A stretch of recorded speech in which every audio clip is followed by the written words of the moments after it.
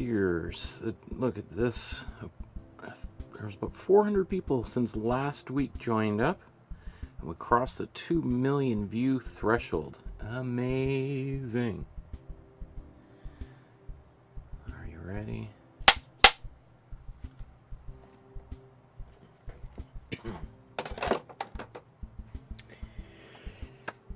Good afternoon, everyone. My name is Michael Markowsky. Welcome to my studio. Today we are going to recreate another artwork by another one of my favorite artists.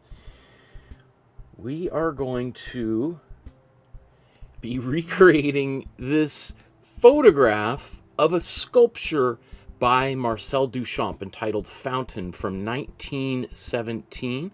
Or technically, this is the replica that was made based on the original from 1917, which was lost. In fact, was never really even ever exhibited. It really only ever existed as a photograph by Alfred Stieglitz, which was perfectly in line with everything that Marcel Duchamp wanted to achieve through his art. He was a fan of what he called anti-retinal art or non-visual art, which for some people just sounds like an oxymoron, but we'll get all into that. So, obviously, most of the time we're recreating paintings, and we've done a few sculptures recently.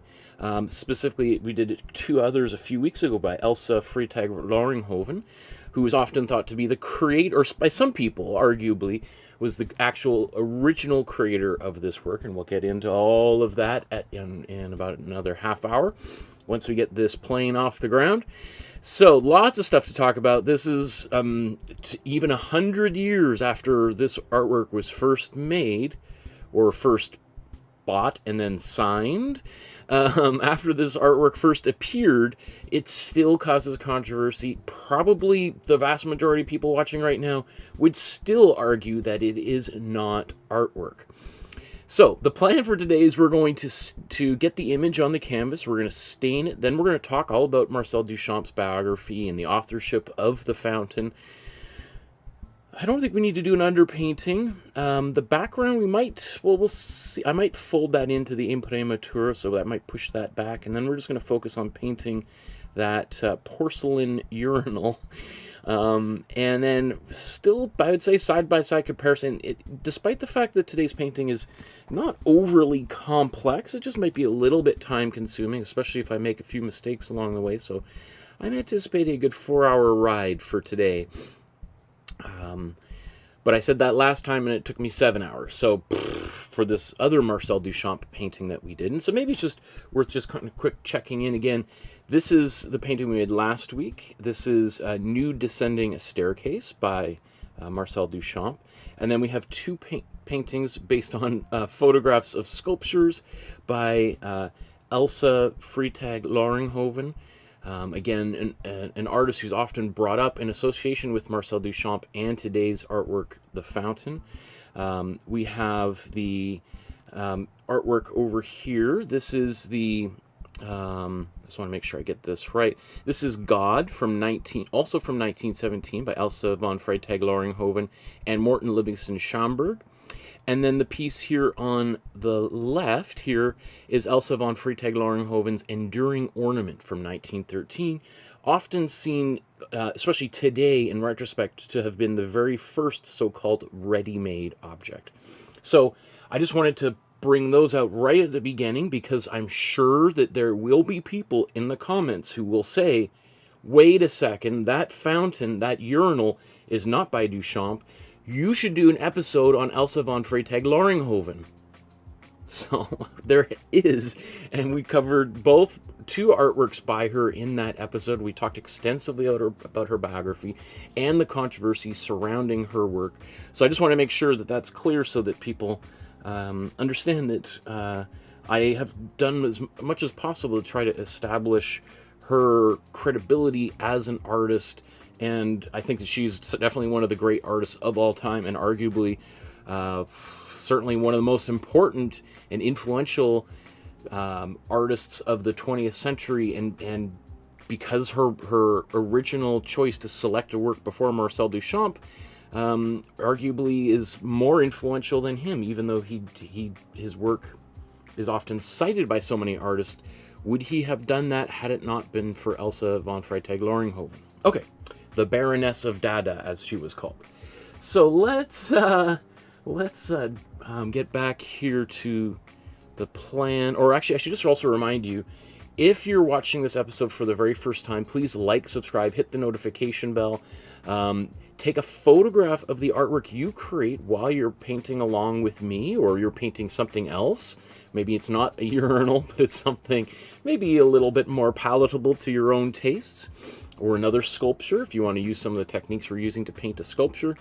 Also, if you want to support the channel with a small donation as little as $1 through PayPal, the Super Chat, you can send an e-transfer, an old-fashioned letter or check in the mail by contacting me through my email. My email is on the Facebook page and on my website. Those links are down below. So, having gotten all of our administrative work to the side, let's begin here. So, the first step we want to do is what we call our image transfer. I'll just move these fellas and ladies out of the way here. And the image transfer is where we take an existing, an outline or an image and transfer it onto a canvas. So, oh, you know what? I should show you where to find this before. Okay, so what you want to do, oh, here's our Facebook page. You can see every episode I do a little biography or summary about the upcoming episode. I encourage you to join that. So there's a link to a Dropbox folder. It's in the description below, one of the first links. At the very top, you'll find our resources to get started with painting if you've never painted before, buying guide for supplies. And then you're going to see our most basic introductory episodes that most people should be able to use to just get started, get right off the ground. Some of them maybe are a little bit more complex than others, for sure. And if you want something if you feel like those are too simple, well, don't worry. There's a few down here, like the Mona Lisa, etc., and by names of artists that I'm sure you're aware of, and some that you've probably never heard of before, because one of my goals is to share artwork from artists from across centuries and cultures, genders. So there should be something here for everybody. And where are we? We are in folder 137. You click on that folder. You're going to find there's 6 files here. There's the 3 files from the previous episode, and then the 3 files for today's episode. So you'll find that there's the image here. This is actually, I think, in the collection of the San Francisco Museum of Art. And then here is the outline I did on my iPad Pro using the Procreate app. And here's just a quick sampling. Remember, that's the new Descending a Staircase, and then these are the other original images that we use. Those are also in the Dropbox too, if you want to paint those. But not in Marcel Duchamp's one. I think it's folder. Let's see, what folder is it? Just so. All right, we just keep on going down here, right? 149. So episode 149, you can see all of her work in there. Okay, so once you print it out, I just used my inkjet printer here at home on regular paper, and then I'm going to put it on top of this 9x12 size canvas board or canvas panel, basically the same sort of thing. And usually they come, I like this brand, I like these ones a lot. They're a little bit stiffer, and I have more confidence that it's going to be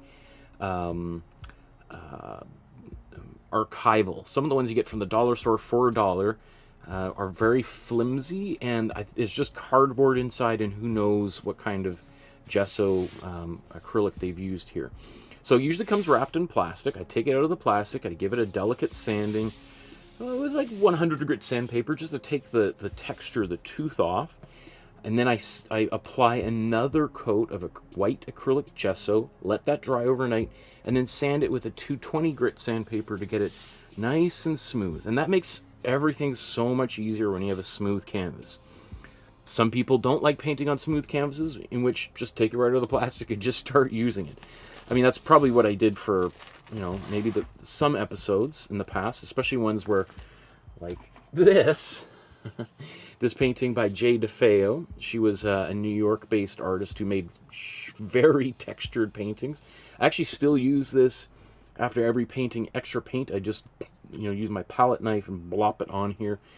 And you can see it's very, very thick. But this is a case where having a smooth canvas doesn't make any sense. In fact, it could be a detriment because you want the texture of the weave of that canvas to grip onto that paint so that you don't, if I'm waving it, they don't just start peeling right off, right? Okay, so the next step, I'm going to use some carbon transfer paper. And you can buy this at your dollar store. There is a link to an Amazon product. And you can see that it comes two-sided. One side's a little bit gray, and one side is a little bit darker. You want the dark side facing down. The dark side. Speaking of which, a good friend of mine invited me to go see some burlesque the other day. It was called The Empire Strips Back. It was a Star Wars themed burlesque show, which actually was not nearly as racy as I thought it would be, to the point where it was, I mean, not appropriate for children, but it was maybe PG-13, and the props were amazing. If you live in, I mean, it tours all over the world. I think it was probably originally a Fringe Festival performance. So The Empire Strips Back, I would encourage you to check it out. Lots of fun. Lots of fun. Even if you've never watched the Star Wars movies, I think you probably have just, enough about Star Wars through popular culture to be able to follow. It's not really much of a story going on, but it is very funny, very playful.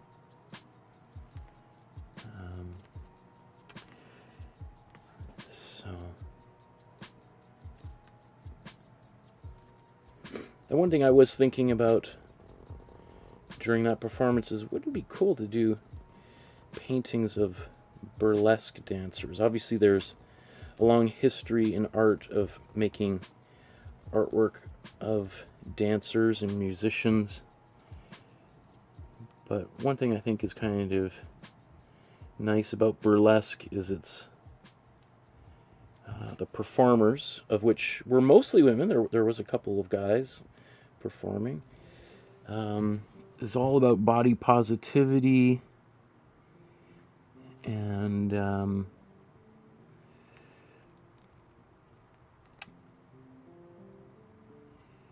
showcasing different body types, and it just seems to be about empowering people as opposed to just titillation of male audience. In fact, probably the audience at that show is at least 50% female, if not more. Anyway, just something to consider if that passes through your town. I'm always like to see, I'm a big fan of live music, live performances, so anything that can get me out of the house is something I appreciate. I was thinking about doing little dots for this outline as well as these lines, just to see. I don't know, should I do that? Is that a waste of time? I was actually quite surprised at how well it worked previously when we did the Paint the News episode of Saturn, and I did little dots just like Michelangelo did on the ceiling of the Sistine Chapel 500 years ago.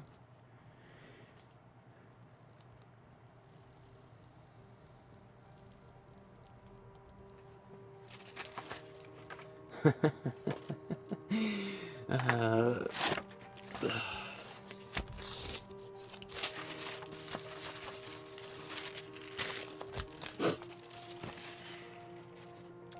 and if you look at this artwork and you think it's silly, or it's a joke, or it's poking fun at art, you would be right. That's definitely one of the things that Duchamp was trying to do with this artwork. So, and we'll get into that here momentarily.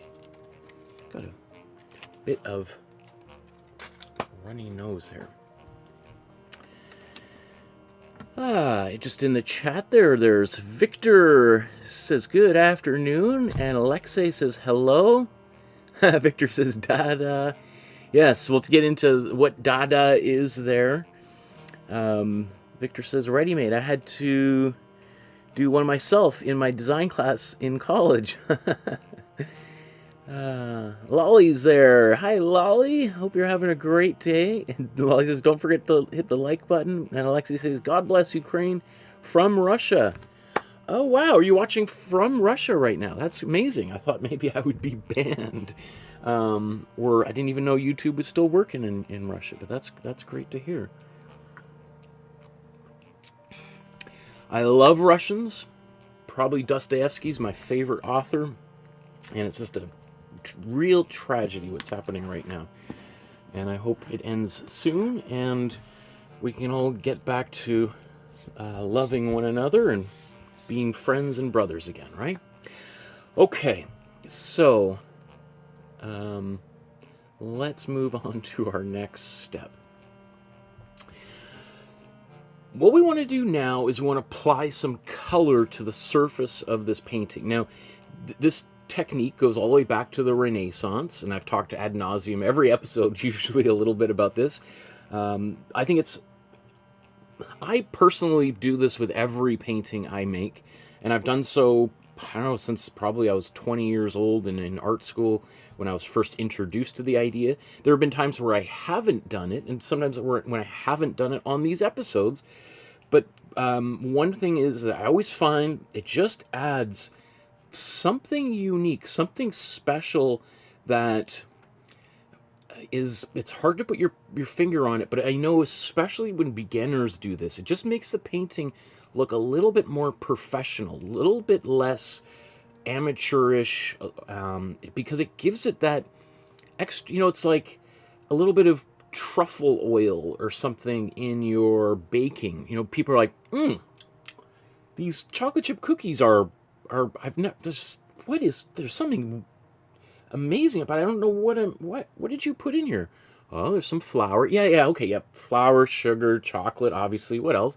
Oh, I did put a little cinnamon. Okay, yeah, I taste the cinnamon, but I put a little bit of truffle oil in. Okay. So it's one of those, I think the Imprimatura is a little bit like that. It's like that little thing that you can't quite put your finger on it, but just tastes a little bit special, or makes the painting look a little bit special, even if the viewer is not totally aware of it. So the Imprimatura is originally an Italian word for the priming layer, or the first layer of paint. And I thought it might be fun, since usually I use a warm yellow, and we'll talk about that in a second. I've done the last two paintings that I did of Elsa von Freytag-Loringhoven. You could see I used a cold blue Imprimatura, and I used a cold red Imprimatura here. So I'm thinking, just for the sake of trying to do something a little bit different, is use a different color for this background, as opposed to, because usually, again, I use warm yellow. So now I've got, the one thing is I'm not going to be able to probably get the same gray exactly the same. So being able to compare them one to one is not going to, by the end of today's episode, not going to be totally feasible, but we'll see. Maybe I'll do a good job. That always remains to be seen. Good job. So I would love to know, those of you that are watching right now, what color would you think would work well as an Imprimatura here, besides warm yellow, cool blue, and cool red? I could use cool yellow, but that would make, the differences would be extremely subtle, maybe totally imperceptible between warm yellow and cool yellow. I mean, I could, if that's what people think I should do, but I would love to hear what you have to say in the comments below. So, just as a quick little, I want to mention a little bit about the paint that I'm about to use here. I'm going to use what's called a split primary palette. I didn't invent this technique, but I went all the way through art school and graduate school, have my master's degree in painting. No one ever taught me this stuff. It wasn't until I became a teacher myself, and I'm like trying to figure out how to teach what I know to people, especially younger people. And like, oh, you know, you're just talking about all these very complex combinations of palettes. One palette for painting faces, one palette for painting landscapes. And, you know, people are just like, I don't want to go to the store and buy 20 tubes of paint. It's so expensive. And so I stumbled upon the split primary palette, and all of a sudden, everything clicked. Everything made so much more sense. And I thought, I wish, you know, when I was young, whether that was when I was in art school or even before that, someone had shown me this technique. It would have made my life so much easier. So essentially what that is, a split primary palette means we split our primary colors in half. So that instead of just one yellow, one red, and one blue, which are considered to be your primary colors, instead we have 2 yellows, 2 reds, 2 blues. Because every color has a temperature. Every color is either warm or cold or cool. And some are warmer or hot, and some are freezing cold, and it's just a matter of kind of finding your, you know, once you understand this system, I think it makes mixing colors so much easier.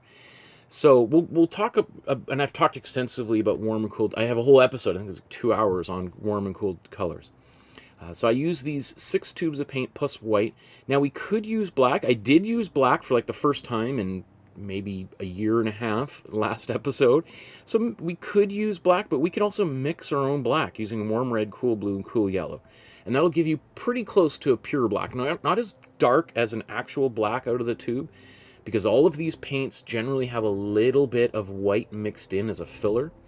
So for instance, these are the paints that we're about to use. This is the Amsterdam brand of paint. I'm not sponsored by them, not paid by them, not given any free supplies or free trips to wherever.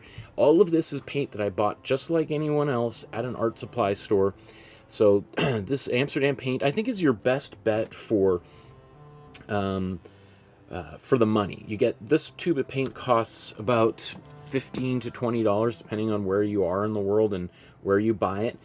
And that's what it looks like after it's been mostly squeezed out. And so that's like a 250 milliliter tube. And this is another brand of paint, and these are the colors I would suggest you use if you were to use golden.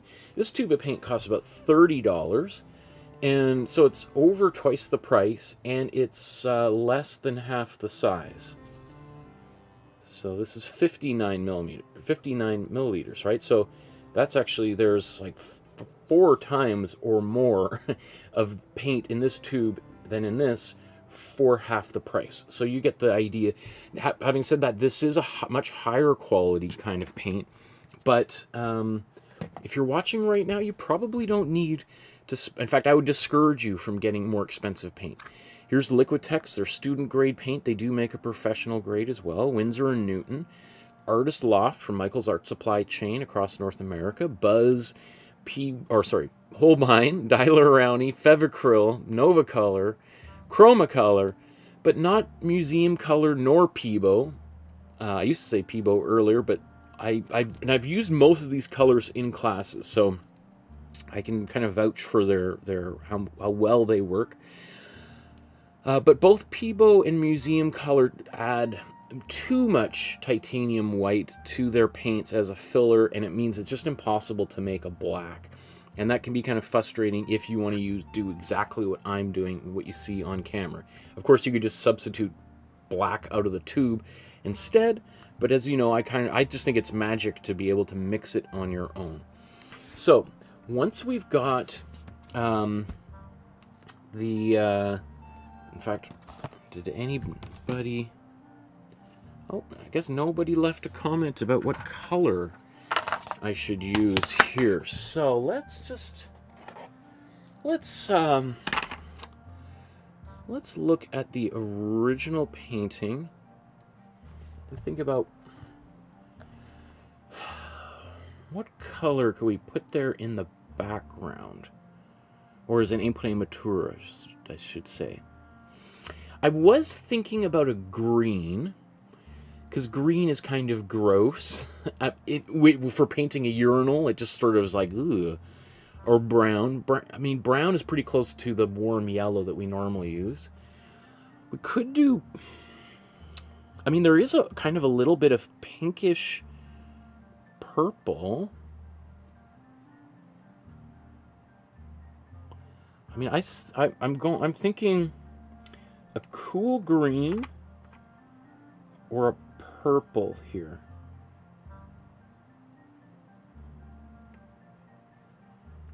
What should I do? Green or purple? Again, I mean, this is going to be barely noticeable by the end of the painting.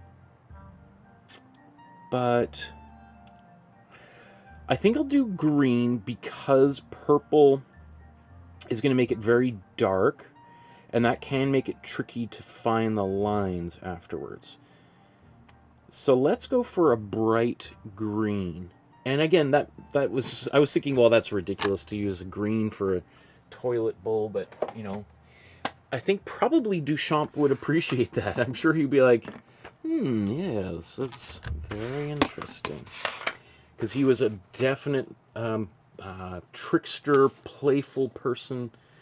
You know, at the end of the day, I almost think Duchamp was taken aback and surprised at his own success. Almost confused at how it happened.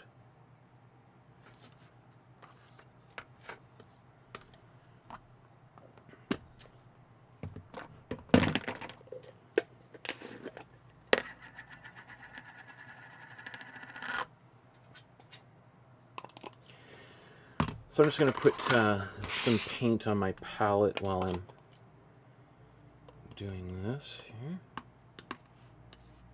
And this is all Amsterdam paint. This is all paint that I squeezed out of tubes after these tubes, just like this, had been apparently empty. You could probably get 4 or 5, well, maybe 4 paintings out of a tube of paint after you think there's no longer any paint left in it. So, good idea just to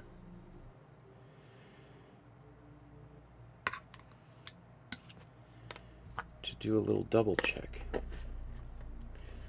I'm just curious, is everything working fine? I'm surprised there weren't any comments, and usually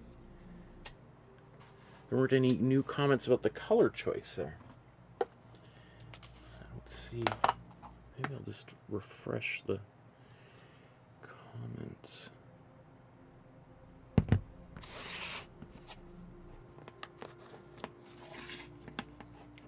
Guess not.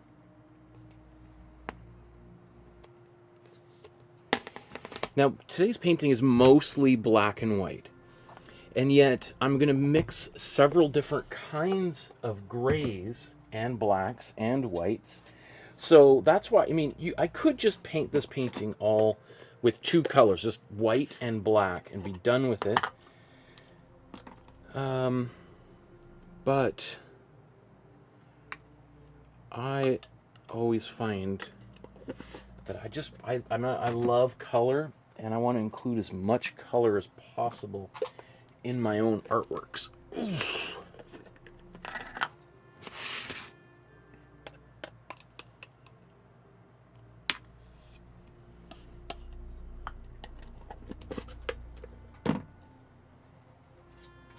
The good thing about wearing your painting pants is like a portable towel to wipe your paints off on. Ah, I forgot white here.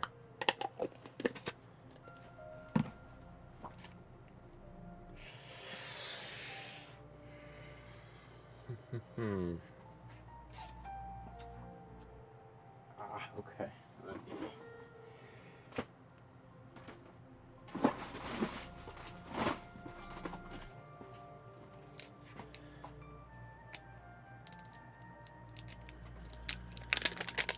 AB says, hey, Michael, I just started watching your beginners series. Looking forward to doing this one day. Awesome. Yeah, it'd be great to see you make a painting with us someday soon. Nice to have you. Thanks for popping into the chat. Okay. What was I going to do here? Oh, we were going to make a green, right? So, let's take our yellow. Take a little bit of blue.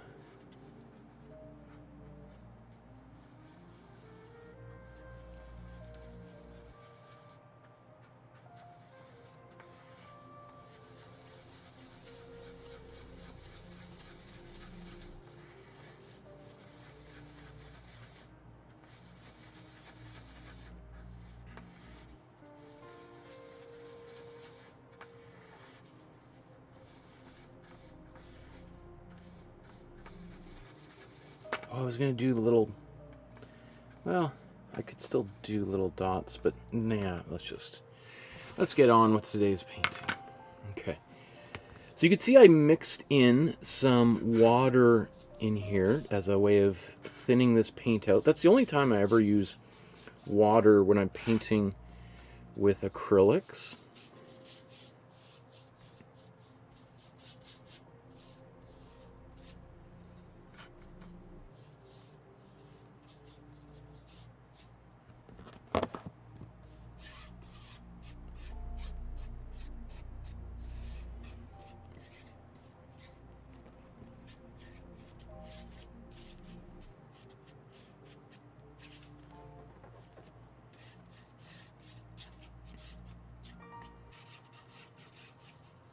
I like getting the sides of the painting done, especially if all the green gets mostly covered up with other paints, as this one will. It can be kind of nice for people to see the side of the paint and go like, hey, wait a second, there's green. Well, why is there green underneath there?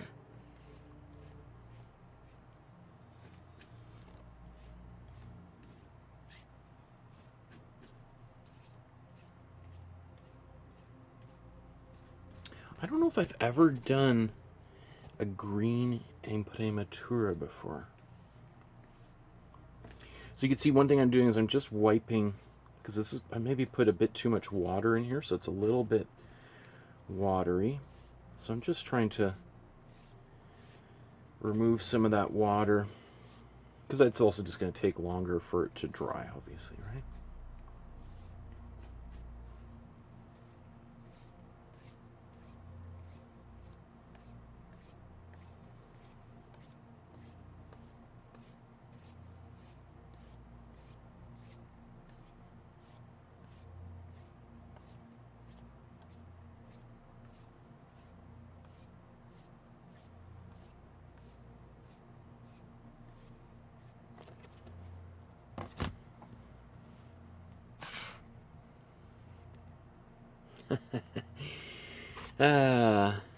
That cracks me up.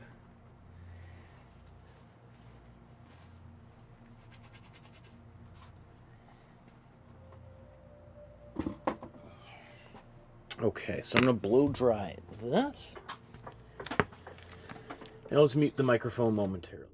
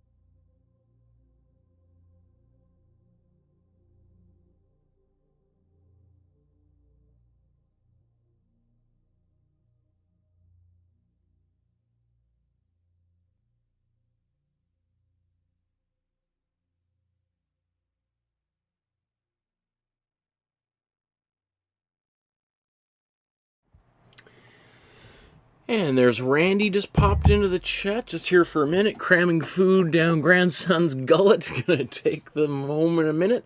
How's everyone doing? Nice to see you, Randy. Okay. So, again, probably people watching right now are like, what is going on? He's never done that before, which is true. I think I am going to do a little bit of some dots on here. And as a way of just helping me see the outlines maybe a little bit better, especially if I cover this with a lot of paint. We'll see if this provides any help.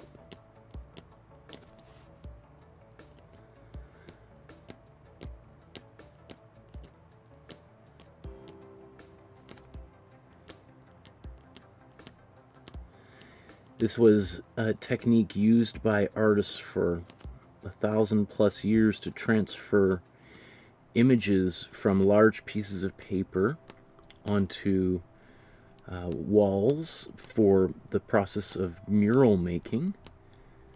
And those large pieces of paper were called cartoons, which is the origin of the word cartoon, which I always think is super fascinating.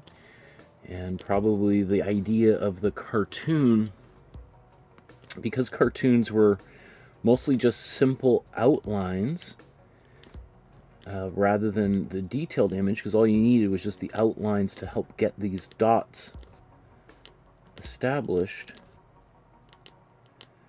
When people did start making drawings that were very simple, often for little children, etc., they were like, well, this is a lot like making a cartoon. And just in the same way, very, very few cartoons were ever preserved. If I recall, there's one by Leonardo da Vinci of, I think it's Madonna on the Rocks at the National Gallery in London, England. I recall there's a cartoon on display next to the painting, which is kind of a miracle that it was preserved at all, because as I said, that was not something that was typically done.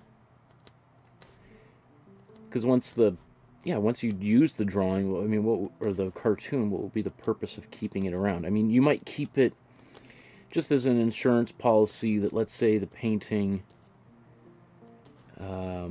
didn't turn out the way you wanted, because often you'd have assistants starting the painting, and maybe they do such a bad job that you'd say, okay, start this thing over, get that cartoon back out, and I want you to retransfer this. And you're no longer painting shrubbery anymore. I'm demoting you down to Imprimatura.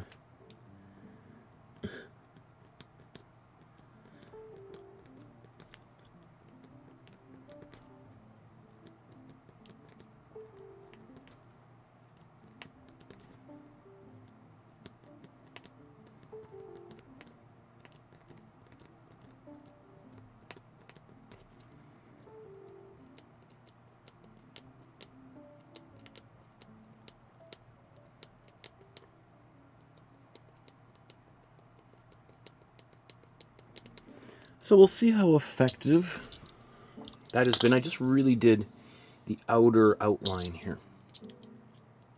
At least this is pretty color of green. I guess it's not as sickly as I wanted. It's kind of emerald. It's quite bright and like the Green Lantern or something. But and as I say, we'll see that there's very little is going to be perceptible of this later on, but that's would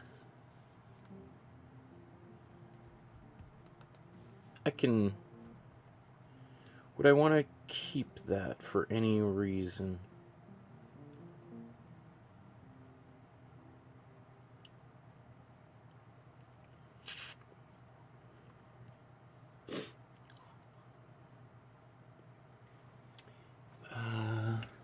let's...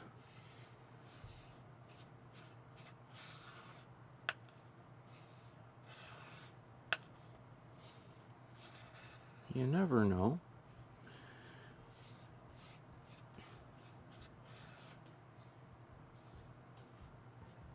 Just going to preserve that.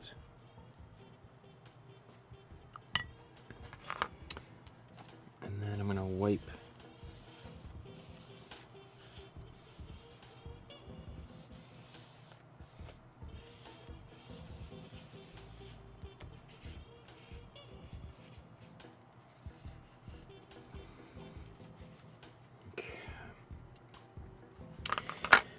so now let's mix a gray. In fact, let's just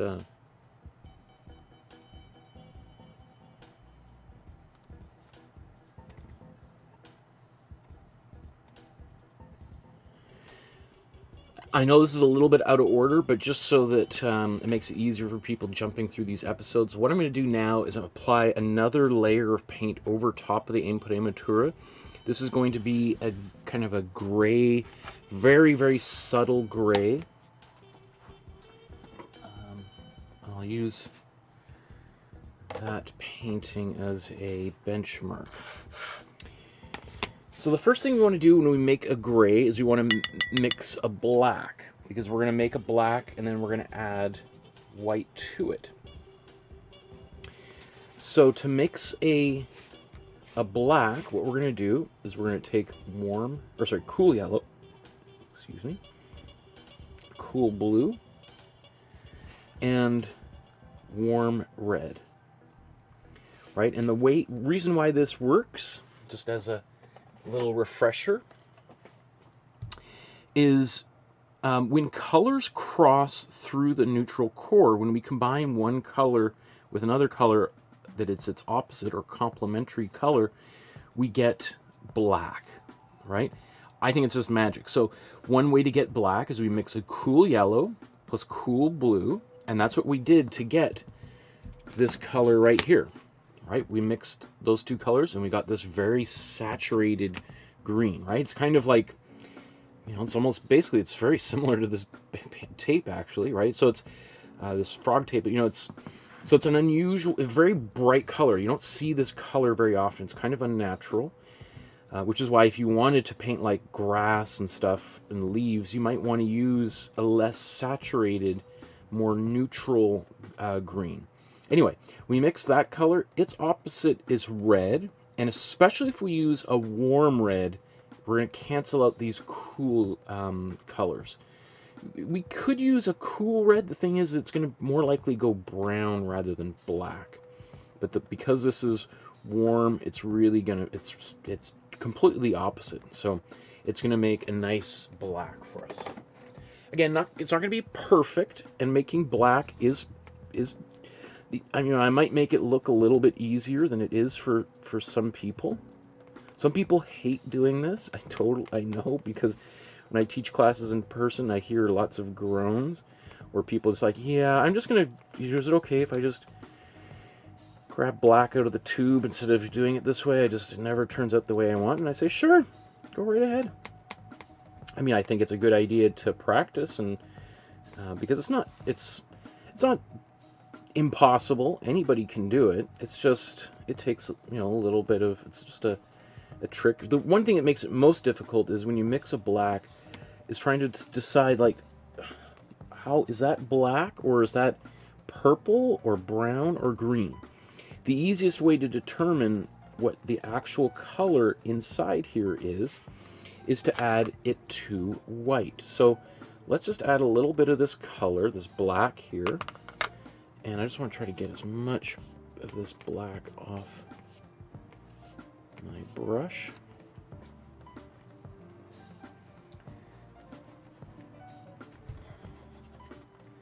And then I want to clean my brush. Get all that black off.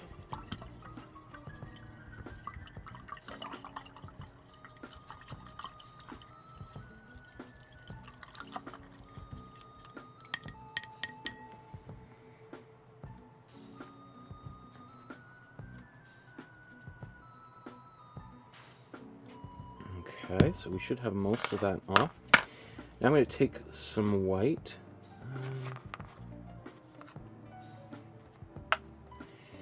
And then let's just mix that white into the black. And then it shows that I've got a gray. Right, so let's just mix all of this up together.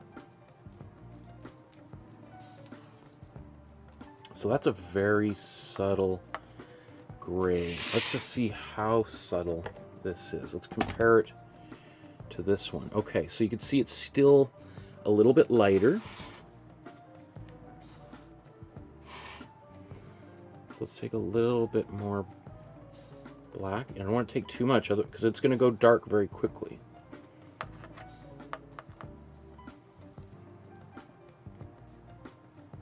Still too light.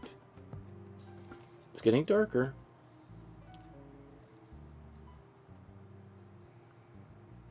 Getting there.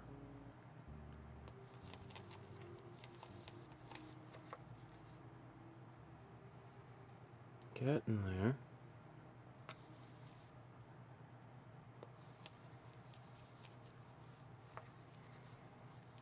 Okay. I think that's pretty good. Okay.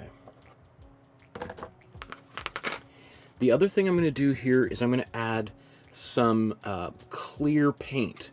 And this is what we call matte medium. They also make gloss medium. Every paint manufacturer makes this because basically it's just the raw binder without any pigment. Because all paint is a binder plus usually a powdered pigment, the color, and they mix it together. And so you can have some that are matte and some that are glossy, right? Matte is just not shiny, right? This is actually, I have a big, pail of this, like gallon pail, that I've just put into a smaller tube here. And I'm going to mix it with a substantial amount of this medium because I right now have a lot of white paint in here.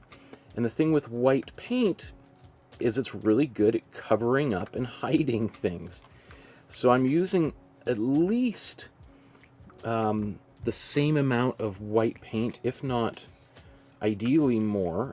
Ideally, maybe 3 to 2, so maybe 60% matte medium. And even then, I think I'm going to add even more.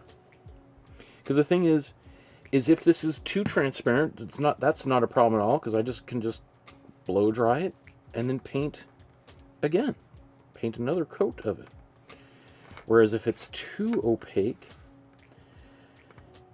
then you've got a little bit of a problem on your hand, right? Especially if you have a very detailed set of outlines.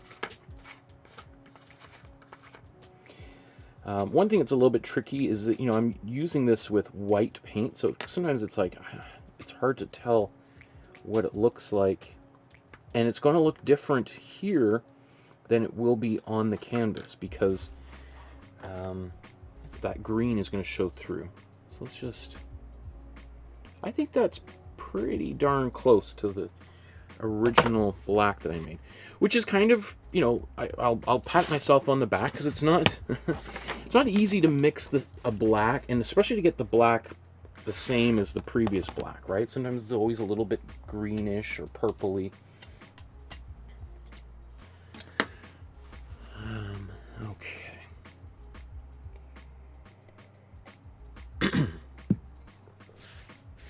So we will see here if it's very opaque, then we'll be like, wow, I'm so glad I put those little dots there so that I can see my pencil lines.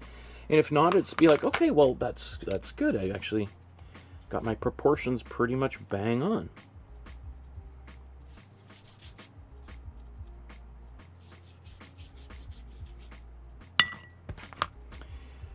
So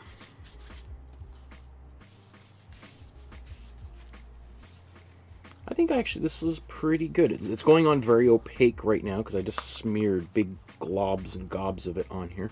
So obviously the more thickly you apply the paint, the more opaque it's going to be. So this has all the hallmarks of, you know, just a gray paint. Because it's a little bit transparent, that green is coming through.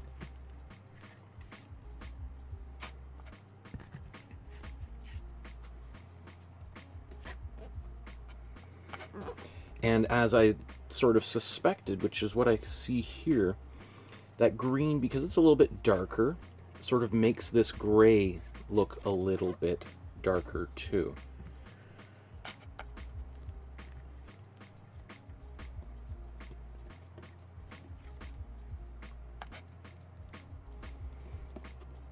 So I have a little bit of extra paint here. I'm just quickly trying to get that on. One thing I always find with matte medium is that it starts to dry, get a little bit tacky fairly quickly. So part of my, you know, there's a little bit of urgency to paint, get the paint on as quickly as possible. Because the more you work that paint, the more it starts to kind of seize up. And then you'll get these weird smears happening. So what I'm doing now is I'm just looking at this, trying to see if it's even, if there's any big patches of gray.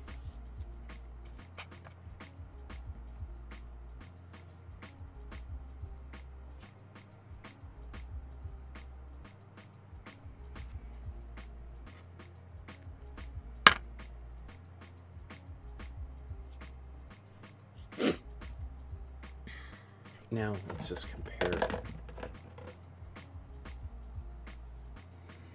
So, yeah, it does look a little bit darker than this one, but I think that's fine. So, now my pencil lines are difficult to see, but I can see enough of them, and I can also see a little bit of my dots. So I'm actually pleased that I took that extra 5 minutes to poke little holes along the circumference of the shape there, because that'll make it easier for me to see them.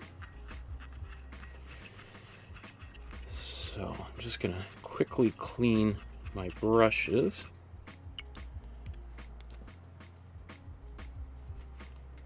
And then I'll blow dry this.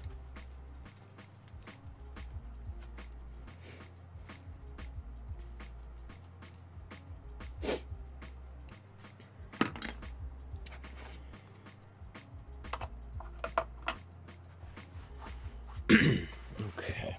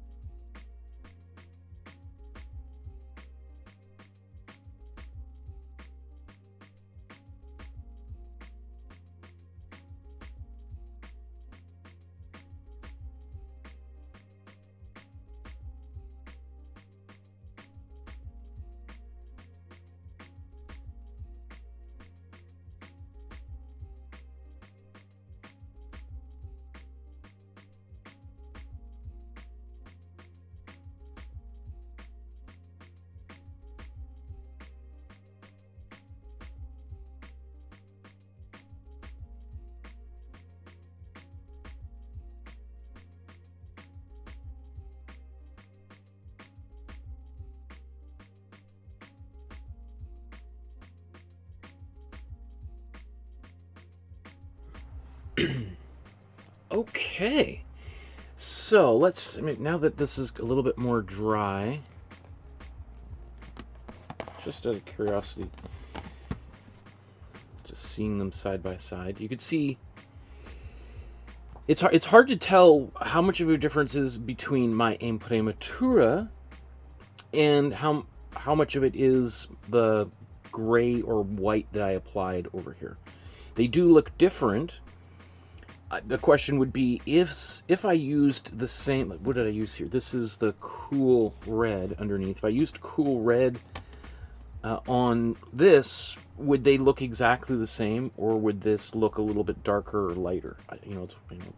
It's a question for the gods, I guess, right? But I think what is nice is that there is a difference, and the question people always ask is, well, why not just mix, make a gray just like you did, but just mix a little bit of green into it, which is fair. You could do something like that, absolutely. But one thing I would say is, it would be a little bit like saying, well, when you eat pizza, it all gets chewed up into a mush when you swallow it. So why not just serve pizza in as a smoothie or blend it up into like a milkshake, right? Since that's the way you're going to ingest it anyway, what's the point? And the point would be, well, that sounds really gross, right? It's like, ooh, do I really want, I would miss all the textures, the pleasure of chewing and tasting all the different flavors throughout. And that's a little bit kind of like what's happening here, is that, that green, it's not in the gray, it's under the gray. So, like, it probably doesn't even really come, you maybe see a little bit of it here where it's a little bit thinner, and we can see a bit of that green coming through the gray. And I'm probably, I could be convinced to do another coat of that, but if I did, I'd want to do the whole thing, because otherwise then I might get a patch here which is now more opaque than anything else, and then it's like, and then you're going back and forth, back, so then you would just want to do the whole thing. This is a little bit transparent, but I think that might look kind of cool. Just this weird, like 5% or less green kind of just coming through the people. Like, what is going on there? It looks a little unhealthy or something, right?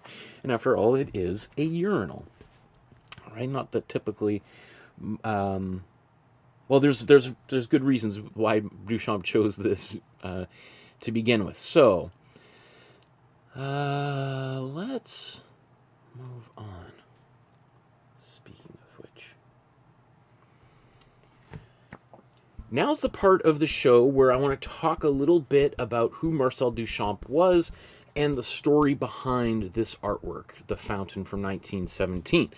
So, let's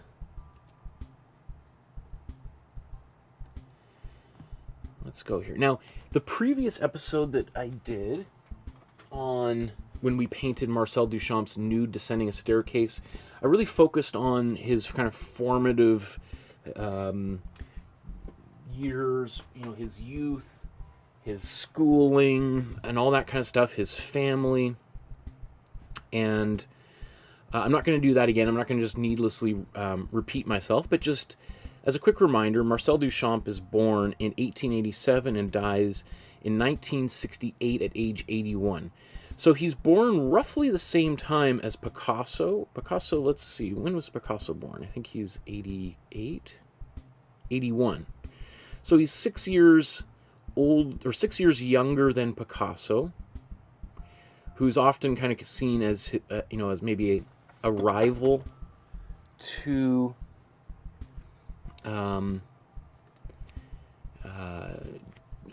Duchamp is sort of seen as a rival to Picasso.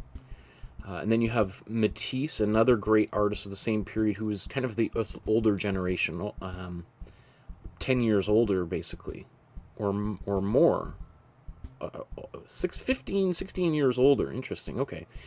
But, there's a lot of, pretty much the great artists of the early 20th century are all born in and around the 1880s, right? No surprise there. That's the generation. But I always just find it interesting just when I think of like timelines, because, for instance, there's a lot of Canadian artists who became known as the Group of Seven that were born in and around this exact same time, whose work in Canada was seen as outrageous and novel and new and avant-garde, but next to the paintings of people like Picasso and Duchamp seem very traditional, more like what was going on in Europe 20 years before.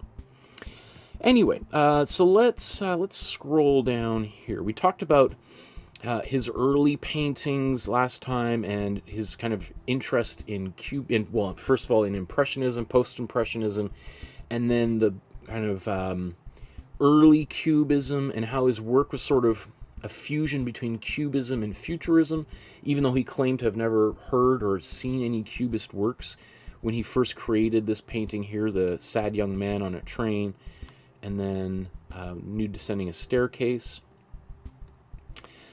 But one of the things Duchamp does is basically, after he paints Nude Descending a Staircase, and there was a few other paintings shortly done after that, like the Chocolate Grinder, he has sort of he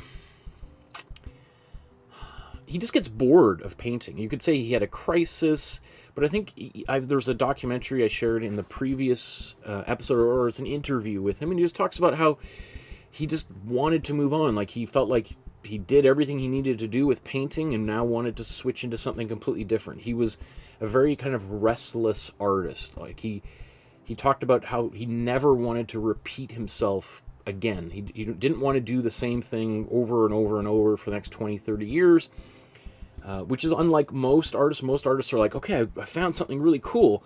I want to really develop this. I want to run it down to the very end and see where this goes. Duchamp was like, that's good. Okay, what's next? Let's do something, a total 180 from where we just were. So he starts becoming more and more interested in conceptual art, which wasn't a thing at the time. Duchamp is considered to be the first conceptual artist, perhaps maybe only preceded by Elsa von Freytag-Loringhoven, right? So, because one of the things Duchamp says is that he always sort of felt that painters in particular were seen as less intellectual than really any other form of art. Duchamp hung around with writers like Guillaume Apollinaire and maybe Andre Breton. He must have. Well, that was probably a little bit later. Andre Breton was sort of like the organizing force of the surrealist movement, which appears kind of in the late 1920s, early 30s. But anyway, Duchamp is friends with not just painters, but more of an intellectual crowd, and he sort of, he gets this impression, which I'm not really sure how founded it was, but that painters are really only interested in talking with one another about very minute, kind of inconsequential subject matters, like, oh, what kind of pigment? Oh, you're using cobalt blue. Oh, I use cerulean blue. Oh, that's interesting. Where do you buy your paint? And it's more about like the technical aspects, the formal qualities of paint, things which come back into focus almost in reaction to Duchamp with artists like the American abstract expressionists like Jackson Pollock, Wilm and Elaine de Kooning, Lee Krasner and Robert Motherwell, Mark Rothko, that whole group of artists, that's what they become really focused in, is the very things that Duchamp was disliked about painting. But anyway, Duchamp is kind of just hangs around these painters. Is like, are you guys thinking about the world outside of this space? Like, there's, these global conflicts that are going on, and like painting just seems like it has nothing to do with the world that we live in. It's just like some relic of the past. Like, we might as well be talking about drawing on cave walls. Like, guys, and mostly guys, let's get with the times. Let's deal with the world as it is now, not the world as it was, 20, 30, 500 years ago. So he becomes way more interested in ideas and spending time with poets and writers who are literally all about ideas. Words makes a huge influence on him. And so he gets bored with how painters in particular are obsessed with beauty, and they're always talking about beautiful things, how to make things more beautiful. And he's more interested in what are the ideas behind something. And maybe all this focus on beauty is at the expense of ideas.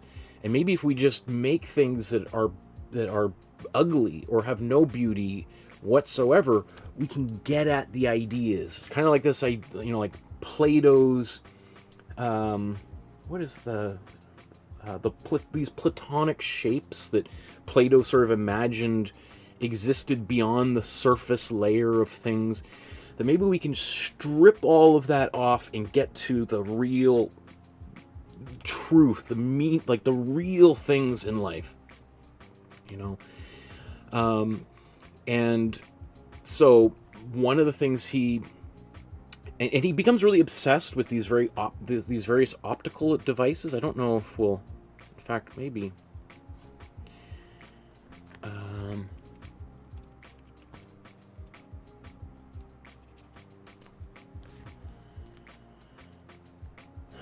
Okay, let's see these. The roto reliefs are these things that. Okay, so these are the things that he became kind of obsessed with, these kind of spinning devices, these kind of optical illusions.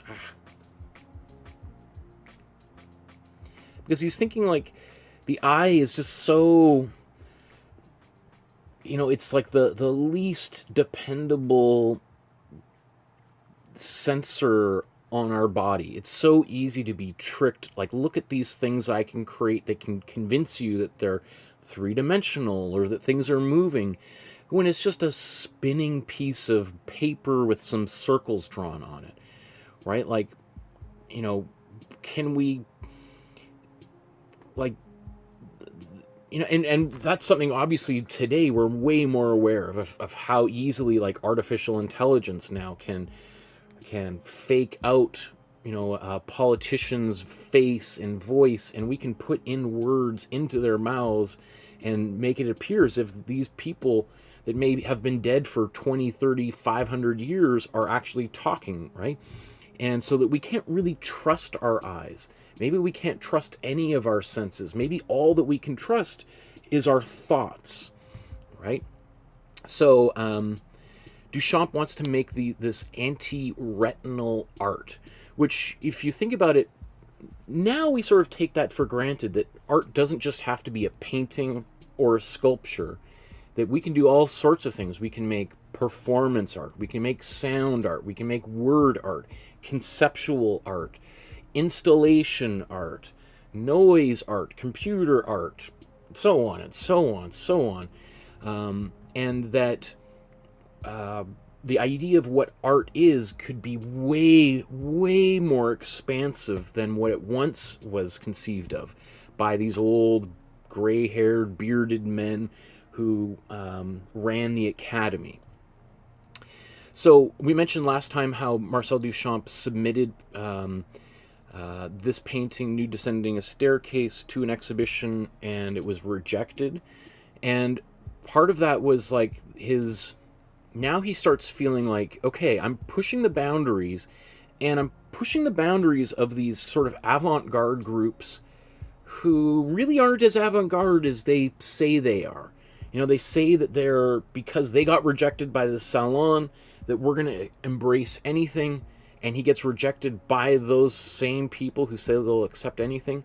So he really is like, he's now like, okay, you guys, you're not really as hardcore as you think you are. So his next big step here is to submit. So okay.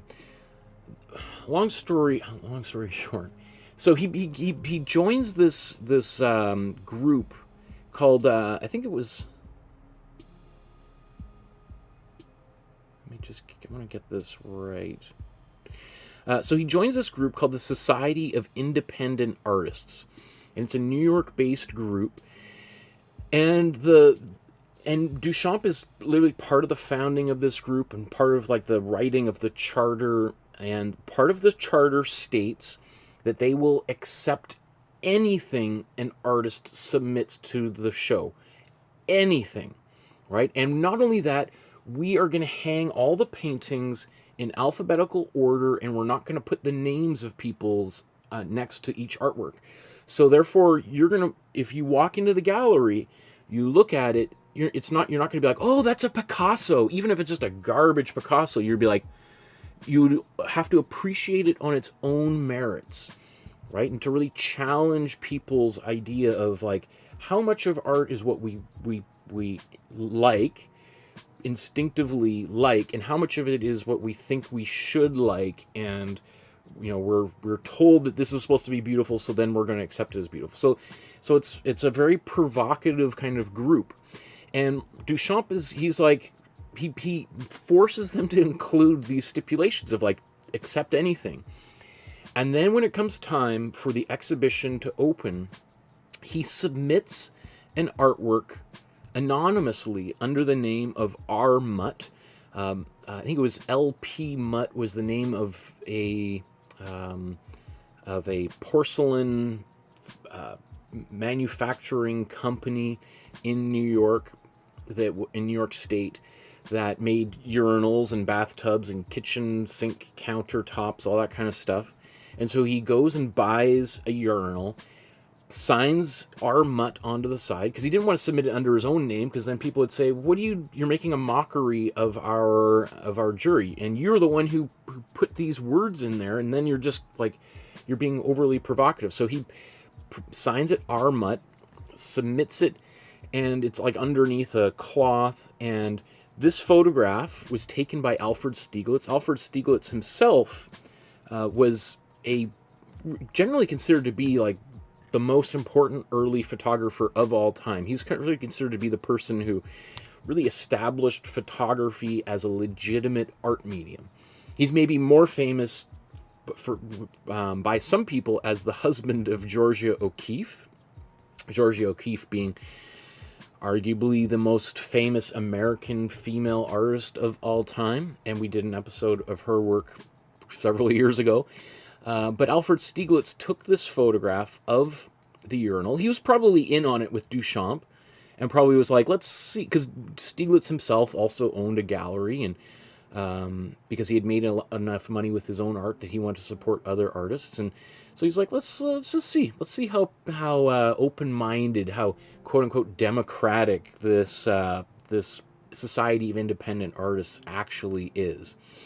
And lo and behold, this sculpture was not approved by the hanging committee, and it's since disappeared. Who knows whatever happened? Maybe Duchamp returned it the next day. Maybe it was destroyed. Maybe somebody just took it and installed it in a toilet somewhere in New York. And who knows, right? But it disappeared. But that's just totally fine for Duchamp, because it basically proved his point that group that saw themselves as like the ultimate open-minded group of artists was just like the same elitist people that, were gatekeepers for the past 500 years. They were just like the people who ran the salons, who said yes, no, and anybody whose work was rejected was basically screwed. It was like impossible for them to make a living as an artist. So what became originally known as just sort of this provocative gesture really kind of quickly took up steam. It was that photograph by Stieglitz was reproduced in this magazine called The Blind Man, which is also, again, an ironic absurd kind of thing to name a magazine which, you know, is intended for people who can see, but it's, you know, it's called The Blind Man. This is also the address of Marcel Duchamp's actual home in New York City, and Duchamp wrote an essay sort of attacking the hanging committee for not exhibiting this work by this artist no one had ever heard of, Armut, before. And you can read that original article. It's kind of a famous piece of text by Duchamp, kind of ridiculing these people. But the news of this very provocative act really starts spreading all over the place. And the many artists see this as sort of like a watershed moment, a groundbreaking breakthrough, in that Duchamp apparently saw this urinal at this ceramics factory, pointed at it, says, I want that. I'm going to take it, I'm going to flip it onto its back, I'm going to sign a name on it, not even my own name, and we're going to call it art.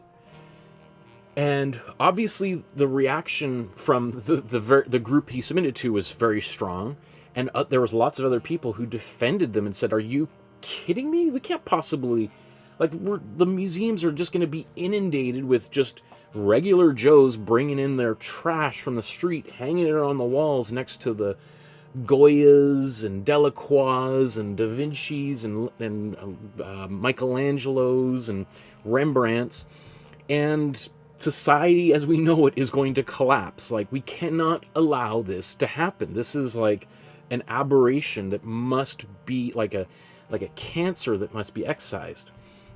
Meanwhile, you have lots of other artists who, first of all, think it's hilarious and, you know, a genius gesture, and it becomes known as sort of the greatest work of Dada ever created. Dada was an art movement.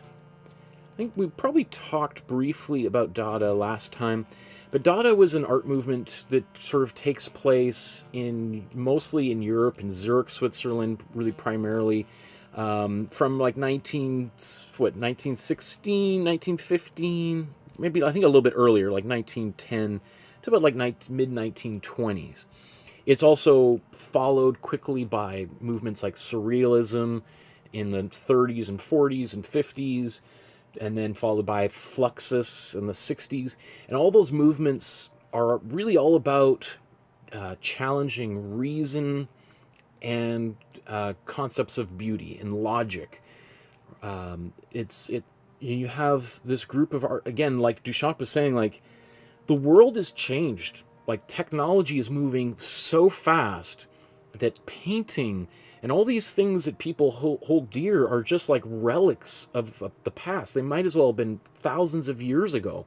Like, it doesn't make any sense for someone to sit around and spend 4 hours making a painting and then get in their horse and buggy and ride 20 kilometers an hour down the street and, you know, go work in a factory building tanks and airplanes and stuff. Like, it's an anachronism is how he saw it, right? And how the Dadas saw things. And they also saw the privileging of logic and reason had resulted in horrific things like World War I, where now you have these mechanized machines like tanks and machine guns that are just tearing people apart, and millions of people are just, you know, previously you'd have wars and you'd have thousands of soldiers marching towards one another, and they're shooting volleys of muskets at one another, and a couple of hundred people might die in these battles, which is not insignificant.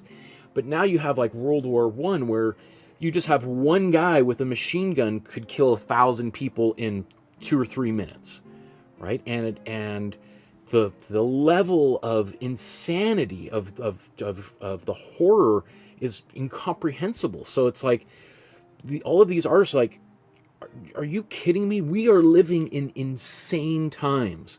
We cannot just go about life as we normally did. We need to demonstrate to people how ridiculous the world we're living in actually is. So, here's an exhibition of Dada work. You might make a sculpture that's hanging from the ceiling, paintings on the floor, making paintings here like Francis Picabia, who we talked about last week, making paintings of like these mechanical devices. They also did a lot of poetry and printed magazines. Remember, this is before the internet, so how would you promote your work to people living, not just in your local community, but all the way in New York or Paris, etc., right? You need some way of distributing information. So magazines, or maybe even what we would consider today to be like zines, become like an important part of information distribution. Collage becomes another thing.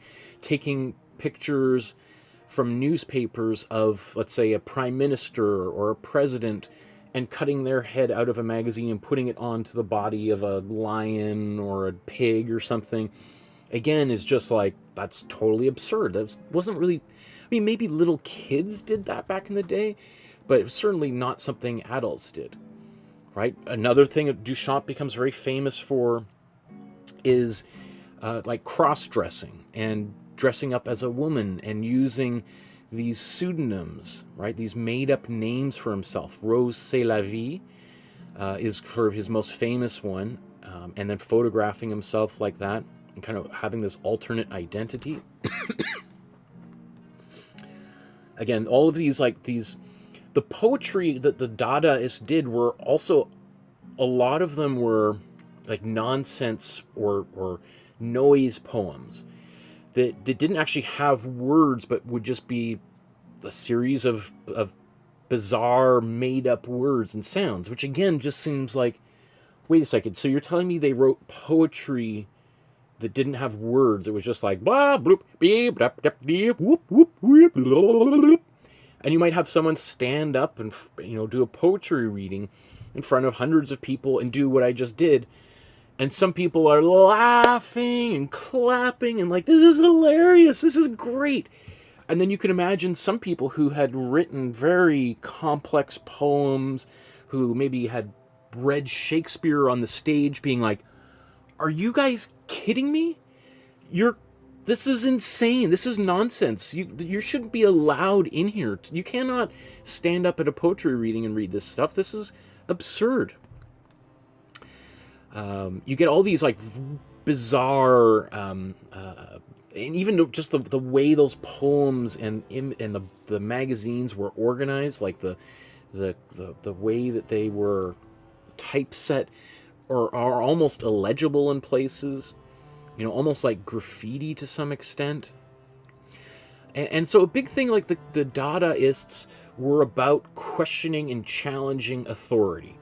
And you have a lot of like Cubism, Futurism, Vorticism are also in many ways political movements. Surrealism too. Surrealism kind of got caught up with communism for a period of time. There are a lot of famous surrealist artists like Picasso and Dali, who are actively courted by the Communist Party and the Fascist Party. That was a whole other kind of... So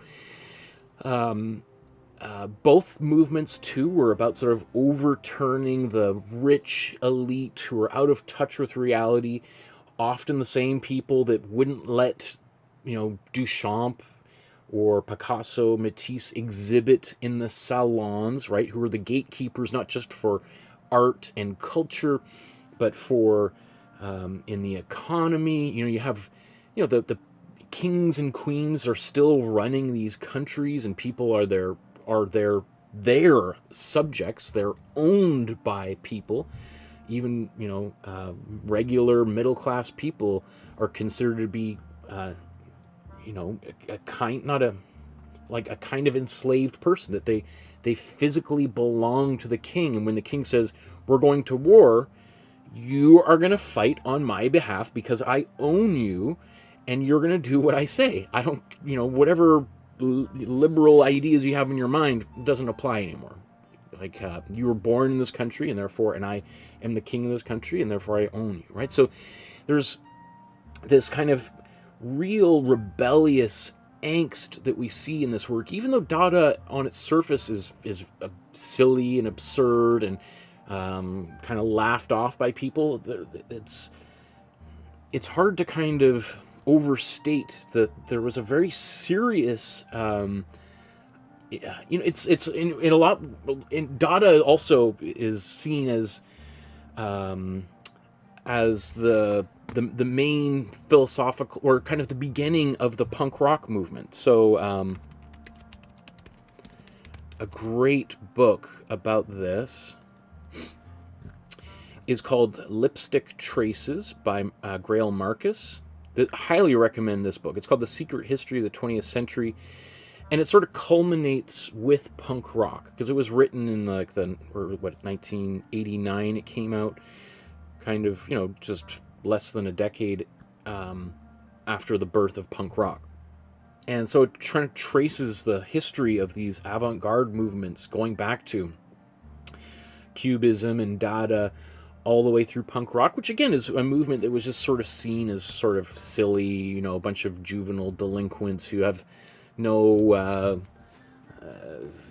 just lazy and stuff, but for some people who are very interested in punk, there was like legitimate philosophy that underpinned all those things. So great book. I read this book maybe 20 years ago, and it was like, wow, because I was really into punk rock. I was in a punk rock band, and I worked at a record store, and I was the punk rock expert there, and I just saw it as kind of a fun thing. I was into bands like Green Day and Nirvana and stuff back in the, 30 years ago. And then I remember I had a teacher when I was in graduate school who was like, this interest you have in punk rock, it's not just, silly bubblegum music, but there's like real thought behind all of this. You should, if you're going to dress up in those clothes, you should really understand the meaning behind that uniform that you're wearing. Which, not to get too far off a tangent, but just while I'm here, another excellent book along this same line is a book called Subculture, The Meaning of Style, by Dick Hebdige, which is really kind of also seen as, was widely read within punk rock circles back at the kind of the birth of punk rock. And it was all about how dominant cultures like to take things like punk and embrace them while diluting them of their revolutionary potential, right? And that's one of the things that Duchamp, later on in his life, when he saw art movements like surrealism and later pop art that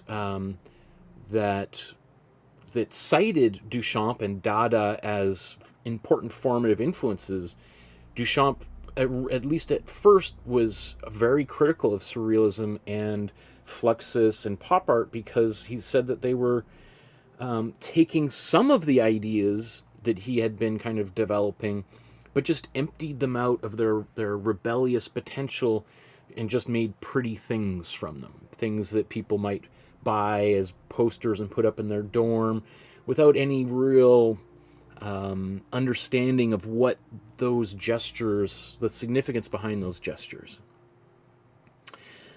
Lolly said, I really want to see some of Michael's band play. The band that I was in was called The Mess. Since I've seen a few other bands that happened around and that have also used that same name, but we did used to have some information on like MySpace, if you remember what that was back in the day. But anyway, I think that's interesting when we see how this kind of like bomb goes off with the exhibition of this urinal turned on its side. It's like, for some people it's just like, this is a meaningless piece of artwork. What is the idea behind it? But for many people it was like, this is the way, like from The Mandalorian, like a seam in the fabric of the curtain that kind of hides reality has been opened, and we are going to tear it down. We're going to open it up and we're going to rush in. Now, again, the big question is, who is actually responsible for tearing that hole in the curtain? Is it Marcel Duchamp, as has been, as the past 100 years of art history has told us? Or was Elsa von Freytag-Loringhoven actually the one who, with this work, this work here, God, or sorry, no, let me see, I just want to get this, the enduring ornament, this thing that she picked up on the street, that she, on her wedding day on the way to City Hall in New York to get married, she picked this thing up and said, this is an artwork. This is the enduring ornament. It reflects this idea of, marriage as this eternal concept, and there's nothing else I need to do to it. It's kind of weathered. Who knows what it actually was or is, but now it's an artwork. And so she came up with this, years before Duchamp's first ready-made, as he called them. And so kind of more recent art historians have been really kind of questioning whether Duchamp is responsible for tearing that fabric open, or was it Elsa von Freytag-Loringhoven? In fact, not only do people cite these works here as the first major ready-made objects, because Duchamp, but the term ready-made comes from Duchamp saying, I saw this already made object. It was readily made, readily available, built by somebody else. It was an artwork that was ready to be exhibited, and I took it off the store shelf and I signed it and put it onto a plinth, and I called it art. It was ready made.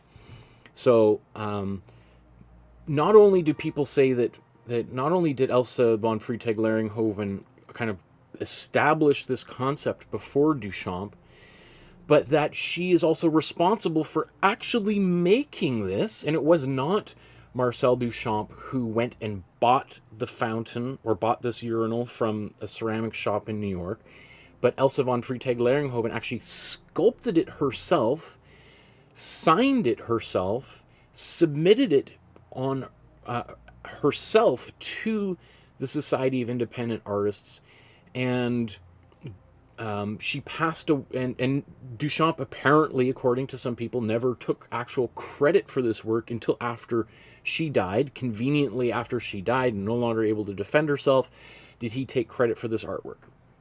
Now, I talked kind of at length when we were talking about Elsa von Freytag-Loringhoven and her work, that interpretation of her having been responsible for this sculpture is dubious.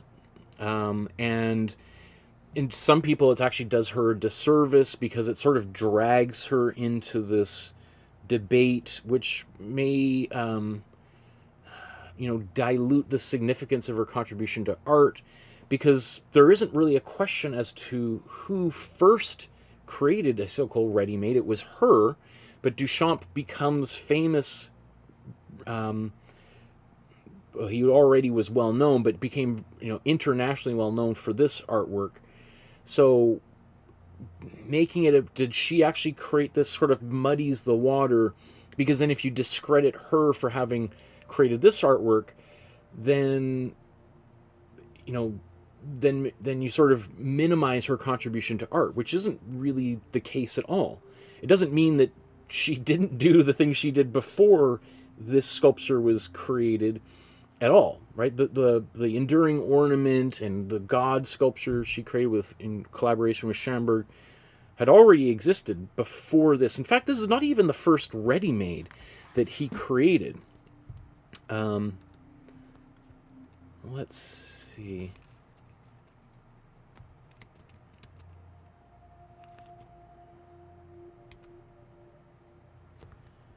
it's worth just kind of pointing out that he made a number of so-called ready-made objects before the fountain. Is there not a list of them? Okay, so here, I'll just show you a few that they have images for.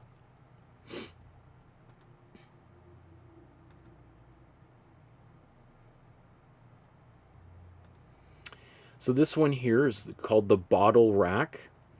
And to be honest, I'm not even sure. I think this is a hat rack.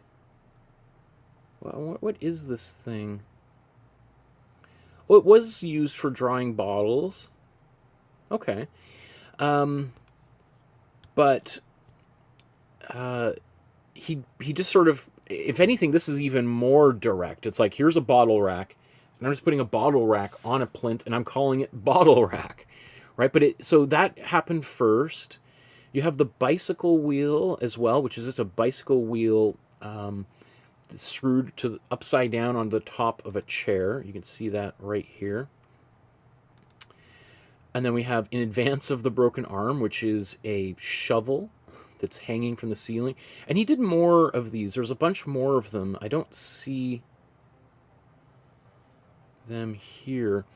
But needless to say, it's the fountain, obviously, which caused the biggest outrage and brought Duchamp infamy and fame, depending on how you think about it, throughout the world.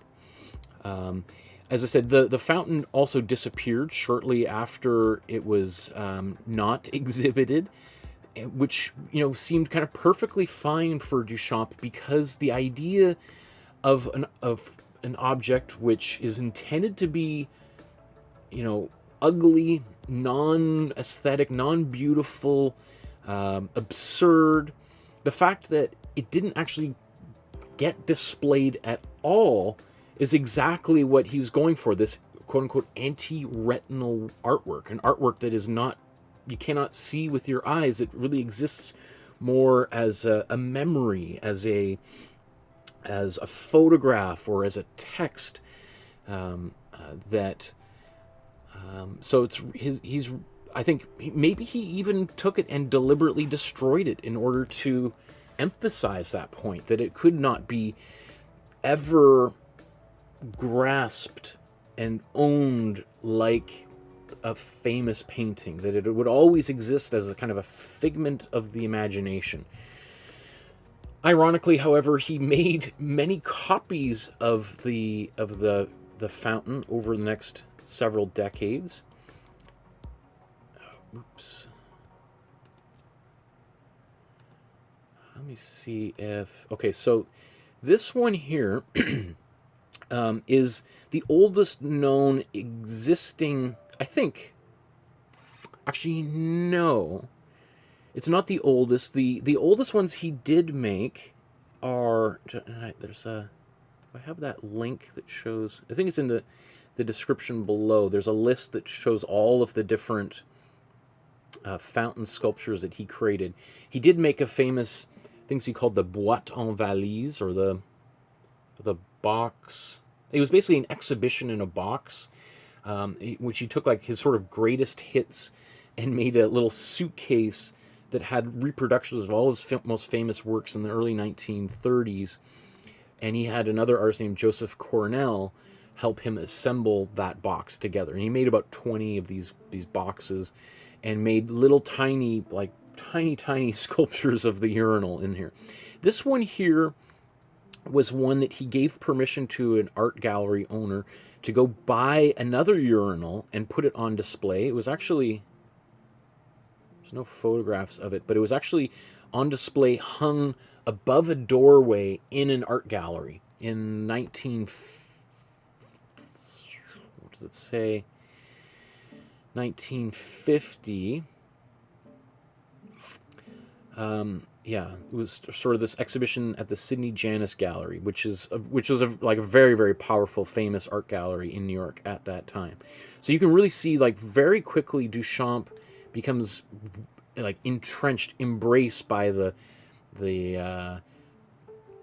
cognoscenti, the most powerful, wealthy, rich people in the art world, Which the great irony is, those were the very same people that he had been sort of ridiculing and with his artwork. So he just like Dick Hebridge was talking about in that book, subculture becomes consumed by the very thing that he was kind of marching against, you might say. So that's at the Philadelphia Museum of Art. And if you're at all interested in Marcel Duchamp, the Philadelphia Museum of Art is Mecca for you. That's where all the great original Duchamp artworks are on display. I mean, and it's one of the great art, probably in the top 5, certainly great art museums here in North America, following maybe Museum of Modern Art, the Metropolitan Museum of Art, National Gallery in Washington, D.C., maybe the National Gallery in Ottawa, maybe the AGO in Toronto, Chicago Art Institute, maybe the LA County Museum of Art, and then maybe the Barnes Foundation, also in Philadelphia. Anyway, so, but, you know, certainly, I would say put the Philadelphia Museum of Art in the top 5, 10 of great art museums in North America, and probably in the top 20 in the world, right? Then you also, so then in 1960, Duchamp authorizes a set of, I think, 8 official replicas of the original artwork, or the original fountain. These ones were actually sculpted and cast. So rather than going out and buying them, he hired, you know, sculptors to sculpt it as faithfully as possible based on the photograph that Alfred Stieglitz had taken. And then there was another like 3 or 4 that were kind of artist prototypes that also exist. So, you know, again, that goes back to Duchamp, this idea of like, there's no single, you know, original artwork of the fountain left. It's all been sort of atomized into lots of different ones that have spread all over the world, none of which are quote-unquote authentic. Again, forcing us to question what art is and who it's for, who gets to make it, who gets to call art art. I was super fascinated with Marcel Duchamp for, you know, kind of my early 20s, and I read everything about Duchamp. And what I really liked about Duchamp was that he was very playful. Like, he often, in his images, looks very serious. But I always got the sense that he was really into puns and jokes and puzzles. He officially retired from art in the last couple decades of his life and devoted himself to chess. So that he, which again was, you know, chess is sort of considered as the ultimate intellectual pursuit kind of thing. But I also just really loved his sense of humor. I thought, so here's the reproduction from that magazine, The Blind Man. Here's Duchamp writing all about it and taking the hanging committee to task. Let's see, what else do I have in some of these? This is one of the articles that was originally written suggesting that Elsa von Freytag-Loringhoven was responsible for Fountain, which, you know, I showed extensive kind of research, another website that has a bunch of correspondence back and forth between the original 4 or 5 authors who put forth this theory and then the people that responded to it. As far as I'm concerned, sort of putting the matter to rest. It seems highly, highly unlikely that she's responsible for the fountain sculpture. It's possible, but if we look at her work as a totality, it seems it just does not seem like something she would do. One of the things that she was a very outgoing, wild personality who cultivated controversy, who was an outrageous character. She was good friends with Marcel Duchamp, but if she had made Fountain, she was not doesn't appear to be the kind of person who would submit it under a pseudonym. She would submit it under her own name, hoping that perhaps it would get rejected, and then proudly proclaim that, look, I'm the one who submitted that toilet seat or urinal and got rejected. Like, I'm the avant-garde, hardcore, original gangsta, right? She's not someone who would have used a pseudonym. She never, as far as I know, used a pseudonym throughout her career.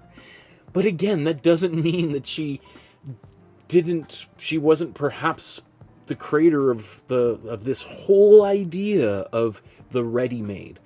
And so kind of, again, dragging her into this argument is, kind of, I think, diminishes her actual contribution. That's why I chose to make paintings specifically of this, because when I was putting together that episode, was like, I had never even heard or seen of this object.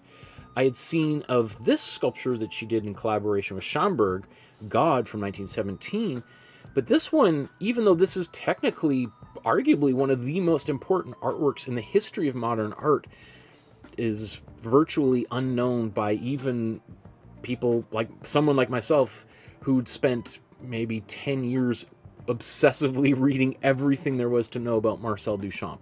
So I think this is what we should be talking about, not the fountain and whether she made the fountain and who's, because I think the story behind this should be like a foundational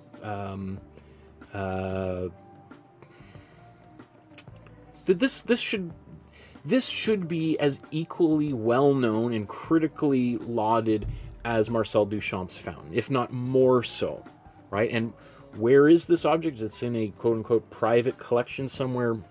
Where is that? Why is this not, on a banner outside the Museum of Modern Art as part of their permanent collection, right? And if it's in a private collection, this, I'm sure whoever owns it would probably gladly part with it for, several millions of dollars, which sounds like a lot, but considering how much money is, hundreds and hundreds of millions of dollars are spent on other art objects, and the fact that this might be arguably one of the most important objects in modern art, because most people, there was a vote 10 years ago in England with 500 of the most well-known artists, curators, critics, historians, museum directors, who all named this artwork here, Fountain by Marcel Duchamp, to be the single most important artwork in the history of modern art. Doesn't mean all art, but that this was the one that tore the curtain down, that revealed the wizard behind the curtain, like in The Wizard of Oz, and let the hordes in, the barbarians through the gates, right? When in fact, why are people not talking about this artwork as having been that? Because we just know from history, there's really no debate about that. So anyway, I think hopefully I kind of explained this sufficiently enough. Marcel Duchamp, in the last few decades of his life, as I said, turned his attention away from making sculpture, devoted himself to making to playing chess and competing in chess matches. He did work on one final artwork, unknown to anybody else, in his studio, that was kind of hidden in a secret room. The sculpture was called Étant Donné. It is a little bit of a racy artwork of a nude woman. It's a sculpture of a nude woman laying in a field, and the only way that you can perceive this artwork is by looking through a little hole in a wall. And this sculpture is on display in the permanent collection at the Philadelphia Museum of Art. It's sort of, you go around a corner and you sort of look in and you're like, oh, this must be just like a storage shed or a back door or something. And then, because when I went to Philadelphia, I've been to Philadelphia a few times to look at Duchamp's work, and it's fun just standing in that room, and you just see people walk in and they look around the corner, there's nothing there, and they leave. it's only maybe every 20th person kind of goes like, what am I looking at? There's that little hole. And then they look like, oh, wow, you got to come check this out. Look at this, right? Because most people don't know that it's there. And it's, again, one of the things playing on Marcel Duchamp's sense of humor that, you know, you kind of have to be very curious, a little bit of a pervert to kind of want to look through a hole that is not, there's nothing screaming out to you that this is an artwork. So, let's just see. Any of the last few things that I want to bring up before I move on? Because I probably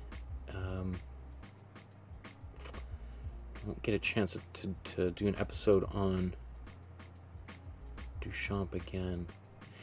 I guess lastly, I mentioned last time about Duchamp and his influence on other artists, particularly the pop artists like Marcel Duchamp, or on Andy Warhol and Roy Lichtenstein and Klaus Oldenburg, the pop artists who began in the late 50s, early 1960s. You know, their goal was to take art,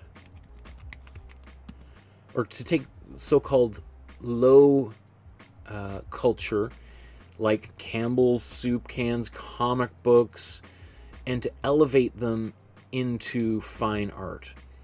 And, you know, Andy Warhol saw Duchamp as a major influence. He became friends with Duchamp. He exhibited with Duchamp. So they knew one another, and they similar personalities. I don't know how well they would have got along. They're almost like very similar and yet opposite characters. Both like very dry senses of humor, strange, awkward. I think Andy Warhol was definitely way more socially awkward than Duchamp. But that idea of just taking ordinary things, elevating them to art by making paintings of them, transforming the everyday world into artwork, to make us look more carefully at the things around us, rather than like, oh, this painting of the Mona Lisa, that's beautiful. Everything else is just, you know, just a mug. Nothing particularly important. But Warhol and Duchamp before him were like, this is more than something. Maybe there's, you know, maybe it's a mug that was given to you by your grandfather, or a gift from your child at Christmas. It's not just a mug. Now it holds all sorts of deeply personal connections, right? And, you know, God forbid you drop it on the floor and it gets wrecked. It's not just another broken piece of ceramic. It could represent all sorts of feelings, right? And unlike the Mona Lisa, you can actually drink out of it. Okay, so I think that's that, and I think it's time to make a painting here. So, and look, whoa, my goodness, look at all the comments. Maybe just before I move on, let me just...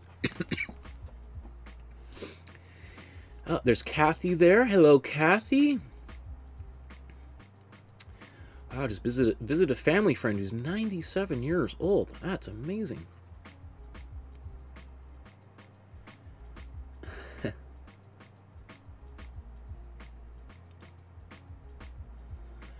Kathy, just painting the sunflowers that I did 7 years ago. It's only a quick 8-minute video that I did. Yeah, those... I still intend to do all of these videos that we're watching and speed them all up and edit them down, but I have so much fun making these videos that putting them together into shorter videos, which would be way, way more popular, I'd have to... It's like I have to get kicked out of my studio or something and be living in a tiny apartment, and then I'll be able to focus on doing video editing, where you don't need quite so much space.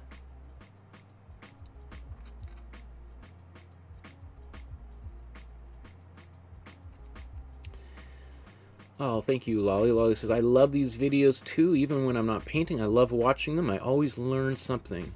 And I just like listening to Michael and having a chat. Yes. I wonder If Michael's been taken over by aliens, all this green, red, blue Imprimatura, not normal. Where's Michael and what have you done with him? Kathy says, I like the warm yellow myself. And Kathy, what about purple Imprimatura? There we go. Well, maybe next episode. And I was definitely thinking about purple too. Maybe for the next one.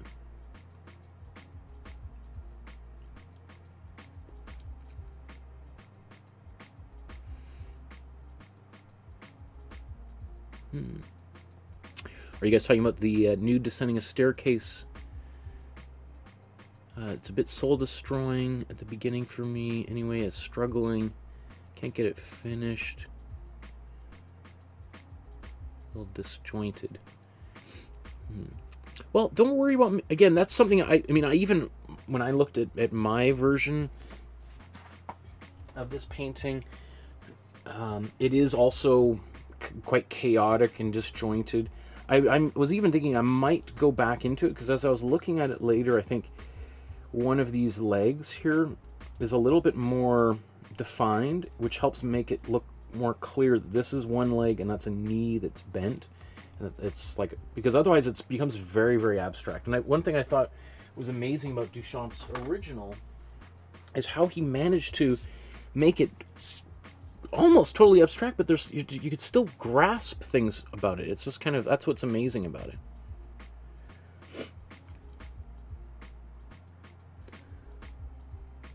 Lolly has Michael on, has me on mega fast talking mode. He sounds like a chipmunk.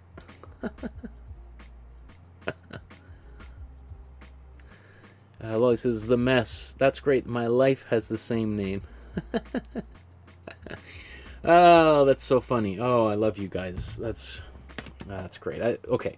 I gotta get back on track here. Where are we?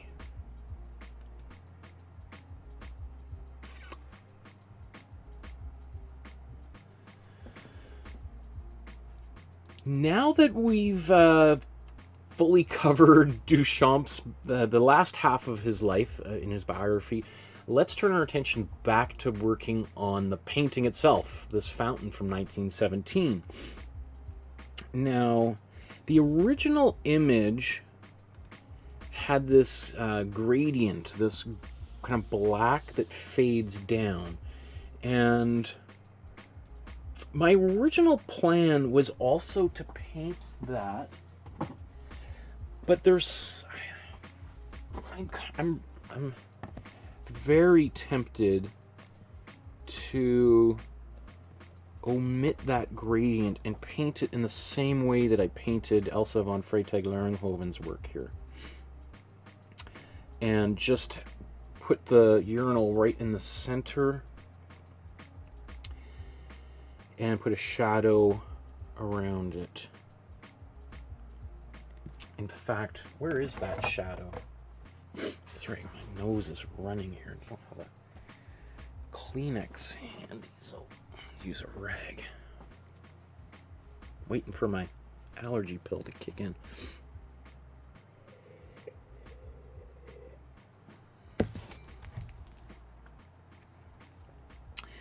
I mean, this is very evenly lit. If anything, light appears almost to be coming from behind in certain places. I mean, I think it would look nice with that black gradient.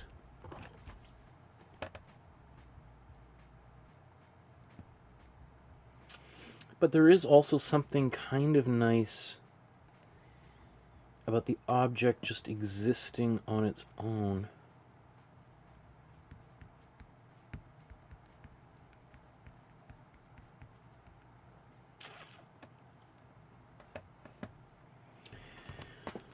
I mean, one thing that the gradient works well, because if we have a white urinal on this gray background, it's going to be very subtle. You know, this works because we've got, you know, these darker shapes on a gray background. But the white urinal on an already fairly light background,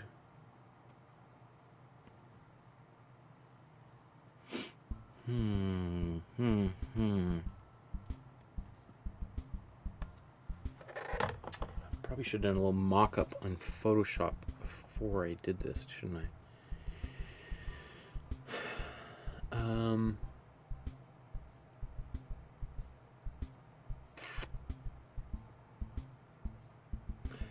Well, maybe if it's not, just out of curiosity, maybe I will boot Photoshop up here and just throw this file in, and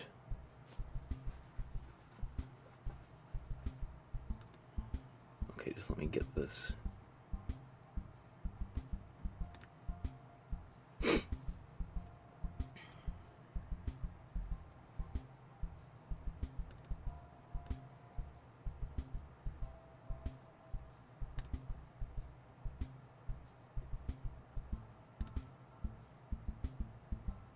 Oh, no wonder. Okay. Ah!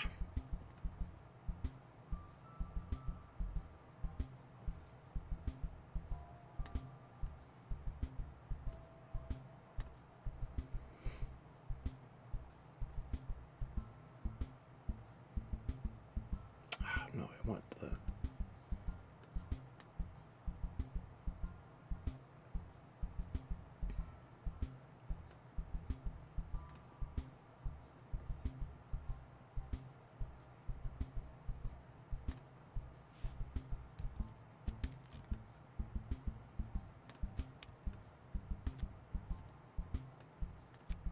I don't know why it's flickering like that. I've never seen that before.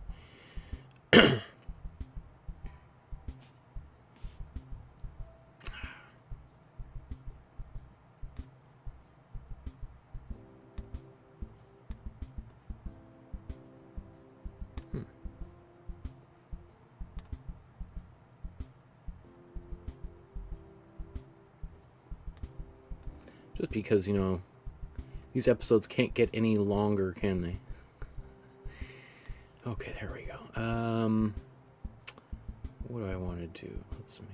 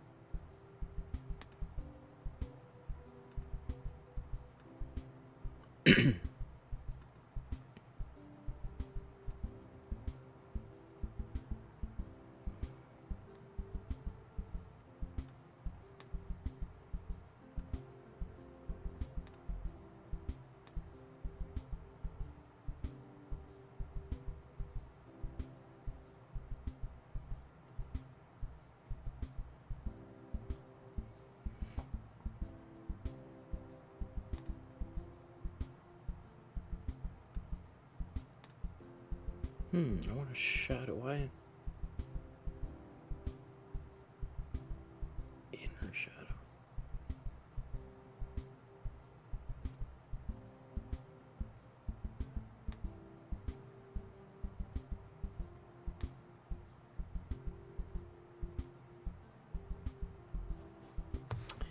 It's got the shadow around the edges. Why is it not just going below? I've never done Photoshop like this on an episode before, but I'm just trying to get an idea of how this might look.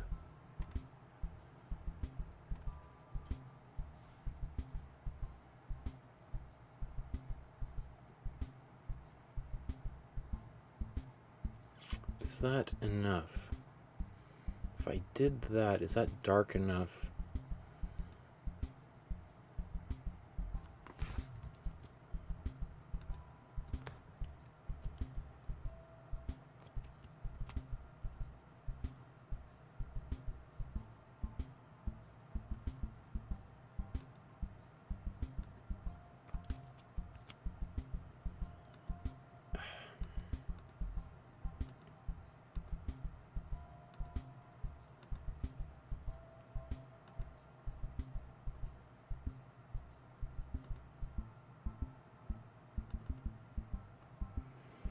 Okay, so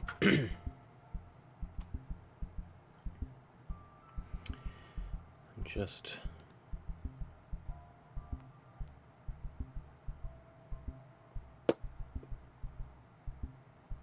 does it need that gradient or not? Randy says, I think I missed something. Oh, and Nikki's there.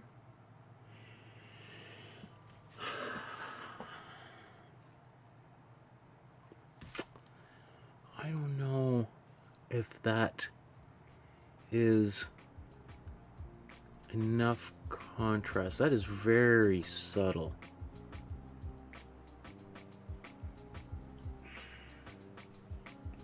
Subtle's not bad.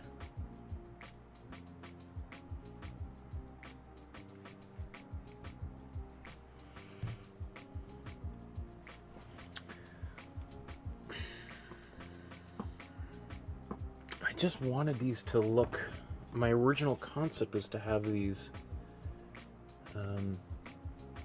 so that they would kind of look like you know, there could be some kind of equivalence to them, and yet, okay, let's I think I will do the gradient, although that's going to slow me down, and I'm already 2 hours in. Doing a gradient down here.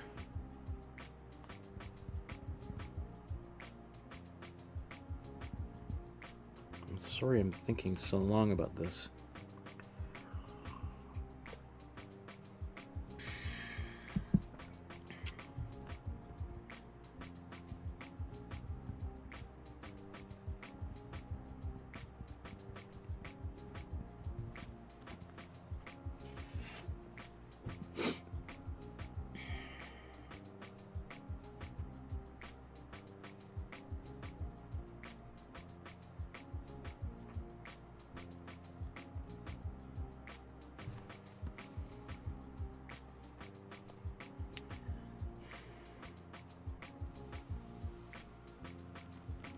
Let's just go to the white. Let's make it subtle. I'm going to go with my original idea of going for that little bit of subtlety.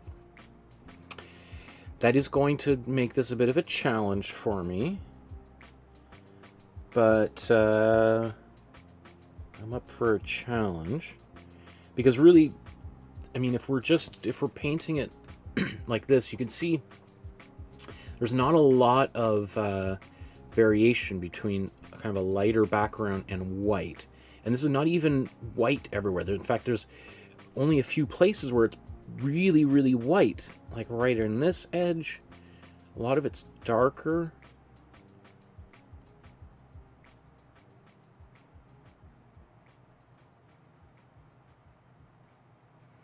Okay, so what should be our first task here?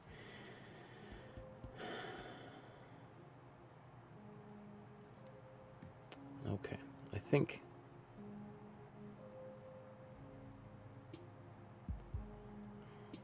I wonder if I should just paint this whole thing white.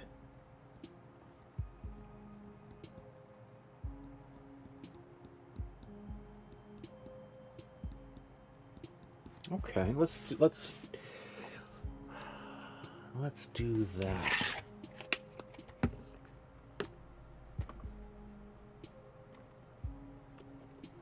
So I'm going to put some matte medium here again. And I'm going to mix that into some white paint.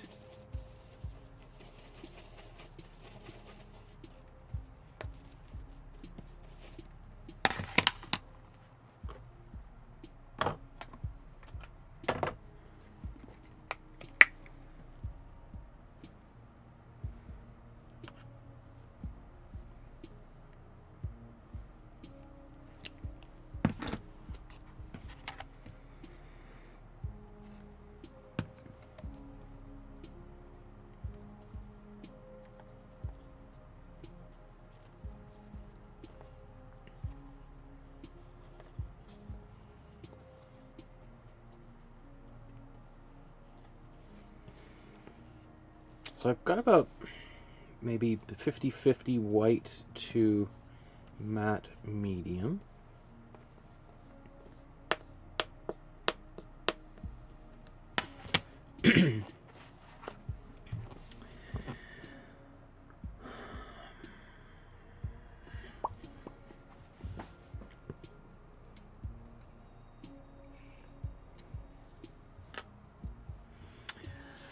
That does mean I'm going to lose. Okay. What are the different ways I could go about this? I could paint this whole shape white right off the bat, or I could just start painting in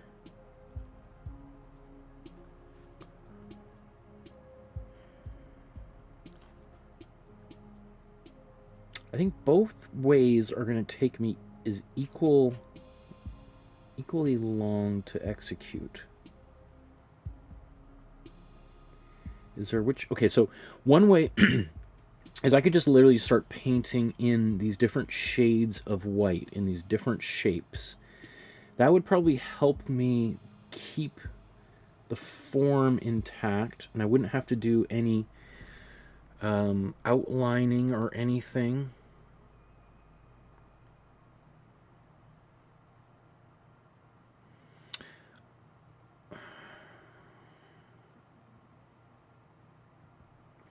But if I tried to paint this whole thing white, everything would be obliterated, and I'd have to find those shapes again. I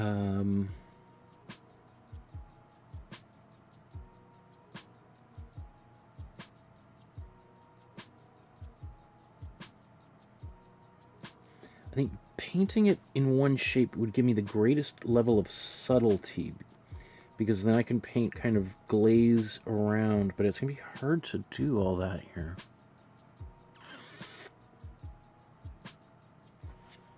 Maybe it does make sense to paint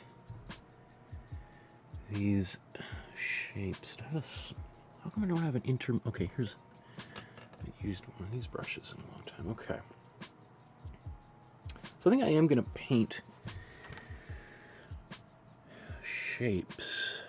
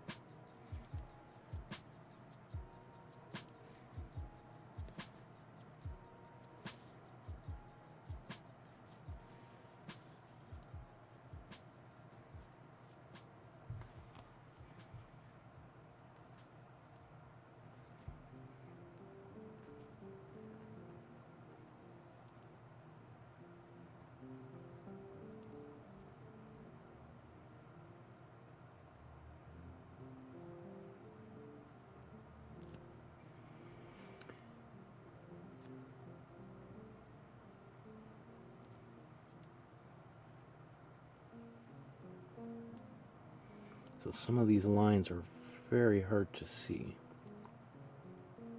So I'm starting with lines that I'm a little bit, I'm having an easier time seeing.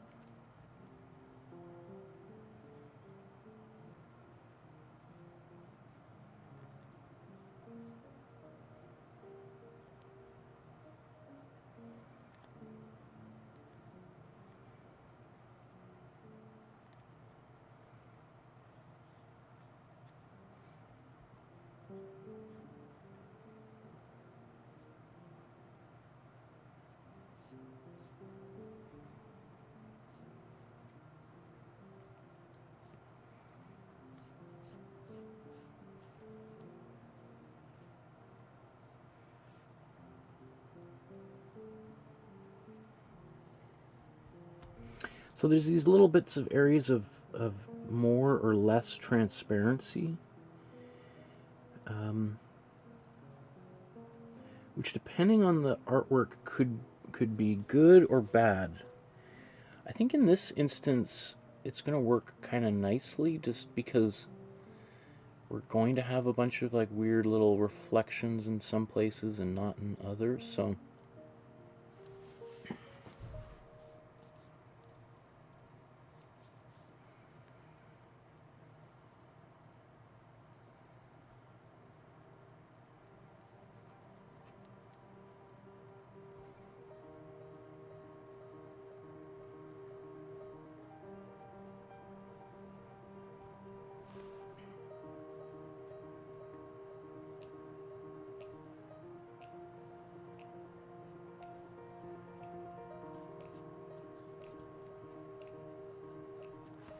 one thing is, I just want to try to avoid getting little ridges, just like I've got here.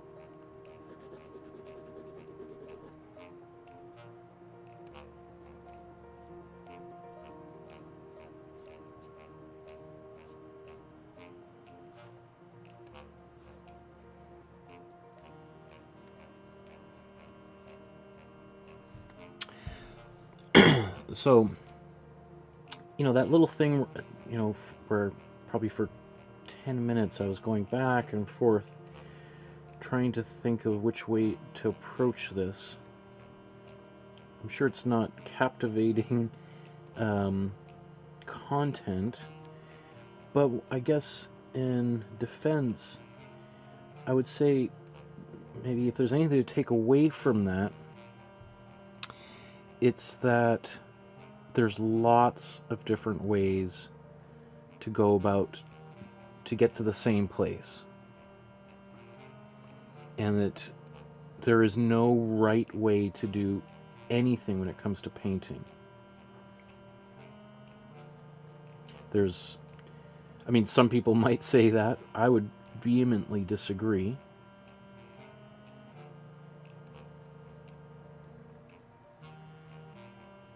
And I think it's important to understand that there's different ways of doing the same thing, and they might end up looking almost virtually exactly the same at the very end of the day.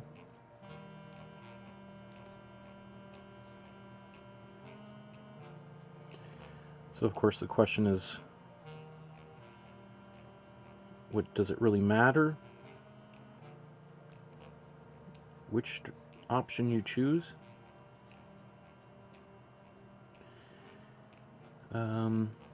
And you'd have lots of different opinions about that. I mean, it's like saying,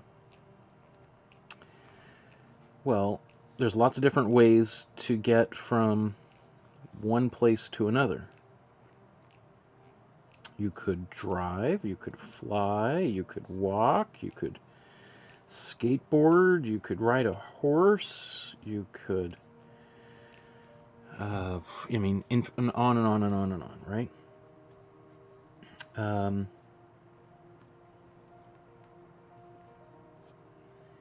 And each one of those is going to give you a bit of a different experience. At the end of the day, you're going to arrive at the same place, but maybe along the way you'll have, you know, met different people, had different experiences, ate different food. You know, one journey might take a lot longer than another, but that doesn't necessarily mean it's the wrong way.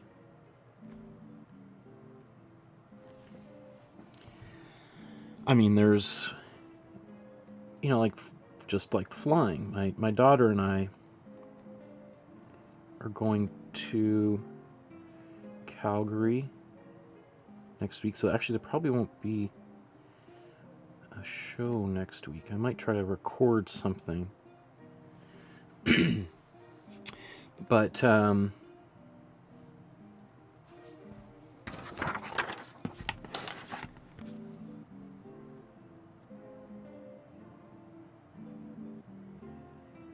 know, so obviously we're flying out there, but we could, you know, but I also really like driving, We already got plane tickets, we're not going to drive, but, you know, going for a road trip is a lot of fun. I love road trips.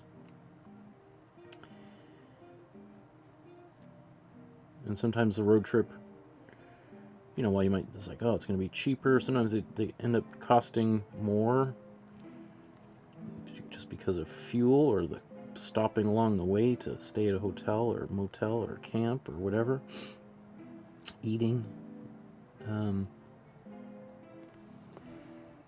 But you know, I think we've all made mixtapes and things for road trips, and it's about getting to spend time with friends or family along the way, and it's not about getting there as quickly as possible. You know, we talked about Yayoi Kusama, who I would say is, you know, arguably maybe the greatest living artist. She's a Japanese artist that lives in Japan.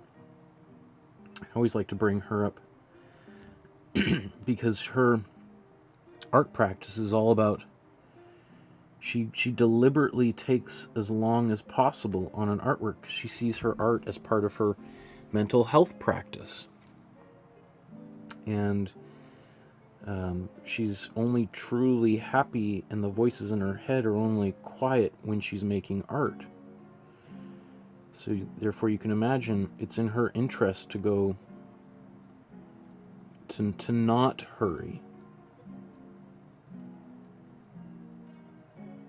You know, she's like, if I finish a painting, I have to start another one as quickly as possible, otherwise it makes me really stressed out. And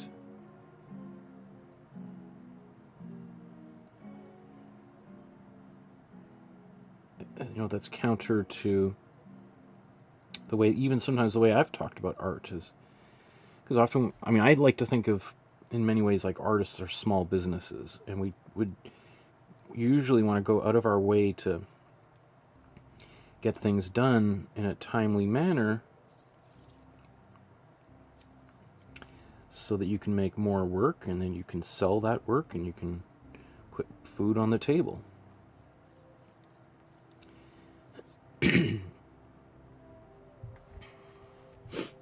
But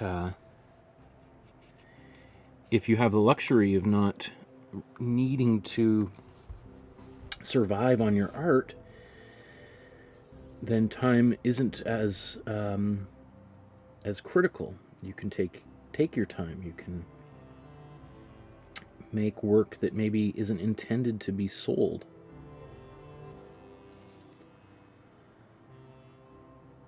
Like one of the things when I lived in Los Angeles, and I was an artist down there, and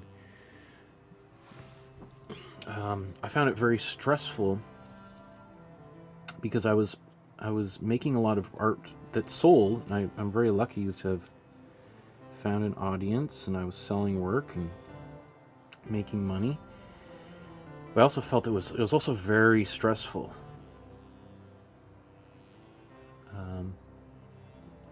And so when I moved to Canada, one of the things I started doing was making more artwork purely for myself. Because here in Canada, there's just, the market for art is very small. Very few people buy art. In fact, I'm just going to outline this.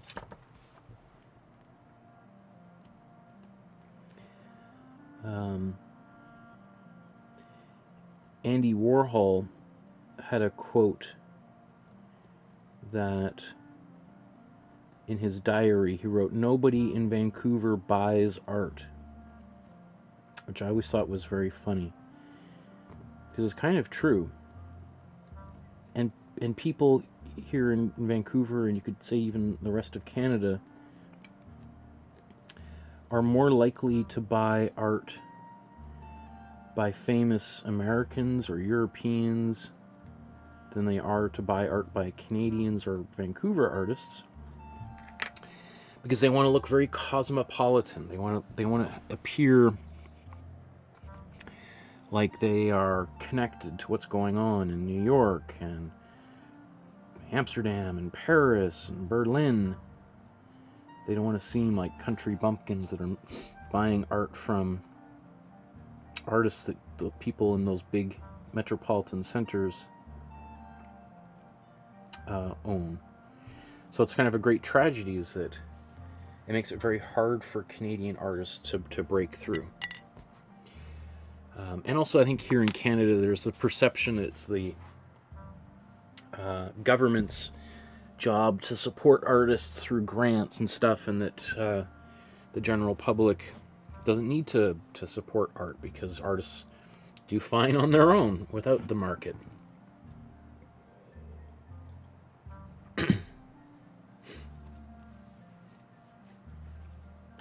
Which is kind of hilarious, because there is relatively few dollars in the government doles out for artists. And it's been maybe 20 years since I got a Canada Council grant myself, personally. Okay. So that's that first little bit. I think I'm going to blow dry this, and then I'm going to go back over and do the rest. So this is helpful because now, I mean, I could have maybe done a little bit more. I probably could have drawn pencil lines like that, and that would have helped. But I'm just going to continue. Yeah, I'll blow dry this. Maybe I will use my pencil again. I think that actually was kind of helpful. Maybe then I could brush back over with less kind of worry. The one thing that I like about this is I'm painting along the lines that reinforce the form here. So like these lines are curving around. These lines are curving here. These lines are flat. Right? So it's my brush strokes are emphasizing the shape of the urinal, as opposed to if I just painted right across, I just have flat lines, which might be counteracting the shape and flattening the shape. I'd be confident that I could deal with that and bring it back, but it's just something to be mindful of, is that I prefer painting lines that complement the form rather than contradict the form.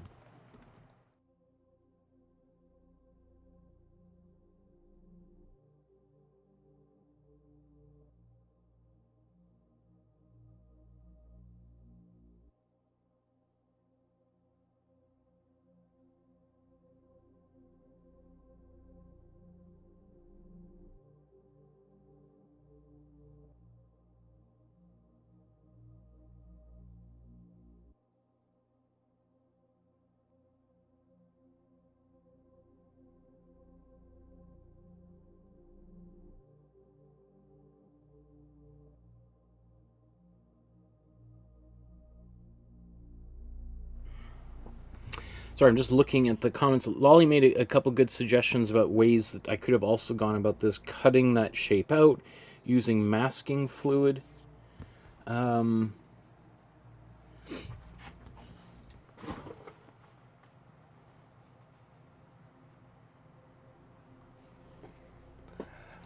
I'm not going to do that now, but you know, I'm just going to, let me just mute.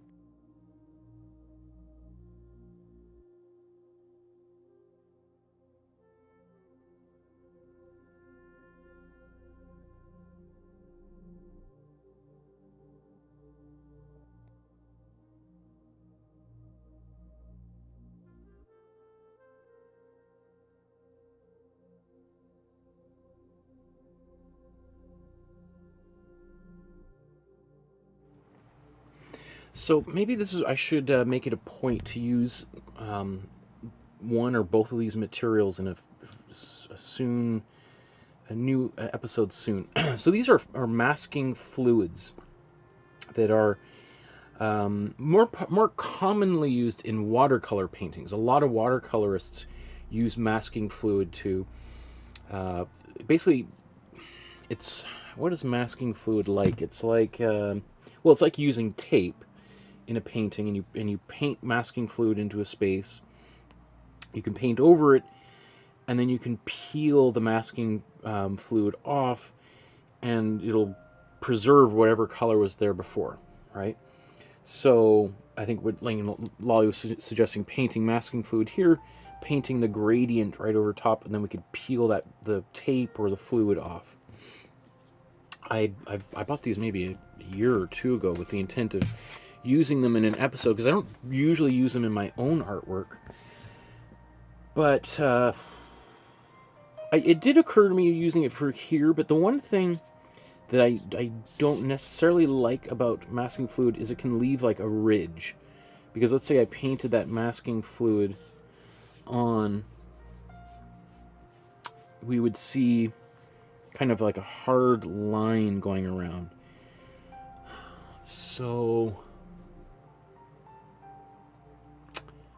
if I was using this, what I would prefer to do would be to mask off the background, actually.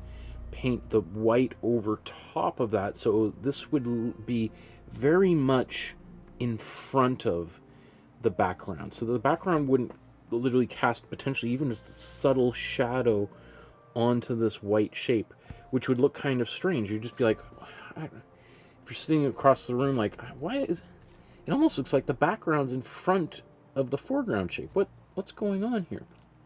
So instead we would want to do the opposite. I mean, if I was applying paint kind of thin and I was be mindful of that, I could probably make do, but it's those are things that I just because I look at paintings closely is something that would drive me a little bit crazy.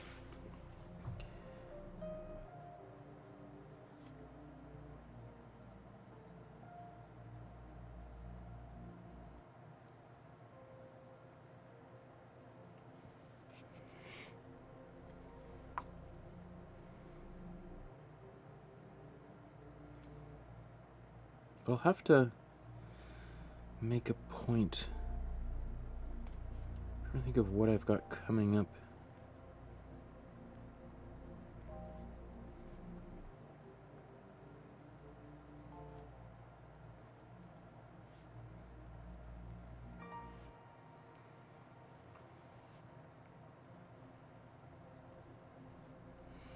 I mean, it's a tool that is not commonly used by painters. Doesn't mean there's anything wrong with it. It's just it is a fairly obscure tool used mostly, as I said, by watercolor painters.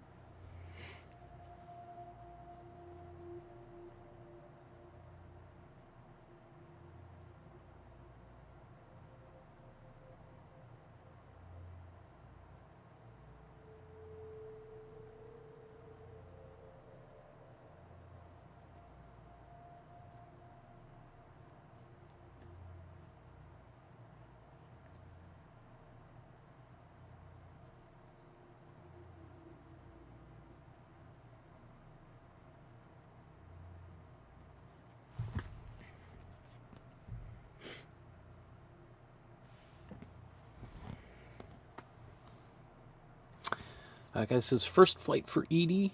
No, she's had a few flights. She's been to Calgary on the airplane a couple times. She's been to all the way to Halifax once.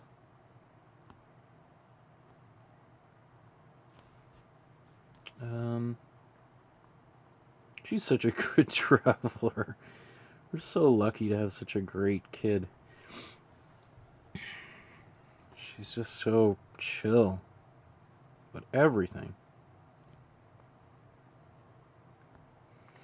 I'm sure she's saving it up for her teenage years. One day she'll be like, you know how much you loved me when I was 4 years old, 3 years old? Ha. Well, you just wait. Now you're gonna get.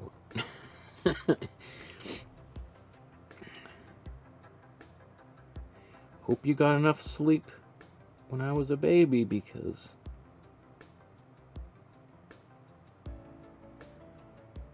now that I'm a teenager, I'm going to keep you up late at night worrying about me endlessly.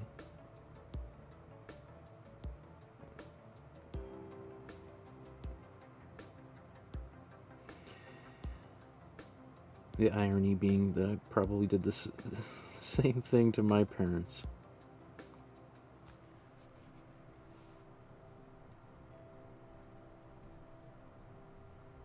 Or maybe that's just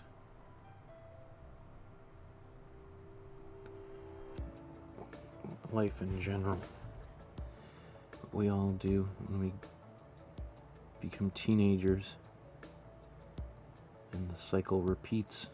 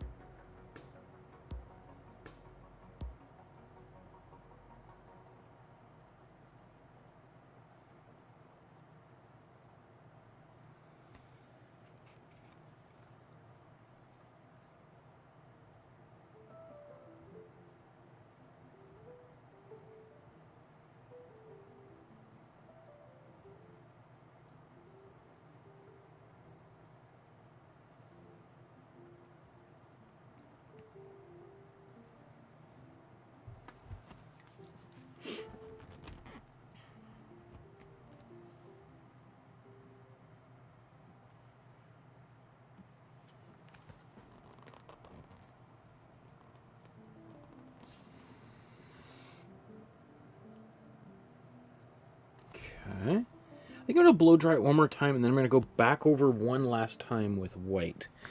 Obviously, if I use a more thick application of white, I would be done in one layer, but this will allow me to have a little bit more control over what needs to be white and what doesn't. In fact, maybe I might even not paint that white again. I might start going more into my grays down here in the interior of that shape.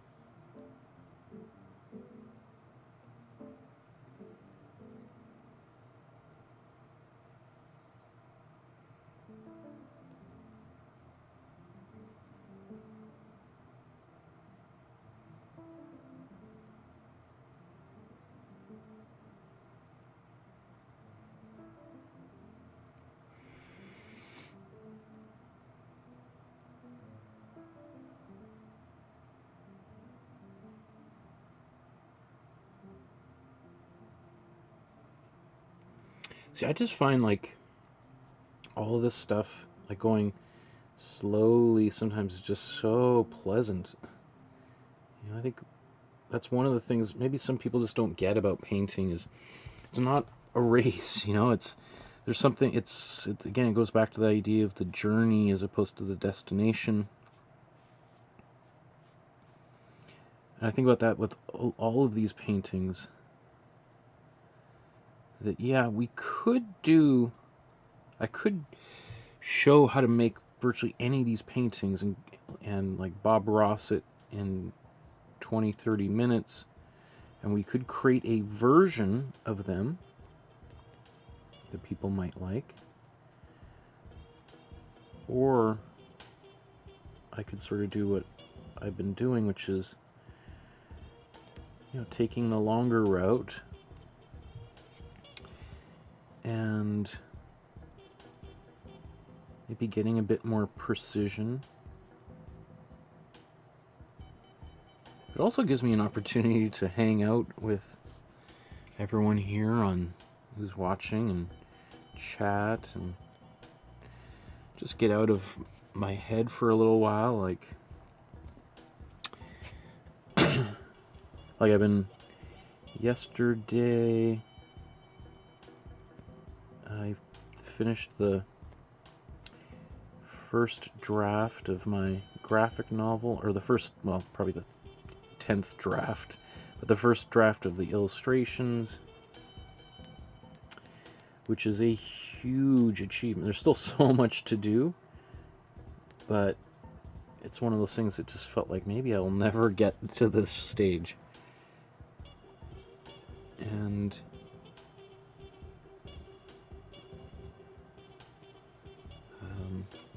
so that was exciting, but it's also just like kind of needed a break. And so sometimes just working on something completely different is what we need. You know, I'm not saying anything that anybody here doesn't know. You know, sometimes you're at work and you're just like, okay, I can't look at this screen anymore. I need to go for a walk. And my brain is just fudge.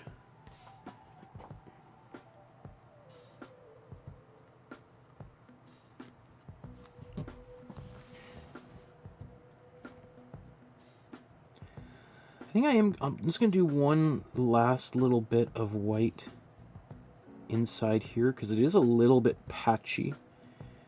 And I think I just want something just a slightly more even for when I start darkening this area down.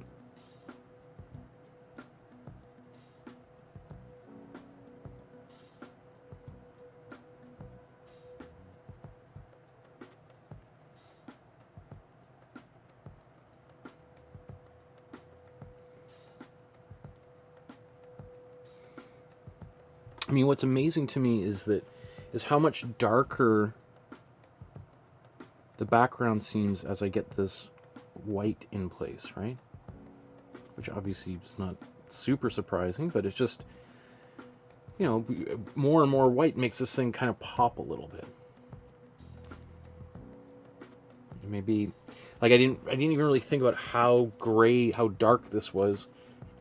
Originally, I was really worried it was going to be almost invisible, subtle between them, and now it's like, oh, they're just going to be fine. Yeah, no worries at all. That's great.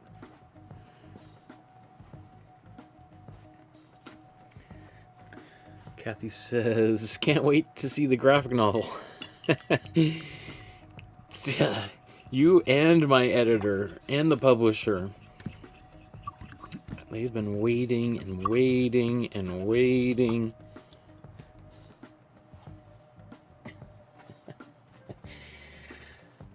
I'm very grateful to have very good people that I'm working with at Firefly Books, which is the biggest book publisher in Canada.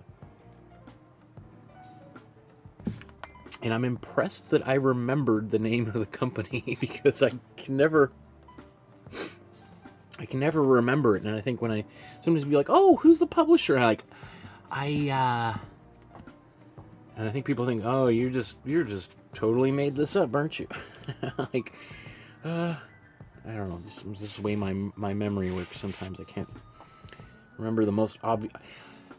As I've said a million times, I forgot my own name at my own wedding. If you ever... So if I ever... I always say, so I tell my students that, like, if I ever forget people's names, which I do all the time, I forgot my own name at my own wedding, and no one will ever let me live it down. So, just don't take it personally.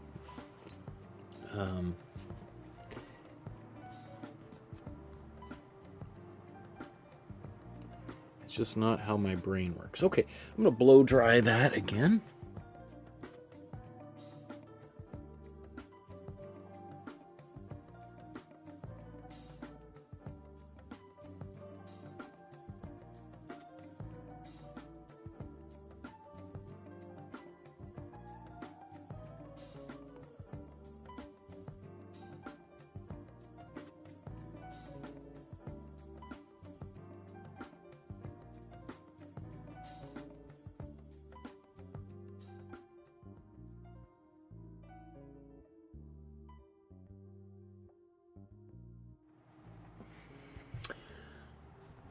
Okay, now let's set a new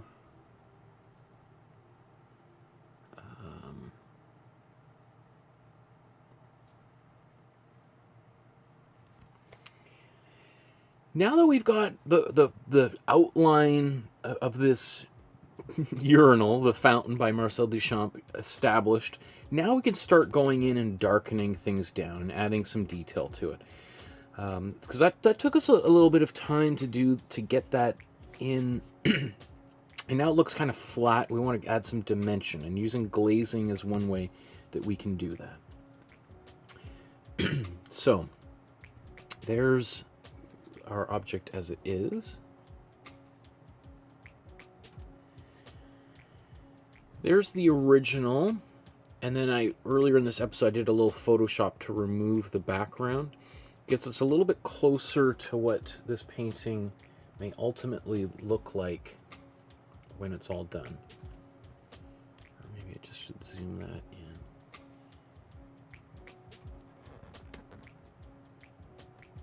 Maybe I should just keep that out here. Let's see.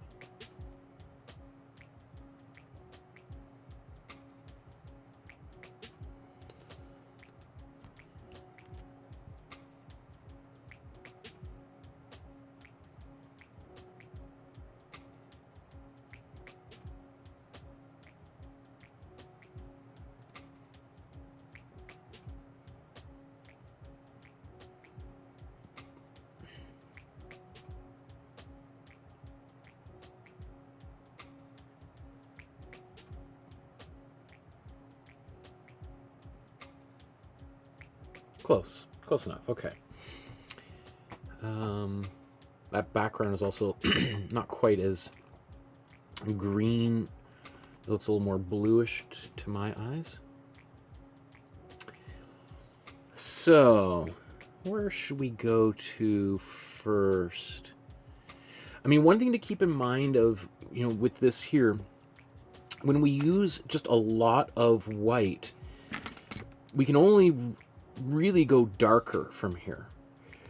And so essentially everything else needs to get darker, except maybe there's a little bit of white around, like, let's see if I point this out. Let's get and we got maybe pure white right along here, maybe a little bit there, a little bit here, here and here, but otherwise the majority of this is actually going to be gray. So that can be generally what I like to be able to do, is kind of work lighter and darker. And that's one of the things that the Imprimatura allows us to do. It sort of sits a middle ground, a middle value, and traditionally it would be a brown, kind of, halfway between black and white, right? So it's, or like another thing artists would do is like a grisaille. And so you have that way, because I like being able to kind of push the boundary, get lighter, and push darker. Here, in this instance, now everything is just, I'm kind of starting at the top and pushing down darker and darker. And I might have just a little sliver that I can bump up and get a little bit more white. It's just a different way of working that is not the way that I generally work. But it's always good to try doing something in like, another way I could have approached this is, rather than painting with white, I could have painted with another gray, so that I would start with a little bit more of a middle value, and then I could brighten up as well as darken. But the thing with that is, my background would have been almost exactly the kind of gray that I would have wanted for that middle value. And that would make it really difficult to make any distinction between the shape, right? So I kind of had to do what I've done, and I'm happy with that. And let's move forward. So maybe the next thing, let's paint inside here. So if we look at this, I don't know about you, but I see lots of different colors. I see kind of a pink, purpley, maybe even some oranges in here. So what I want to do is I'm going to mix a eyelash or something. I'm going to take my black that I mixed previously, and let's do that here. Take a bunch of white. Let's mix that up. Oops. So I took black and white.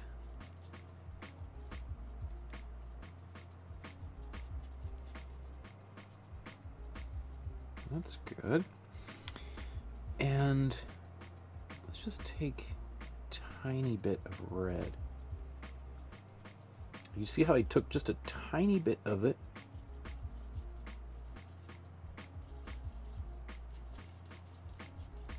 So rather than just being gray, this is going to be just ever so slightly pinkish.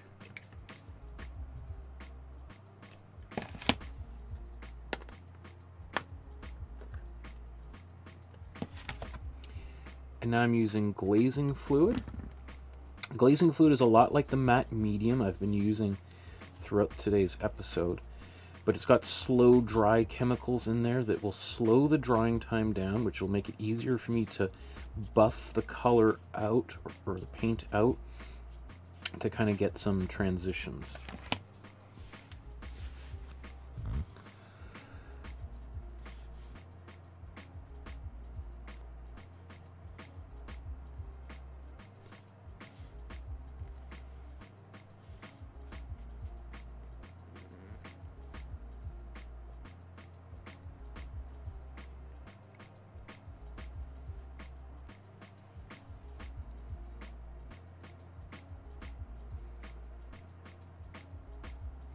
The other thing I love about glazing fluid is it provides the opportunity to make a mistake and then undo it like you're on a computer,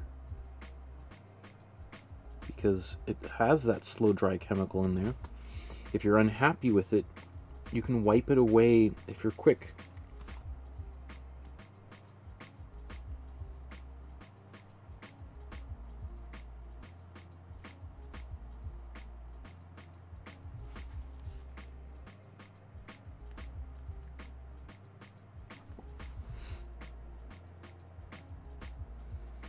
And just doing what I'm doing right here, just kind of softening those edges and getting rid of those paint strokes, is something very difficult to do with acrylic paint without any medium in it. You got to be really, really fast to do that. So you've probably heard me say on this channel before that glazing fluid is the timid painter's best friend, because you can really be very subtle, and if you're making mistakes, you can remove them relatively quickly. You don't have to be like, so you don't have to be confident and accurate. You can kind of take your time and make, adjustments, etc. as you go. Okay. One thing is I now need to let that dry. I need to blow dry it, or just let it dry so I don't fiddle with it, because if I start fiddling with it, I will create little areas. There was one earlier here that I did that didn't even have glazing fluid in it, but the matte medium, and I was painting and painting, and then I ended up kind of wiping it away and creating a little empty spot there. And that is like very frustrating when that happens. So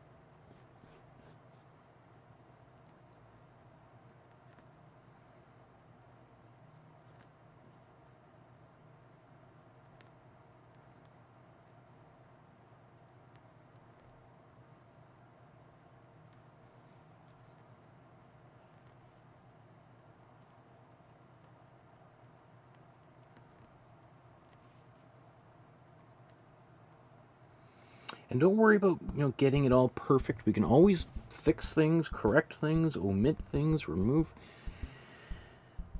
So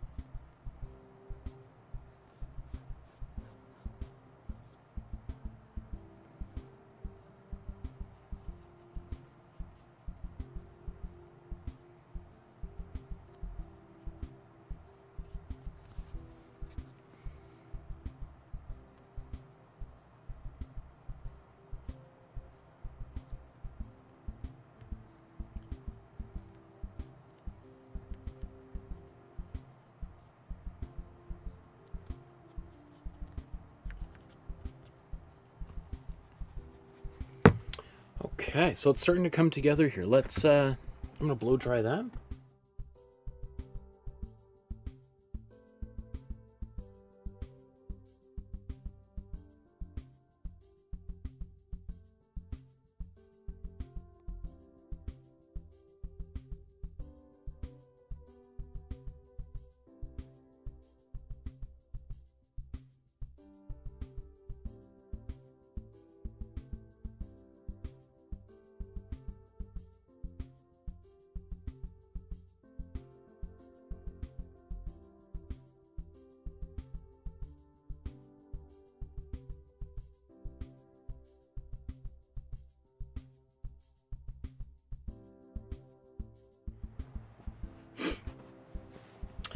Okay, I think what I should do before I go any further is maybe the shadow on the table or wherever this is.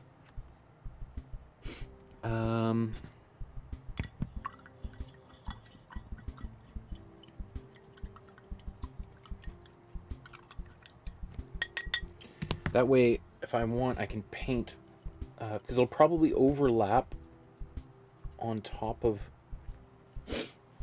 the foreground object, the urinal here. So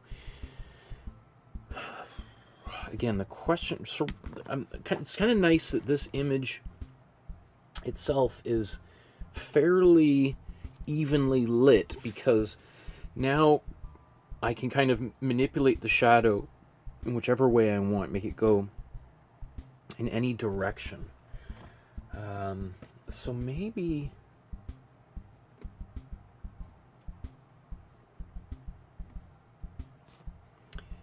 it's worth just seeing these paintings side by side. If I want to, I mean, I could create, they could be going in the same direction, because the light here is sort of coming from the front. The light here is sort of going from the front. We get this shadow on the left side and these reflections here. Do I want the shadow going in the same way, casting a shadow just slightly in behind here? Or do I want it going the other way, so that they're kind of facing one another or talking with one another? Right? Or let's say, yeah, like that way, does it matter?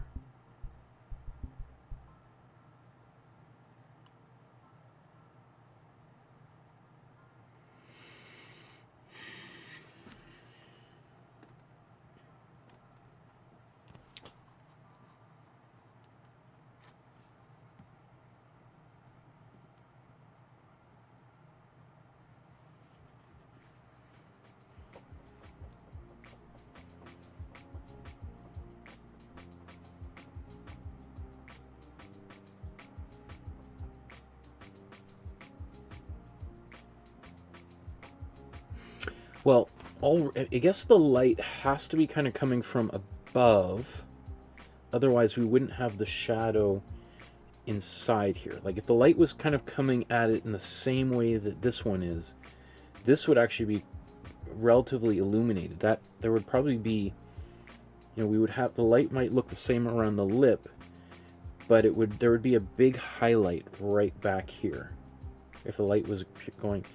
So unless I want to brighten that back up again, because I think in the original photograph, the light is sort of coming almost straight down from the sides, I think. So that results in just a little, like, obviously this is a little bit darker here. I know I'm way overthinking all these things, but I just think, you know, it's worth thinking about it now, later, as opposed to like, oh, I wish I thought of that. I wish I,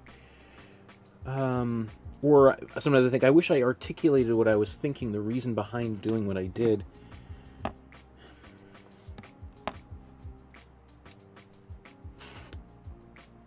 Again, that's what kind of makes that gradient in the background work.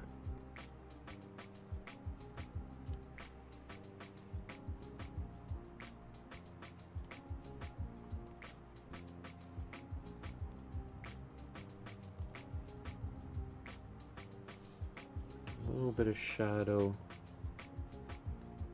here. I think it'll be similar to the way we did hers, but okay. Let's actually do this. Let's take this white. So this time I'm not going to put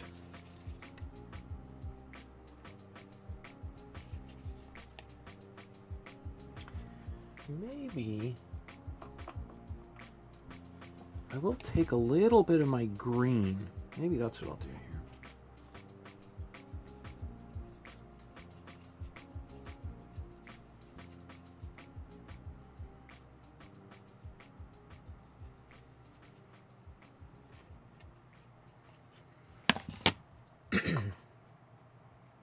So I'll just bring, oops, that wasn't on camera.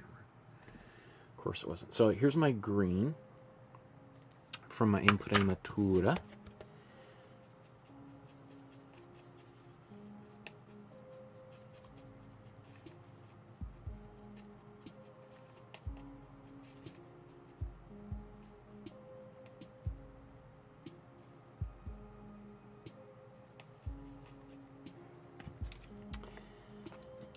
And then we'll get glazing fluid in it again.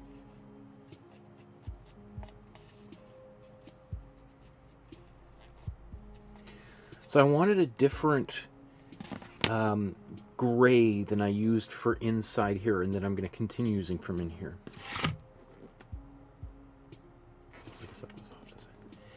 So that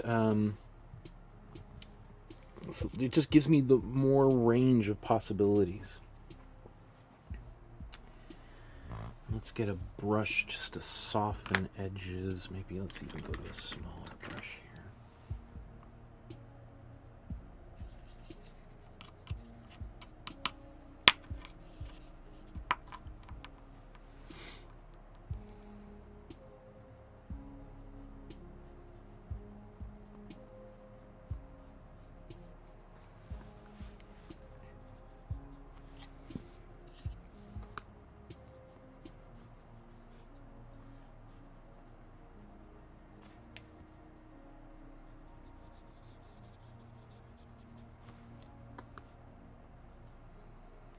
So I'm starting out very light, almost imperceptible.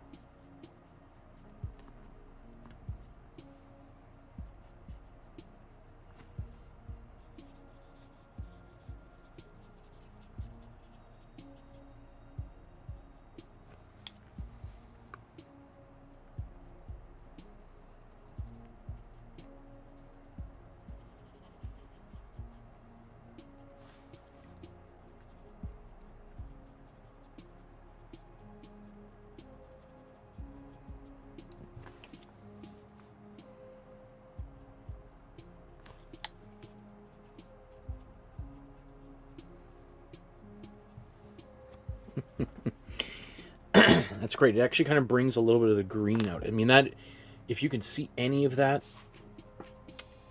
again, you probably are aware of how subtle that actually is. So I need to blow dry that. before I do more to it.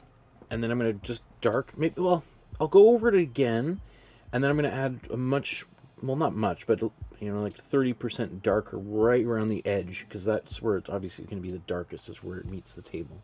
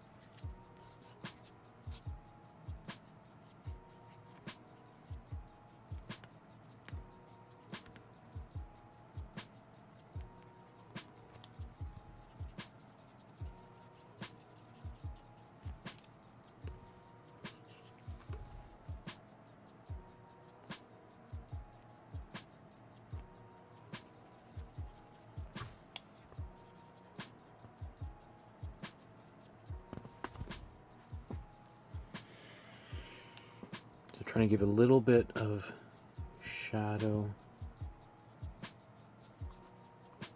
under the spout where it connects to the water supply.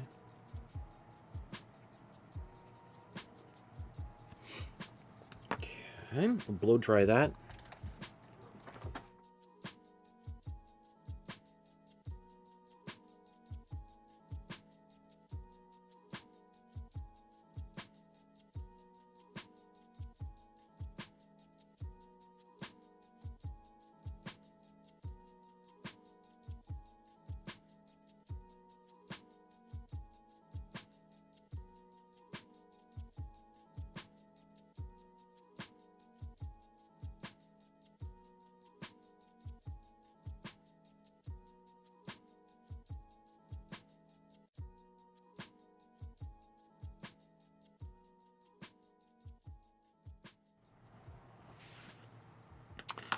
Okay, now let's do the same. Let's just take actual black.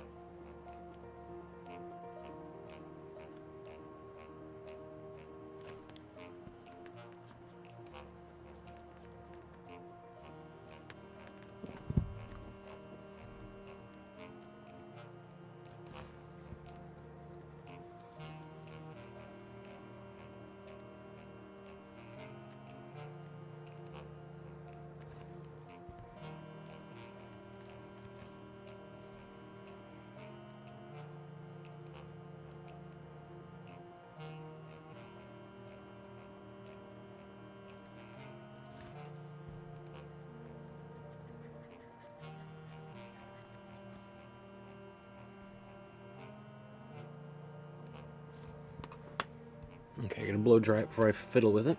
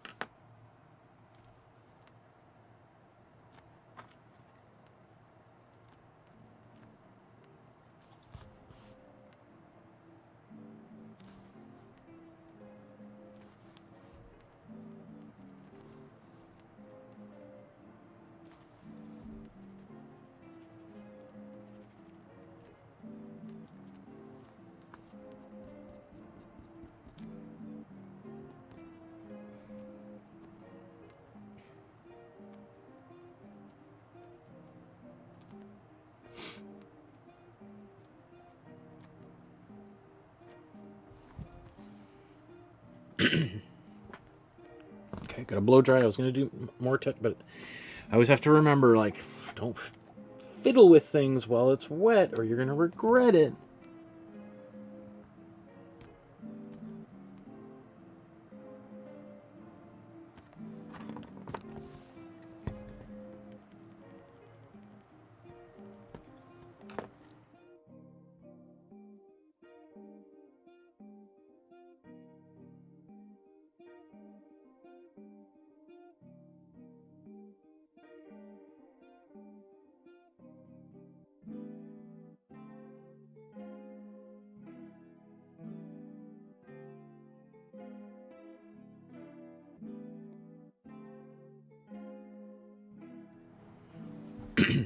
Okay, just last little bit here.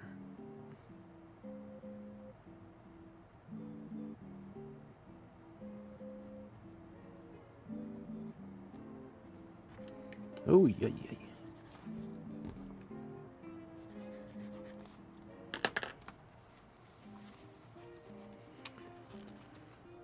So I'm just gonna erase a little bit here.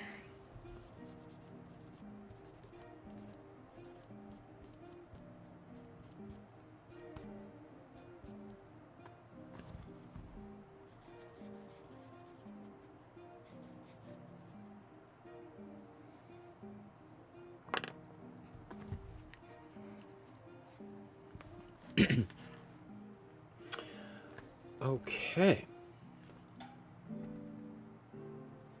Cool. So now I feel like I've got a shadow, everything's sort of in place. And now I feel like the rest is just going to come together much easier. Like all the main things that are really important here are well established. And, you know, I could just walk away right now and I'd probably feel pretty happy with it. But I think I want to spend maybe another hour on here just darkening down. Because the more I push those values between white and black, the more they're further apart, the more dimension we're going to have here. And while the original has that dark background, which works really well with creating depth, right? By having a black or very dark gray behind here, it makes the white pop forward. Without that dark color there, I need to ensure that the darks in here become strong enough to make these whites pop out on their own, right? I don't have the background isn't helping me with this painting. It's actually making it harder. So I need to maybe artificially accentuate the contrast within the sculpture in order to make that pop happen. So I'm not going to, unless I want to do any touch-ups, I'm not going to use this same gray, because this had, remember I used a little bit of my green Imprimatura. I mixed in there so that it would more well complement the green in the Imprimatura behind here. An argument could have been made for me using a warm green as opposed to a cool green, but it's so subtle that, you know, I think I'm going to be fine.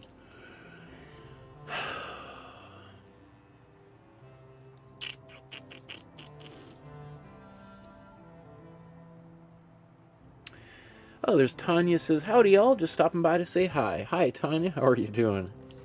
Good to see you in the chat there. Oh, and did I say Lisa was in there too? I think Lisa chimed in with a smiley face. So, lots of people in the chat there. That's great. Okay. I'm just trying to think what makes the most sense here.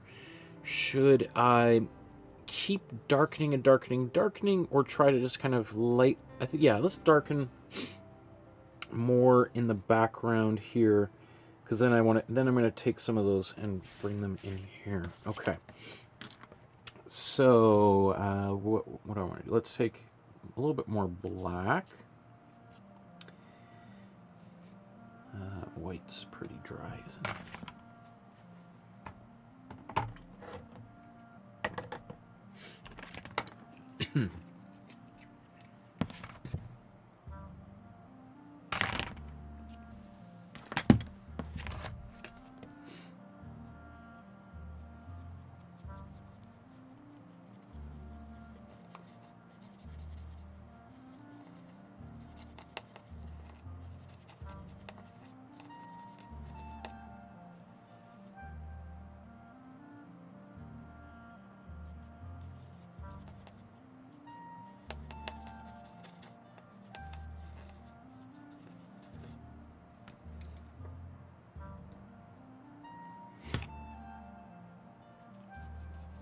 So I'm trying to mix like a darker shade of this color in here.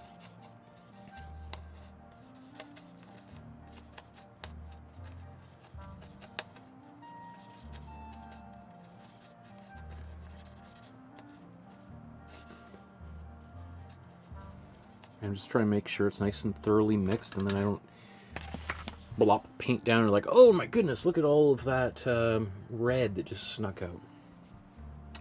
So it looks like our darkest part is going to be here and down there. How much of that do I want to do? I think I might start by just darkening that area in here, and maybe even that little underside the lip there.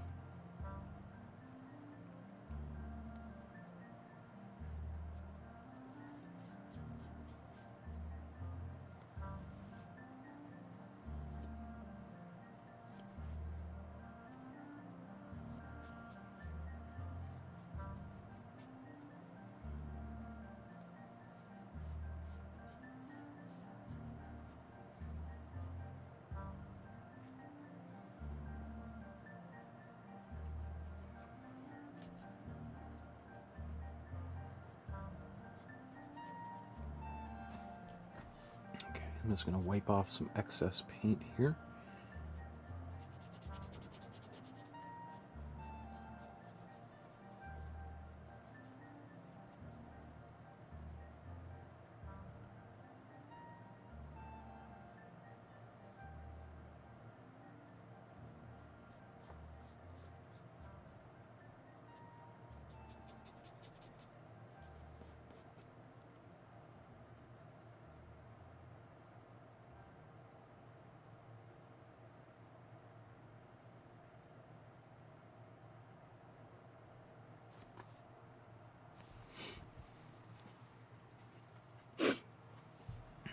Okay.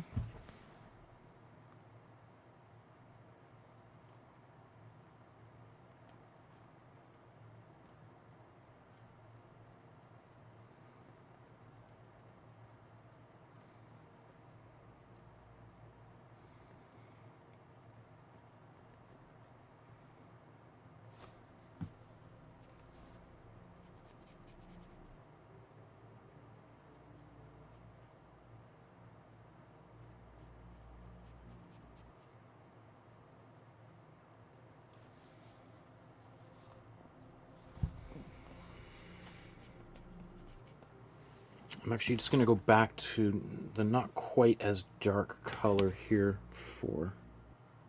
Just going to do another same color that I applied in this area previously.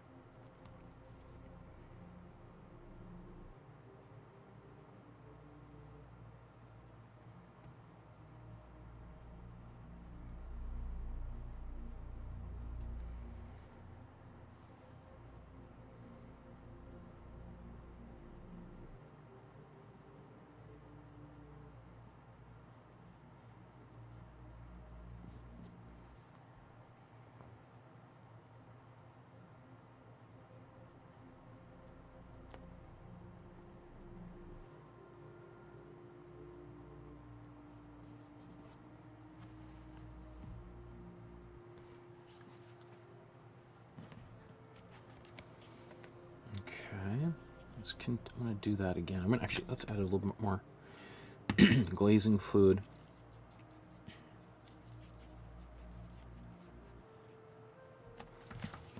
And let's see, where do I want to glaze? Let's glaze.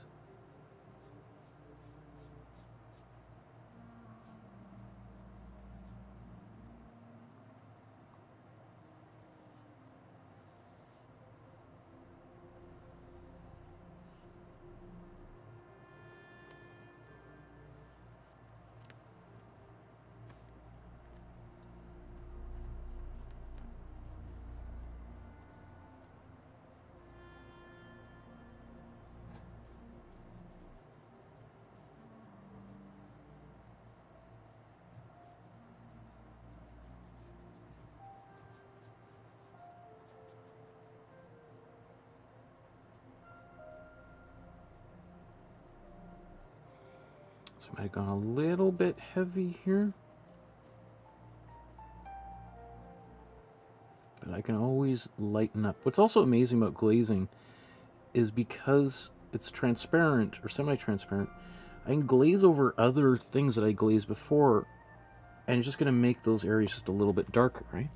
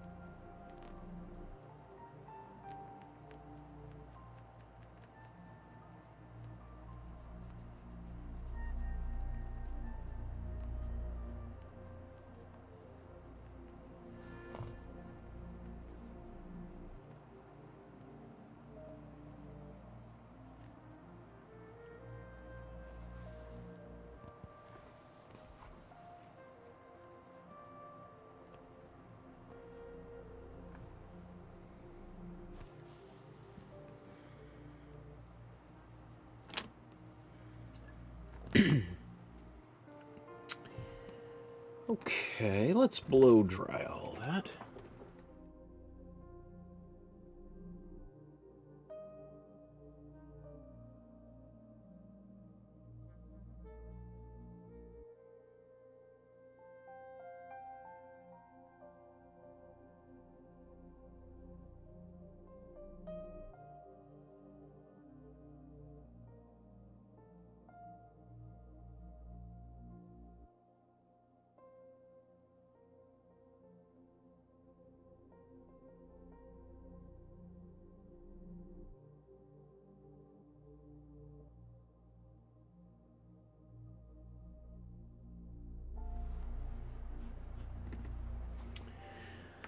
Let me see. Nilanjan says, "Hi there, I'm here from India." Hi, how are you doing? Great, thanks for popping in and saying hello. Great to see you. What time is it in India right now? I guess you're on the other side of the world. It's probably sun's just coming up. Good morning. Good morning from Vancouver, Canada. Thanks for stopping in and saying hello. Okay, I want to deal with this here now.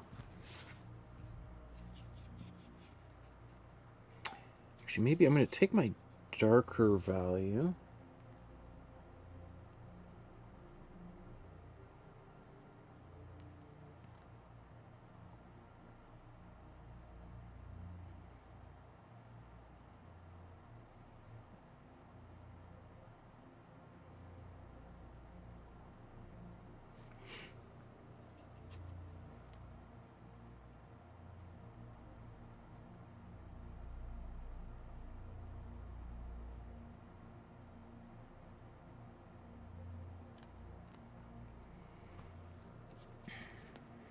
And, oh man, those lines are pretty hard to see.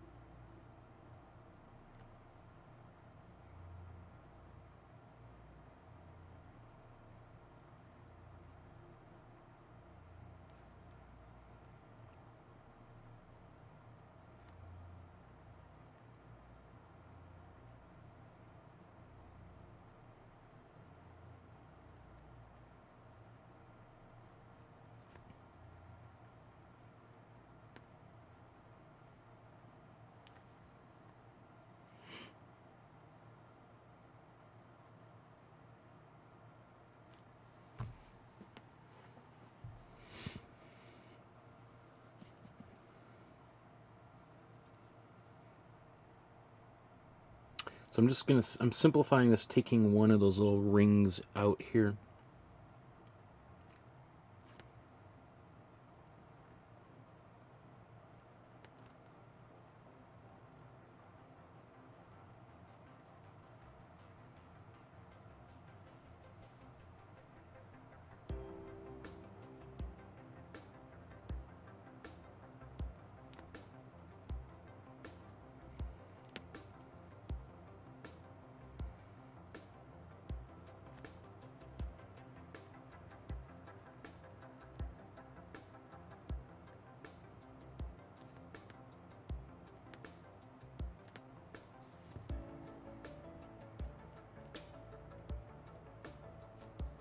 Okay.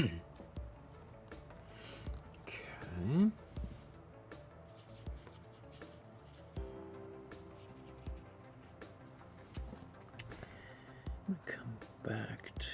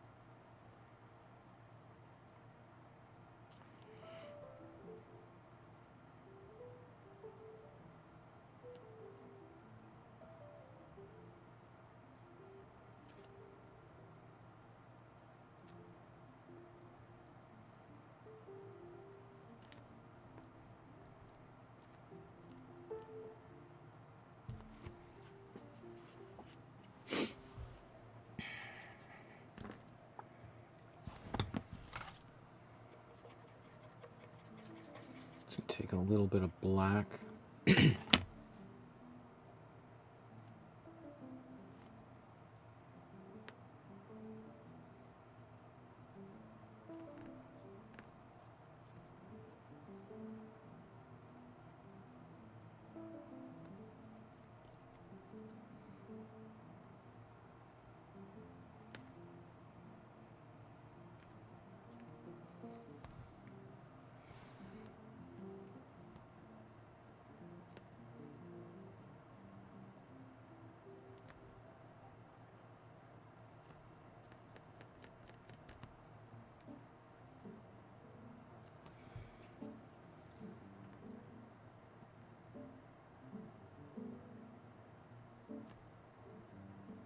Again, it's that contrast between light and dark, which is going to give depth to this painting. So just continually pushing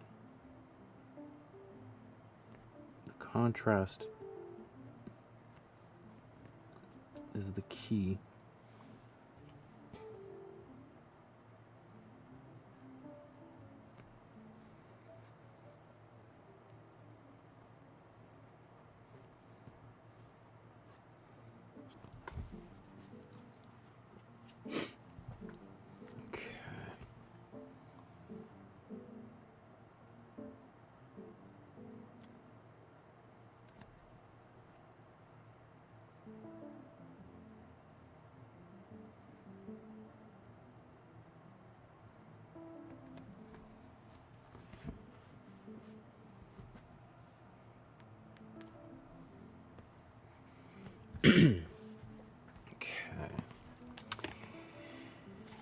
Let's, I should probably blow dry all that so I don't smudge anything here.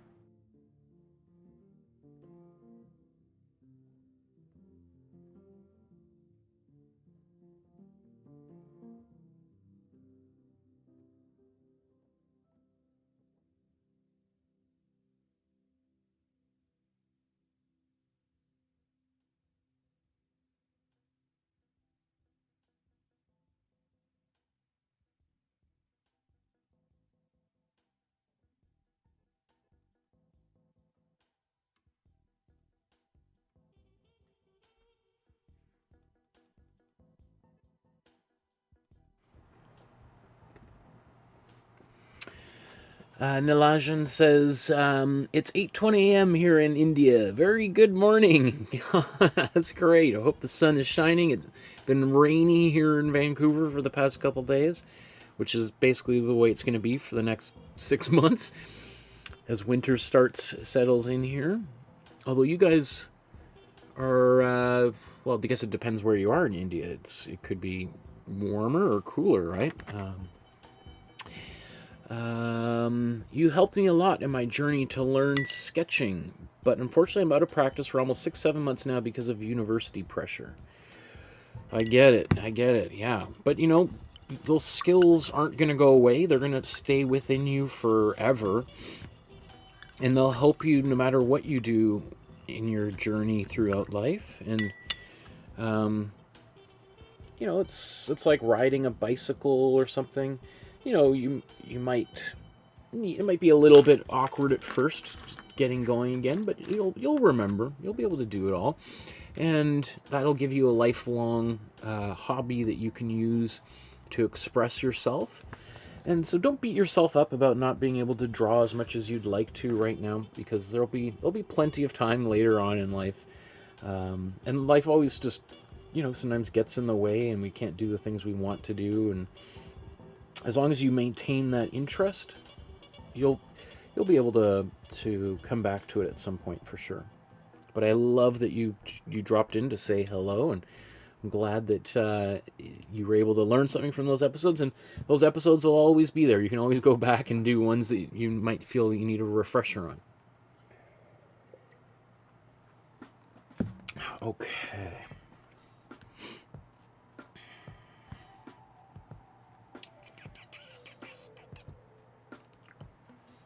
What do we want to do next? Let's continue to darken in here, I think. So let's just add a little bit more glazing fluid, wake that back up again.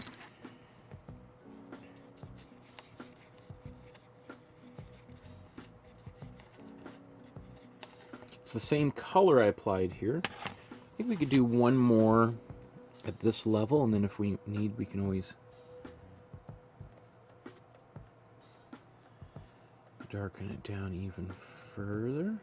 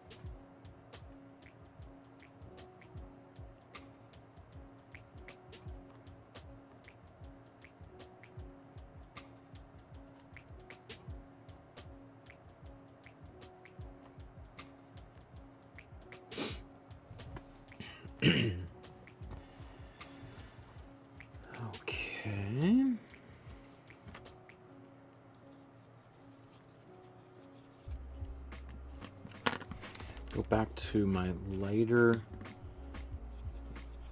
dark color. In fact, maybe I should just quickly blow dry this before I move on.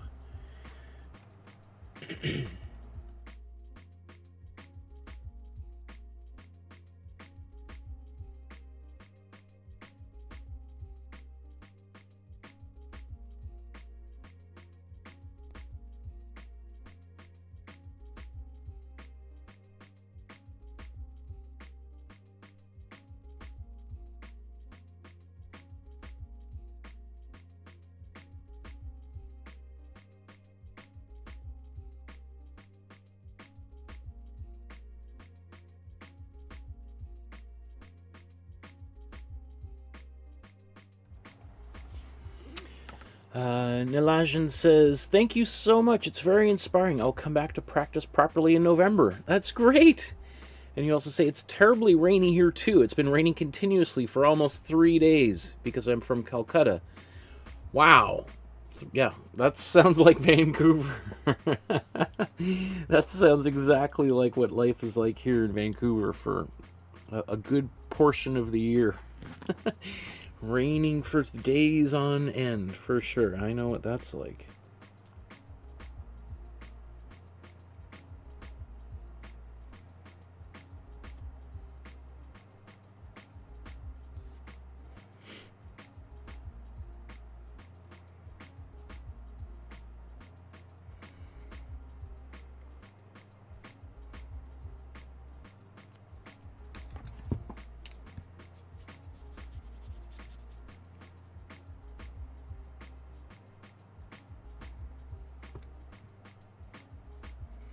One of my favorite things about this channel is that the third largest audience that I have are people from India. And I would never, you know, there's the United States, Canada, India, and then Australia in that order. So that just kind of blows my mind. That's so cool.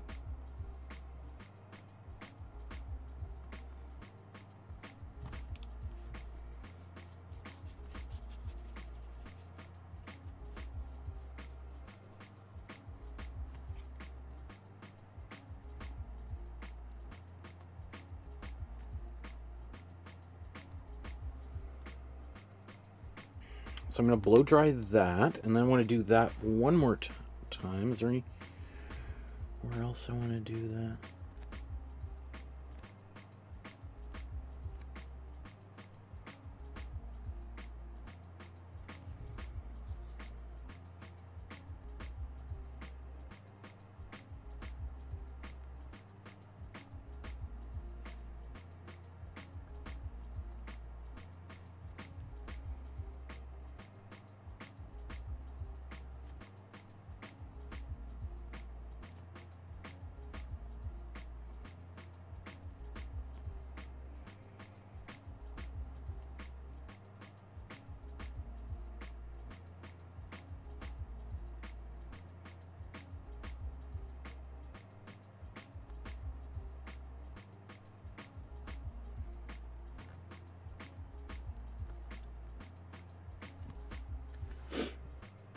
And I don't know why I have such a large following in India. Maybe it's because I don't know. Because I did do a bunch of paintings featuring Indian artists, but a lot of people are just doing the drawing class, so I don't know. But I consider myself very fortunate.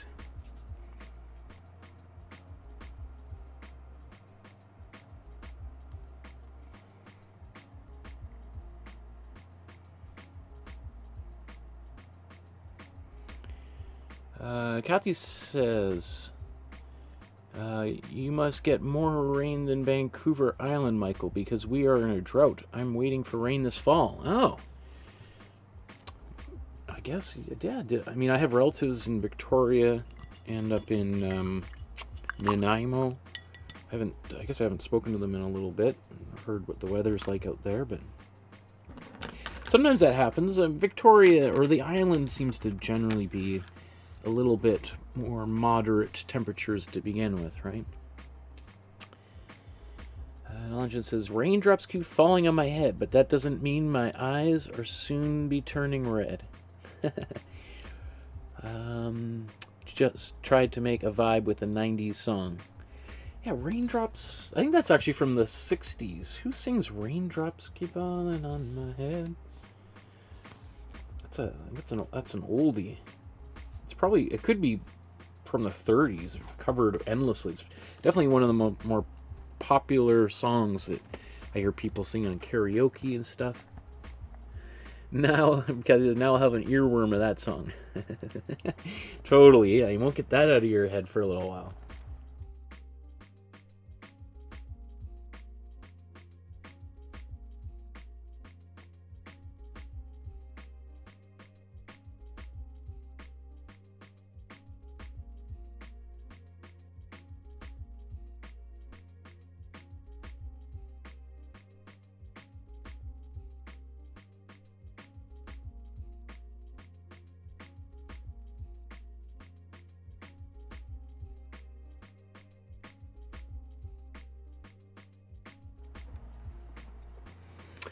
Lisa says B.J. Thomas. Kathy says B.J. Thomas from 1969. B.J. Thomas.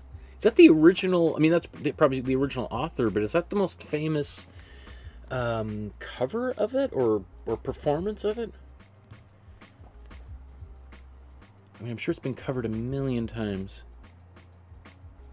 No, it just says that song makes my morning today.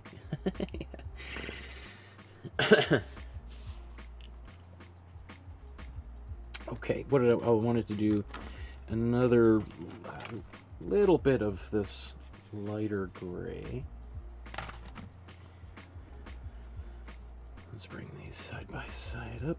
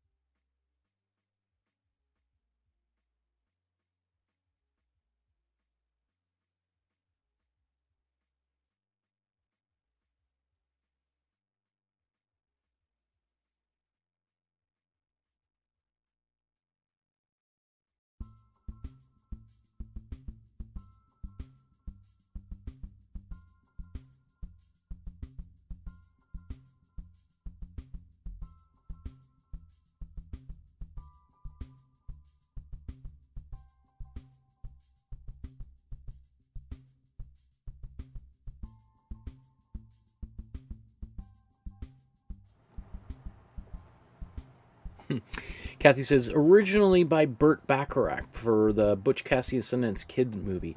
That makes so much more sense. Burt Bacharach. That's the voice when I hear that song. That's definitely, yeah. Thank you.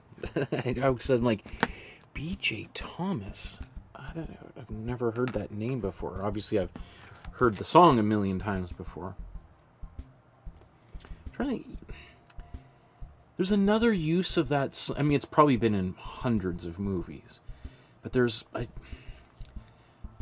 don't feel like I remember that from Butch Cassidy. What is the move? What? Let's.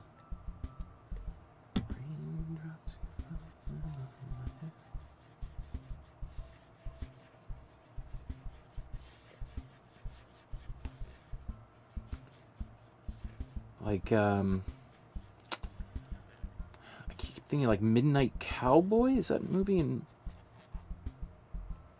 Midnight Cowboy or something? It's in another 60s or 70s kind of film, kind like of that same sort of, you know, that American new wave cinema period. I mean, obviously, the song came out in that time, but it's in another classic, like The Graduate or something. Where is that from?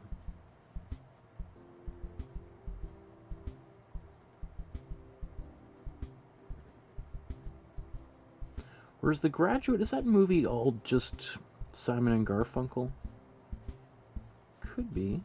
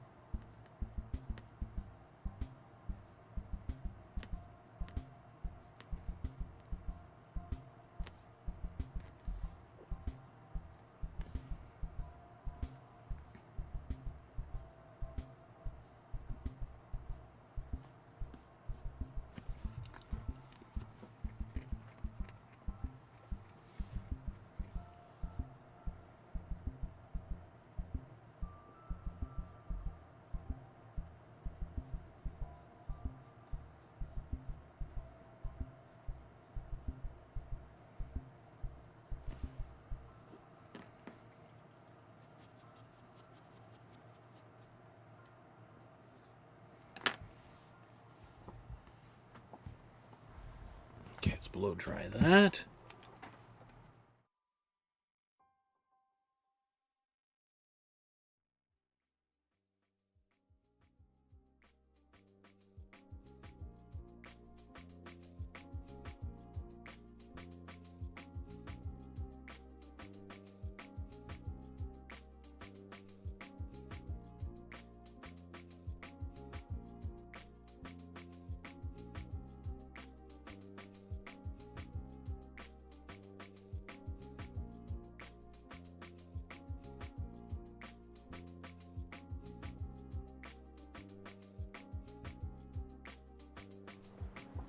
Okay, I think I just want to get a little bit darker inside here. And then, I mean, I'm just obviously fiddling it around because I just enjoy doing this kind of stuff. But,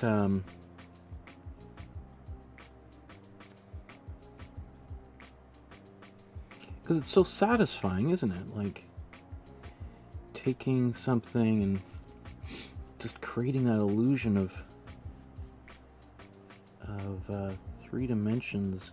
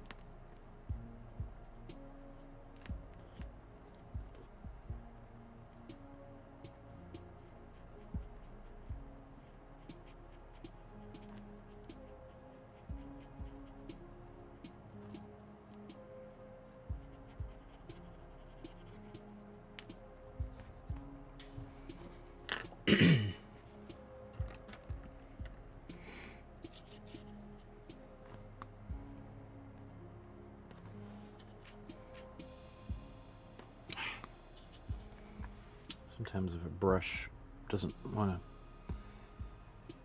come to a point, I just kind of use my fingers to try to help that.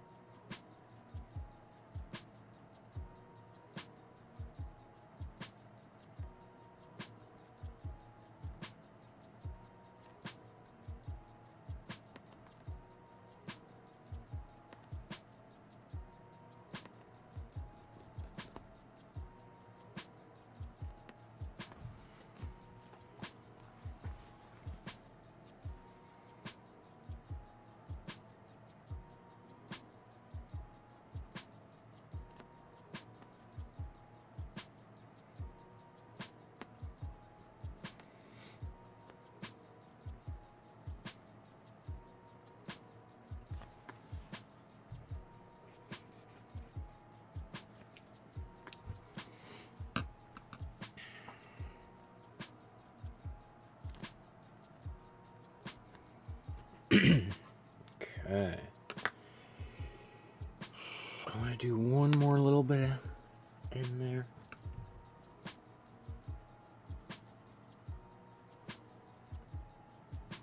Let's blow dry that.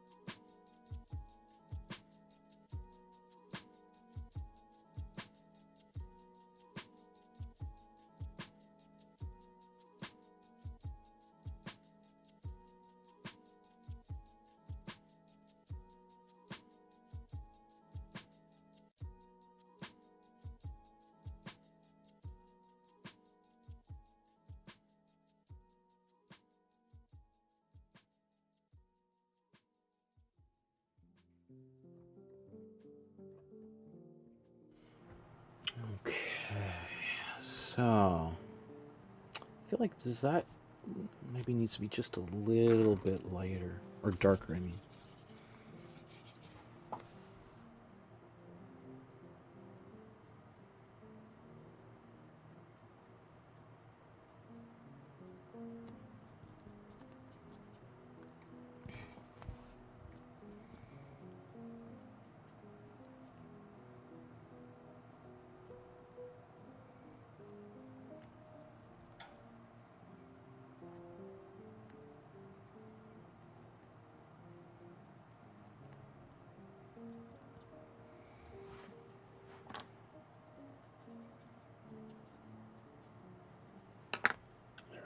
Better. Now we need to put in, maybe it's time just to make a little separation in these videos here.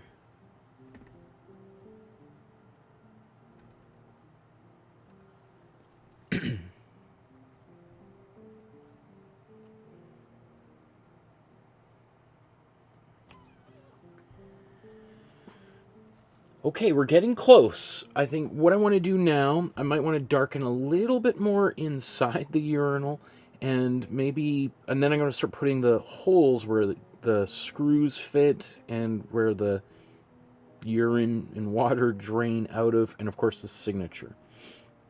So, and then I'll do a little bit of finishing touches with lightening up, putting some white back into a few places, which is really going to work really nice. Because right now it does look white, but let's say it's like 85% white. And once we put pure white at full concentration and a few little highlights, boom, it's going to take more dimension.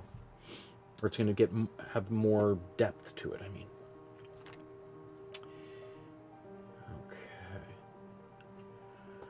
So, did I blow dry that? I don't know. Did I? I think I just need to do that real quick.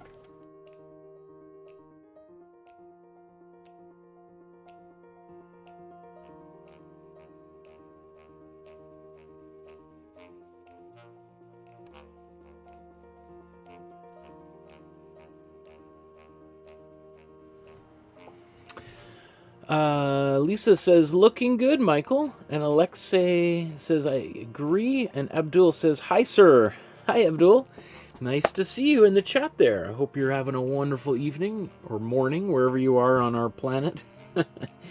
Okay. So these little circles are up there. Near the top. They should align with the ones down below as well. So, in fact,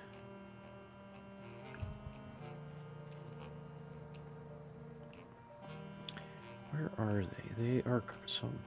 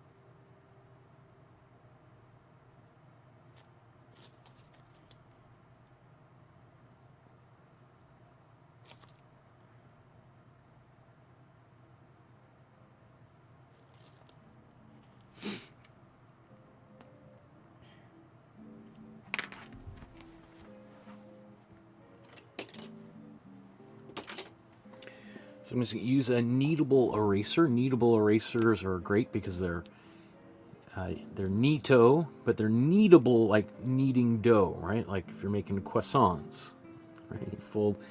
So I'm just going to use, what I like about these is they don't leave any residue. There's no little bits, little shavings that I need to kind of worry about getting into my paint.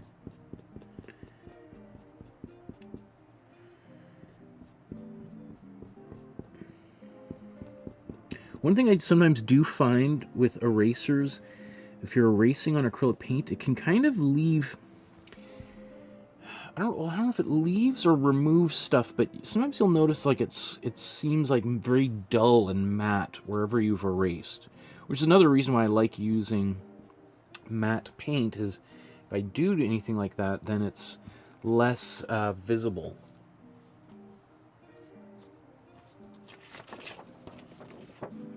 Okay, do I want to do the signature right now while we're... Let's do, well, yeah, maybe we should do that right now. So again,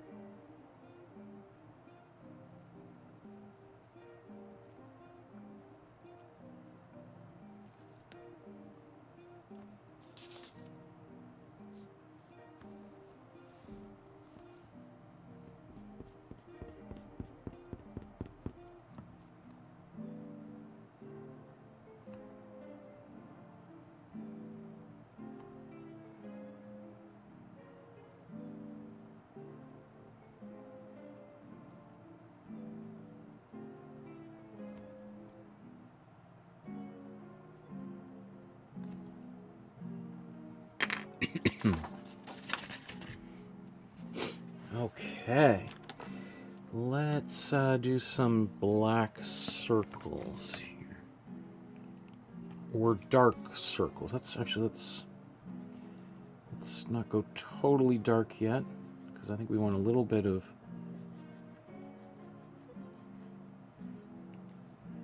an opening. And maybe, you know, I should go to a smaller brush anyway.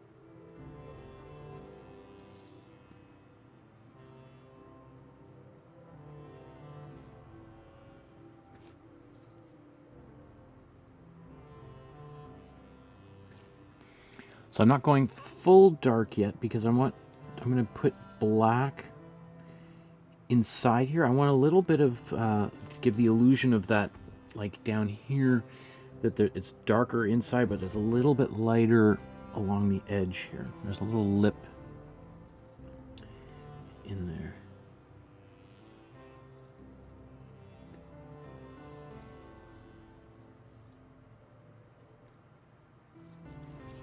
Maybe it's worth.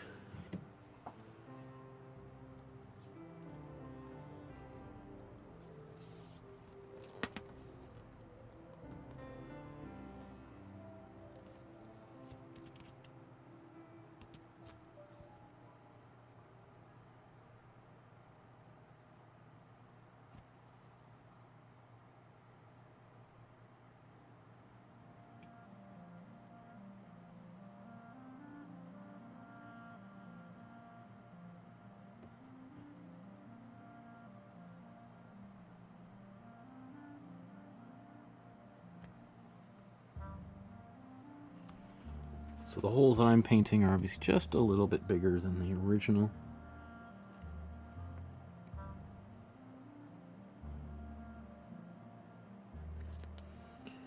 Because I can't, I mean, I guess I could paint them smaller. But, that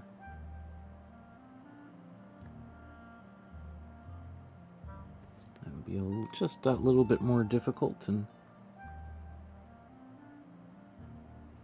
I don't think there's a single person on Earth who will maybe either notice or care, right?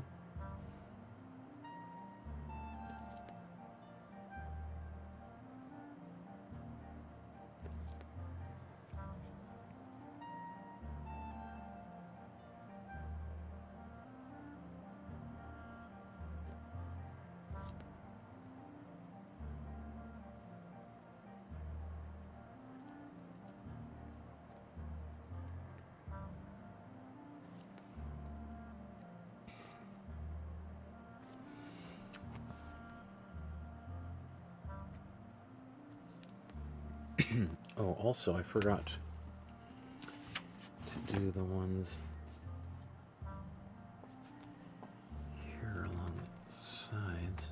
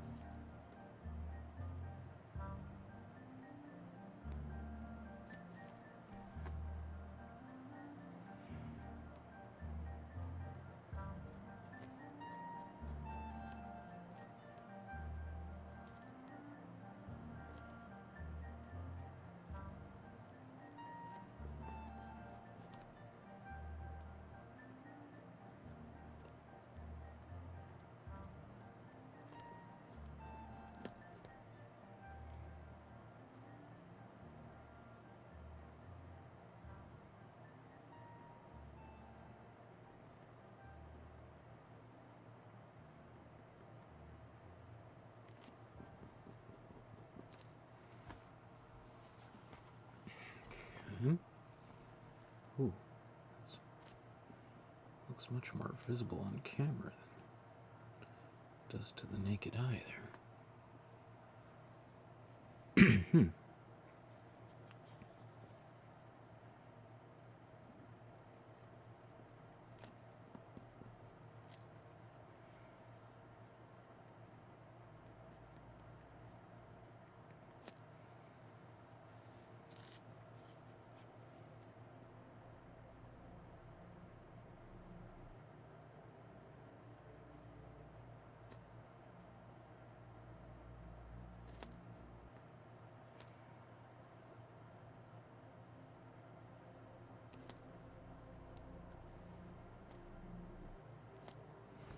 I think that's going to be something.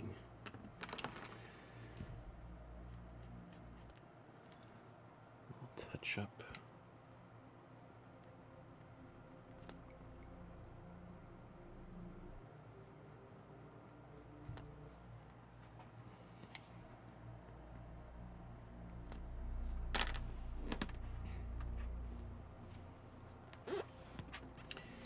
Let's do the other side here.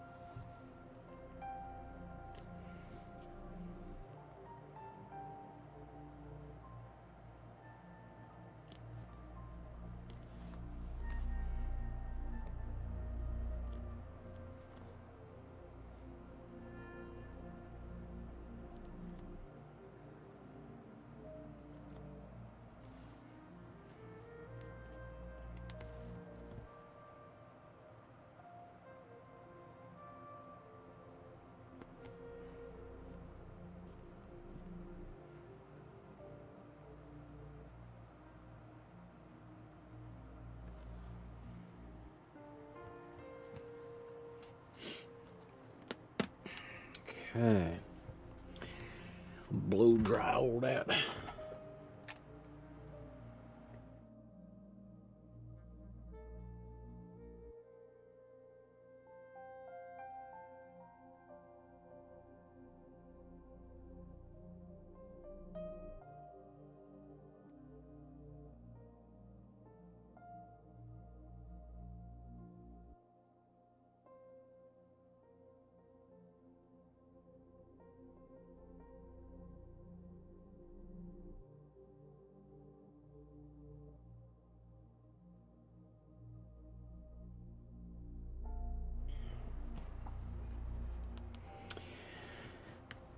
Okay, so now let's go to the black.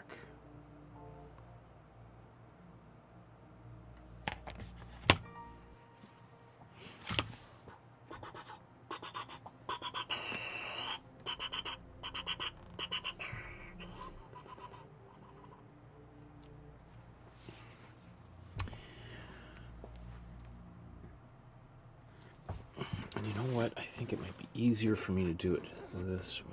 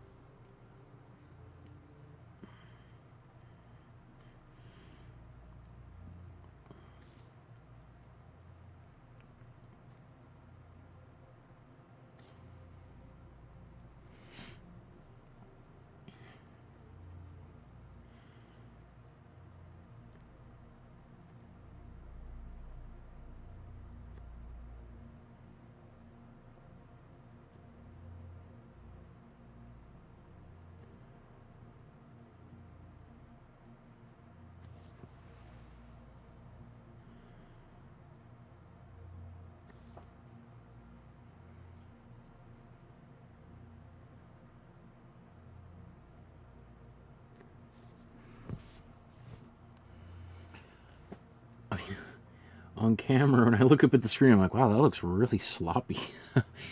But with my eyes, maybe I just need to put my new contacts in. It looks pretty good. It just is it's just a good reminder that no one's going to look at these paintings as close as we do when we're making them.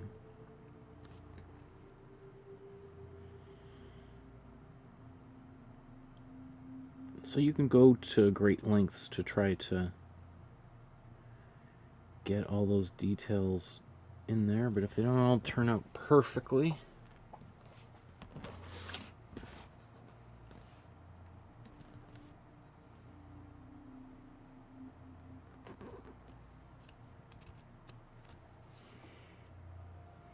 okay.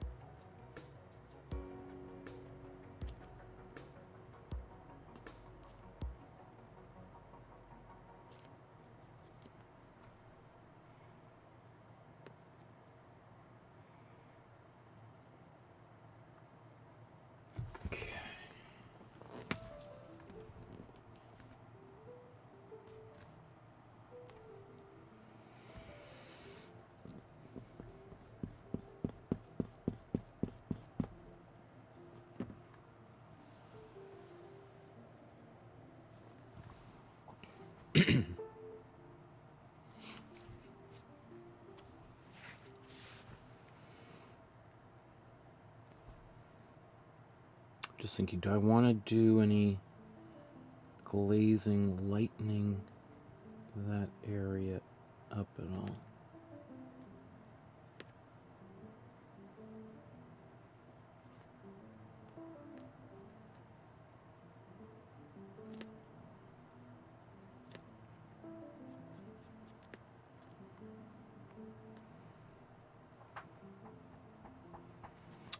Let's just put it in. We can always make a change too. I'm just going to add a little bit of glazing fluid to my black here because it's kind of drying up a bit.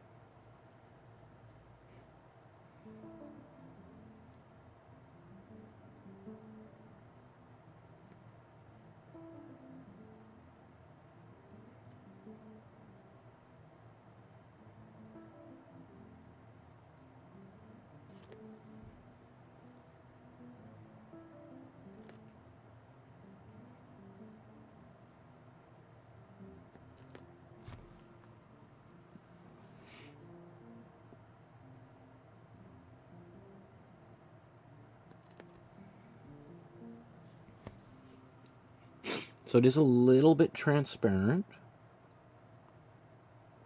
and I can always go back and make it more opaque.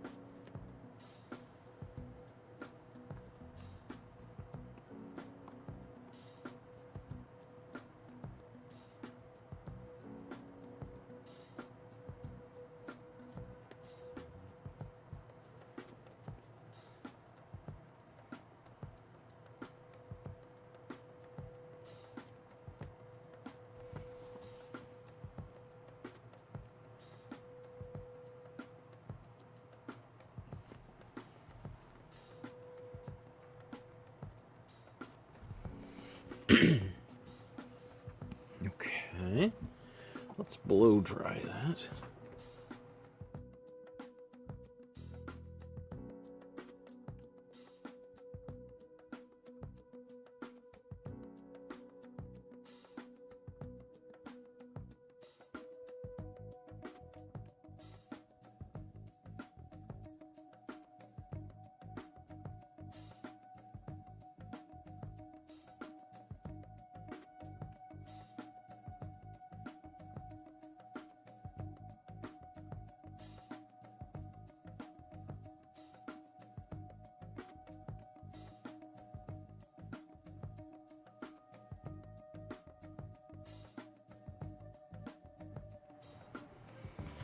Okay, I'm just going to take more black, this time without any glazing fluid in there.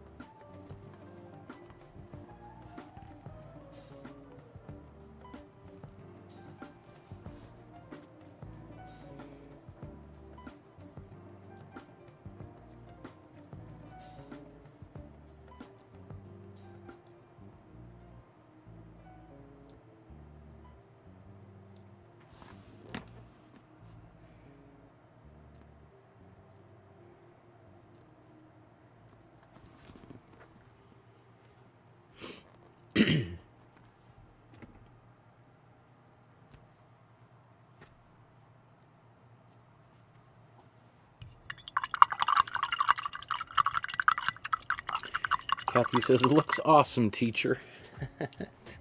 Thanks, Kathy. That's very nice of you. So, I want to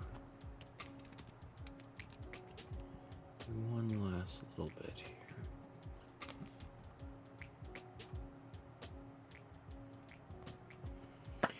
We are almost at the end of today's painting. There's just a few little details that I want to do. I want to get a little bit more white in a few places, and I just want to kind of correct a few tiny, almost imperceptible mistakes, but they're meaningful to me, so I just want to, and maybe I'll show you, I will show you, not maybe, I'll show you what those are.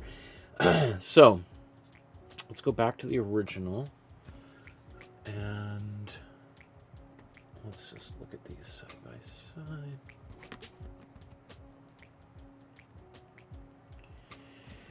So I want to take a little bit of white. I want to bring some white highlights back into a few places.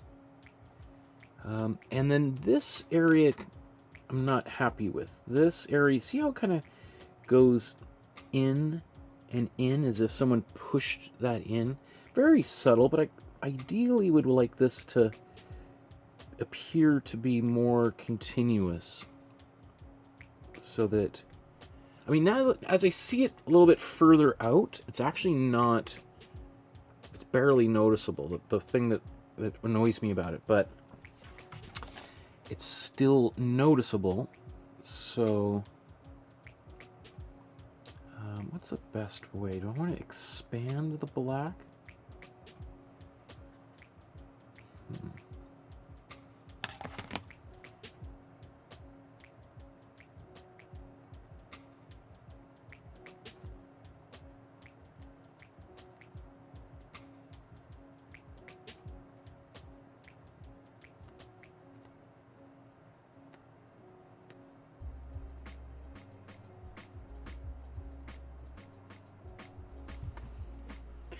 And then I'm going to go to this lighter gray.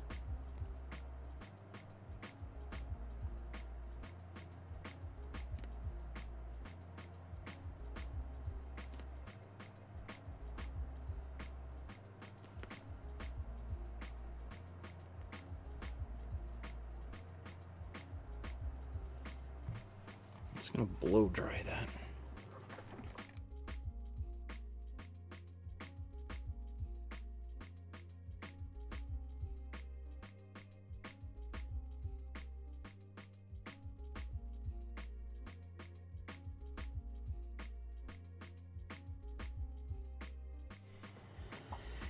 Nate Dog asks, what form of art was the first you took up learning? Wow, good question. God, well, I mean, I guess it depends. I mean, probably I was drawing from a young age. I've always loved drawing. I mean, maybe every kid likes to draw, but I just was the kid who just never stopped.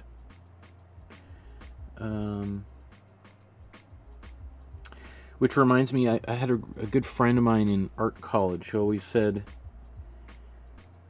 I became an artist because my mom just kept hanging my drawings up on the fridge. And I just was like, that's what I do. I just make drawings and, you know, and, which is kind of true. You know, the more encouragement we get, the more likely we are to continue doing something.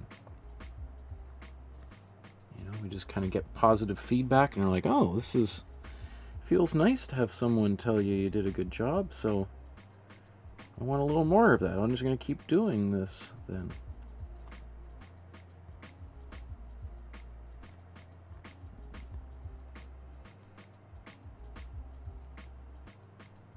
Okay, I'm going to blow dry that.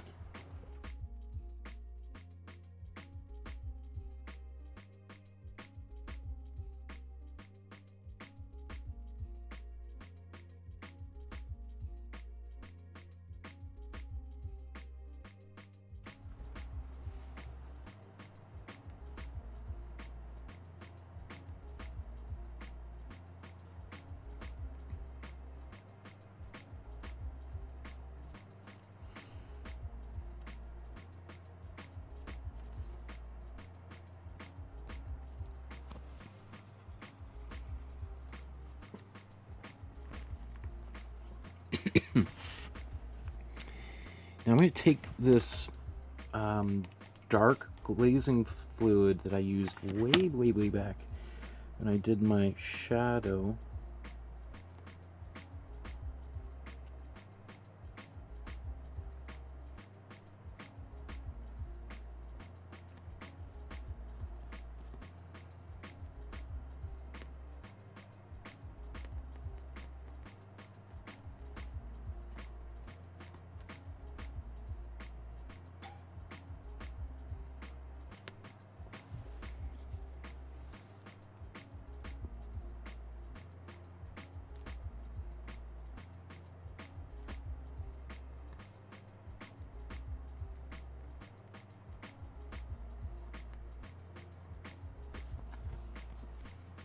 Feels better. Give a bit more of that roundness to that form.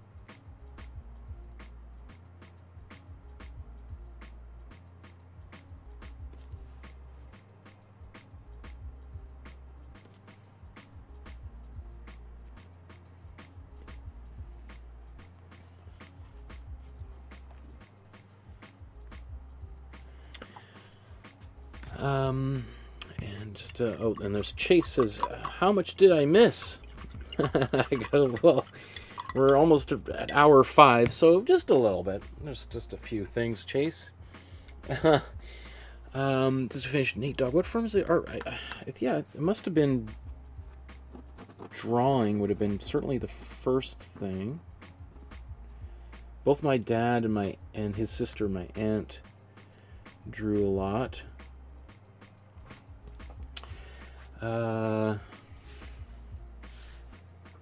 Painting would have come way, way, way later.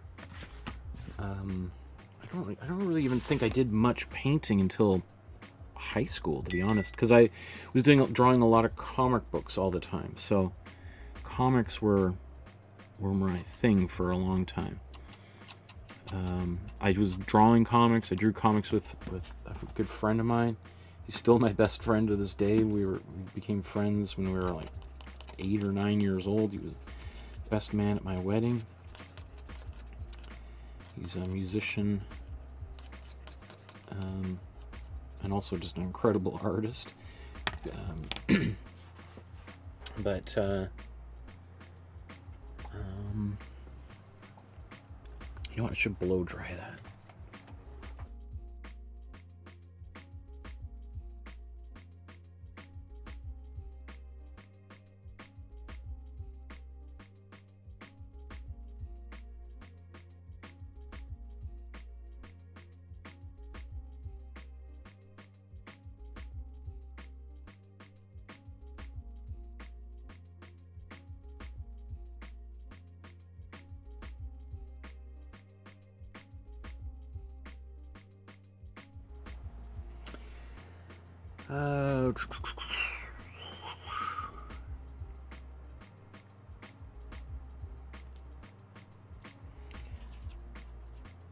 So now I'm just going back with basically pure white, a little bit of glazing fluid just to make it a little bit easier to paint with.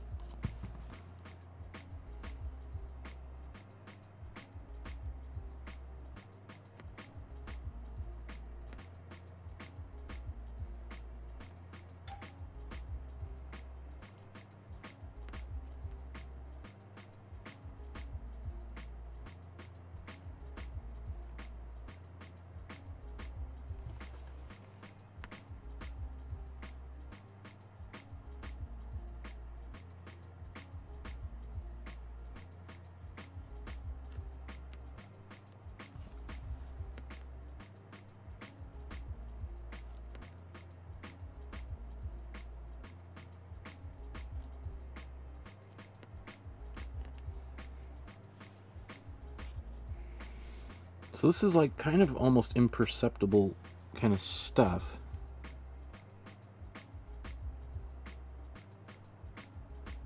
But it serves a useful purpose, so...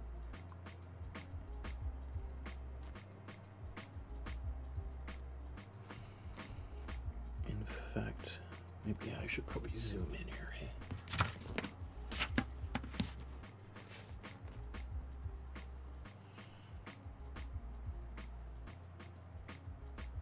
Did that focus?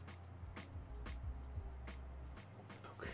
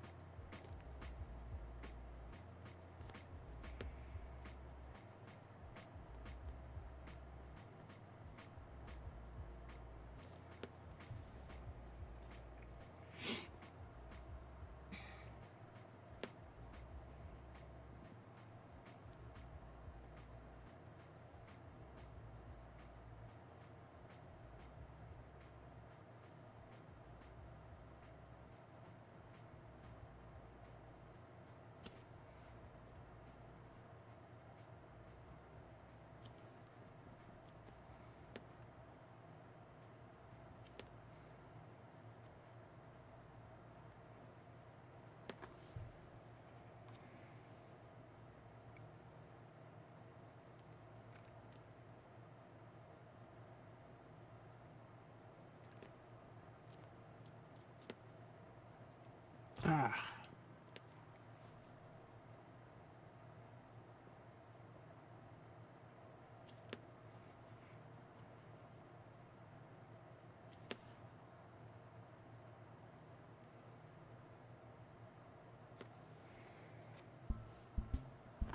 Okay, I need to blow dry. I think we're almost done here.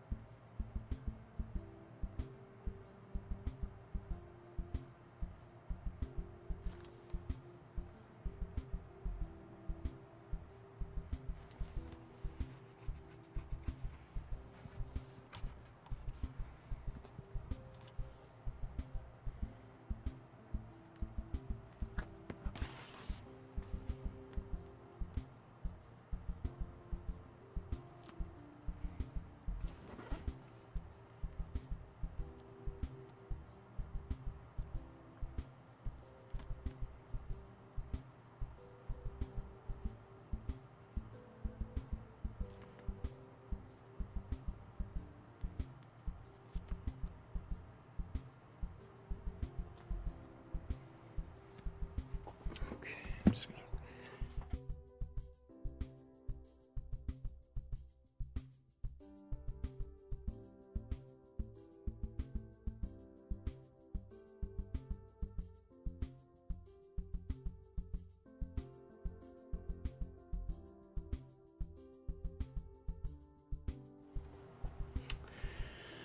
gonna... Atmerum says, "You are a best drawing master."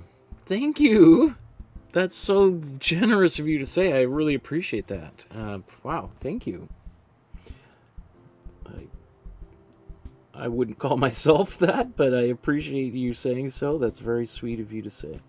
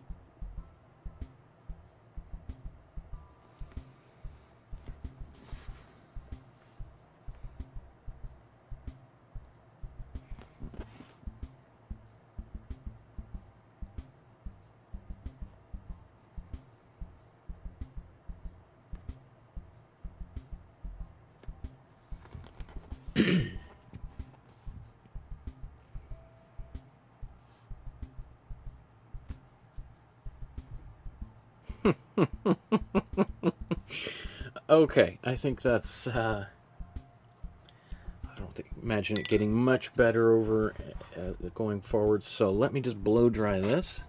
And there's Pascaline there.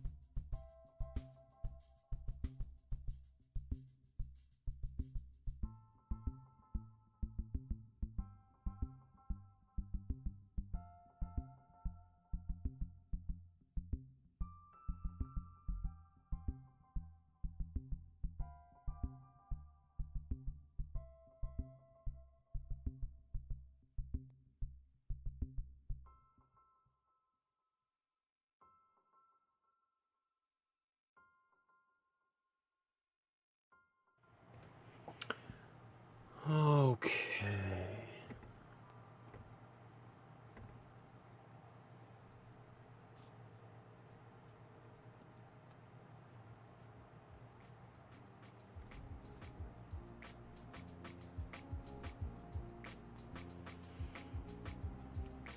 So, we have made it to the end of another episode. Whew! It's pretty ridiculous to make a painting of this artwork, but it is arguably one of the most important artworks of all time, certainly within modern art. Just before we do our side-by-side comparison, if you're watching, please like the episode, please subscribe and hit the notification bell. Roughly about 60, 65, 70% of the people who watch these episodes aren't subscribers, have never seen me before. So if even just 5 out of 100 people who don't usually hit the subscribe button did, that would change my life, right? That if every episode was like that, would be amazing. I could just focus on doing this all the time. I love doing this all the time. Take a photograph of the artwork you created and upload it to the Facebook page. And if you haven't joined the Facebook page, it's the first link in the description below.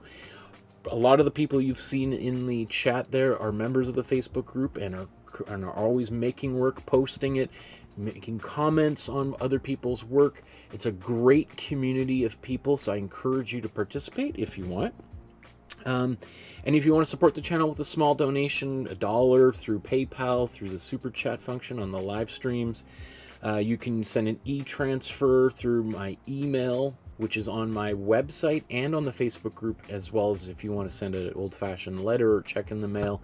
Those options work as well. Okay, so drum roll, please. Lolly says, get subscribed. Okay, so there's the original. How did we fare side by side? Okay, there we are. So obviously it's much dark, or much different without that dark background in behind it.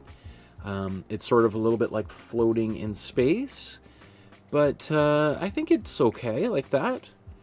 I did obviously darken this a little bit, specifically in order just to make sure that it stays visible.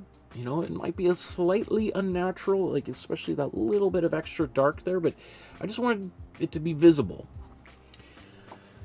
You know, now that I'm looking at it, I see, oh, there were some reflections down here. I don't think I'm going to do them. I don't think I need to do them. I don't think it's going to be radically... I don't think it's going to give that much more. In fact, I'm just realizing I didn't even notice them when I did my outline, right? So, I mean, obviously, if you want to do the painting, you can do that.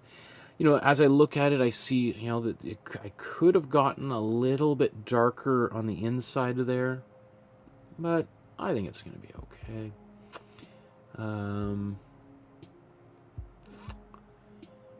Yeah, I think there's just enough shadow on here to make it work to ground that object. Even though at one point, remember, he did hang this over a doorway, or actually it wasn't this exact version of it. This is the one that he reproduced in 1950. But yeah, let's zoom in. Let's take a quick little look, or maybe we don't need to go that far.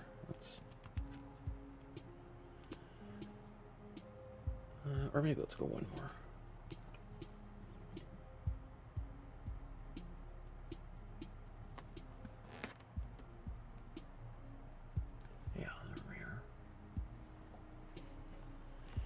So, where should we start? Maybe let's start at the top this time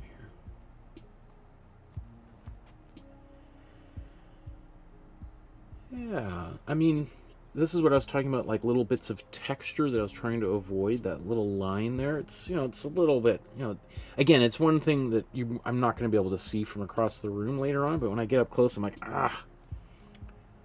You know, I mean, if that was really a problem, I could use just a little bit of sandpaper just to file that down a little bit.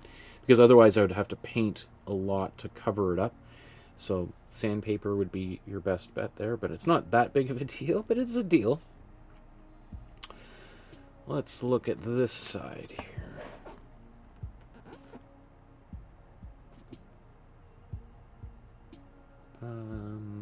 That's okay. You know, especially as the more I look at it, obviously there's, you know, reflections going on here. There's a little bit, I could have put a tiny bit of extra white inside there. And then there's, you know, the way that this shape here, I could have done a little bit more defining there. It is a little bit of a strange shape. Like, I'm not even exactly, I mean, obviously this is a flat plane going around here, but you know, there's other reflections here. I could have actually gone a little bit darker and put a little highlight on the far end.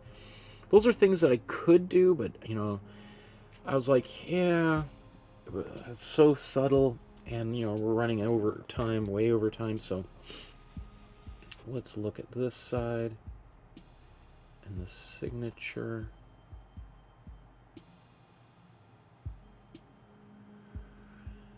One thing that I chose, you can see here, this is more of like a triangular shape. And I originally was there, but then as I was painting, at some point I just sort of absent-mindedly made that a straight line. And I was like, you know what, let's just go with it. I mean, again, it's one of those things that it's such a small detail that it doesn't bother me. But, you know, if this was going to be reproduced in a book, the cover of a book on Marcel Duchamp, maybe I would make a little bit more effort to try to make that more accurate. You know, as I look at that reflection, you know, it could be nice to put that in there. But maybe that would bring more attention to reflections than I might feel like obligated to go back in and tweak other little things, so I'm going to leave it. You know, so this is what I was talking about. This is what kind of caught me off when I was trying to do the outline earlier.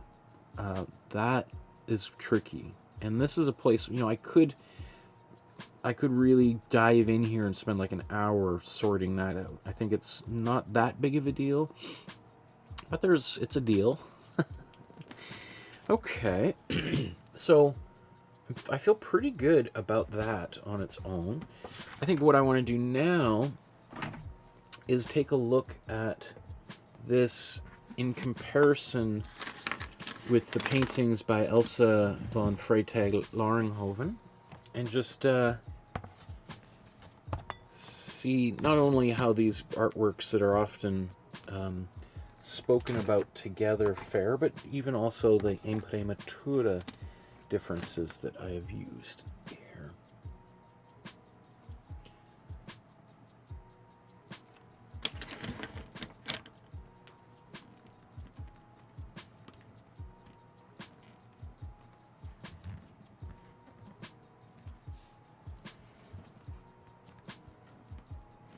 Bear with me while I line them up all neat and tidy.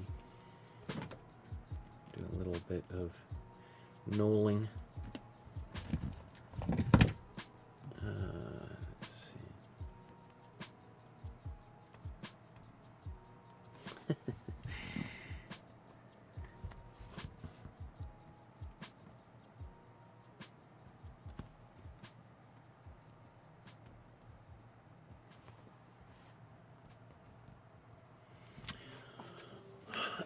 Let's make sure all that's in focus. So, obviously, again, they're all three different artworks, and I used three different imprimaturas, and I can you even tell which one's which? This one, blue. You can see a little bit of that blue up there.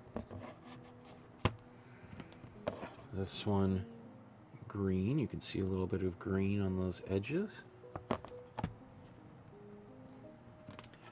And this one, red. Right? So, and all three of them are done using cool colors. Now, it's hard to really directly compare these because, yes, there's a green Imprimatura, but I also mixed my own black and then gray from that black to apply over top of this one. Remember, these ones are painted with the exact same gray. So had I used this exact same gray and painted on this, would I notice a difference? Or would they be more similar? They probably would be more similar than they are now. But I think they're close. It's also, you know, putting this one in the middle makes these look like they're exactly the same. So just to kind of dispel that, let's bring this over here, because then you'll when you see these side by side, you're like, oh, those are actually kind of different. Right? So this one, again, blue, red, cool red, cool green. Right? So now when you see these closer, you probably can now see that this is more red than this. And you could probably see that this is definitely more green, this is more red. Let's just invert these one more time here. Let's see.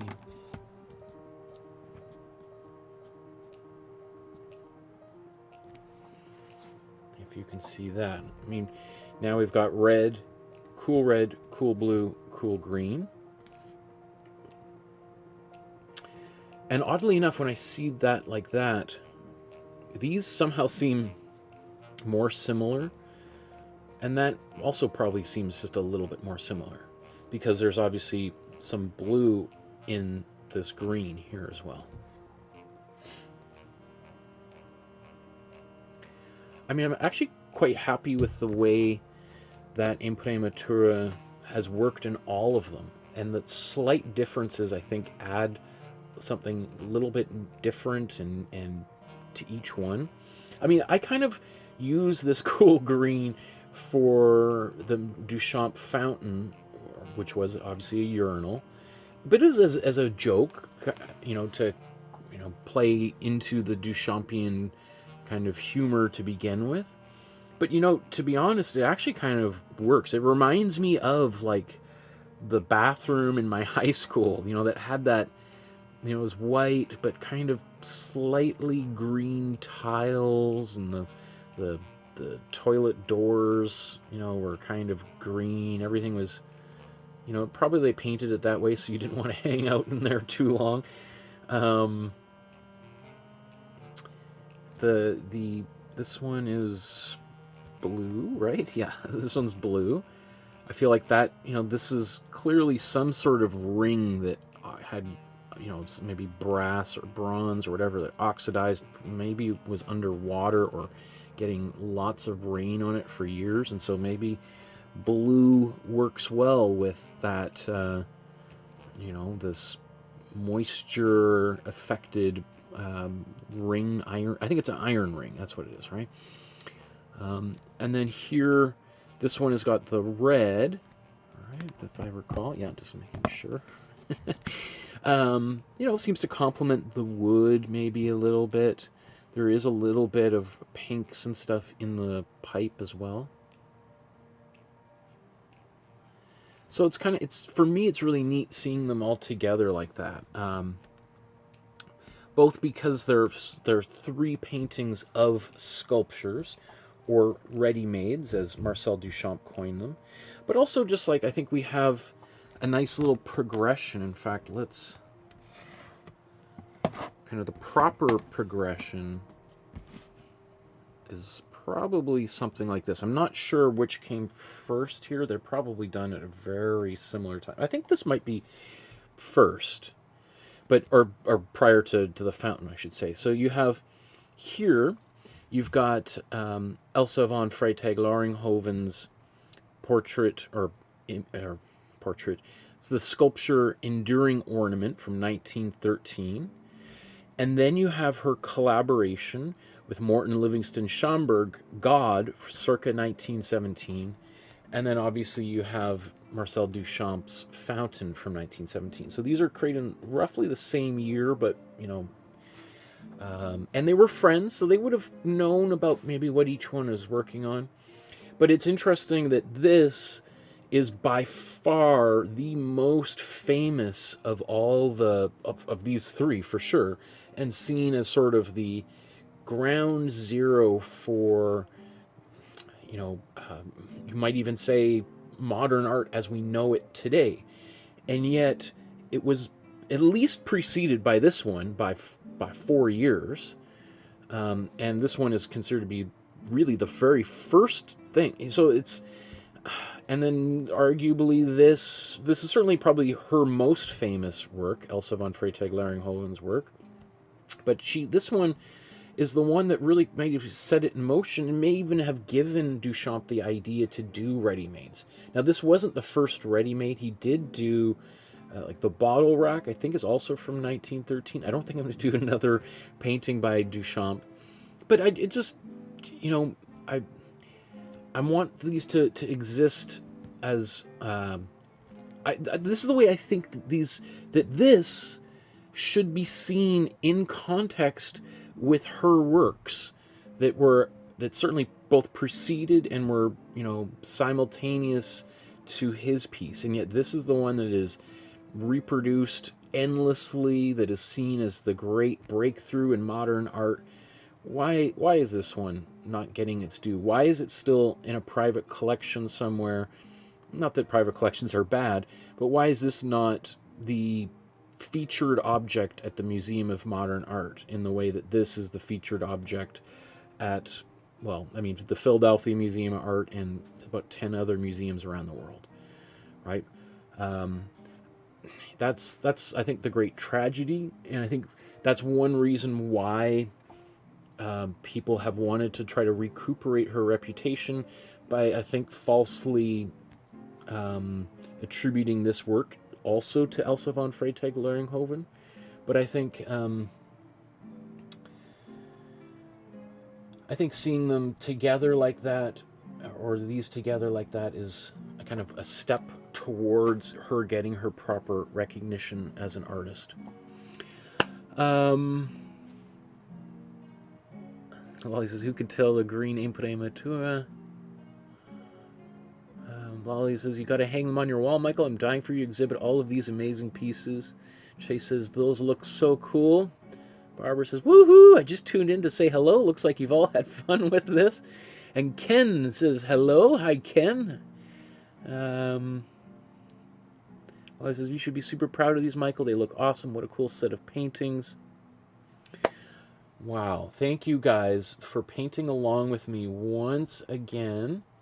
I'm so excited to see what people did. I mean, I'm ready to be surprised if anyone did any of these paint. I think, actually, I should say, I think there's a few versions of this here.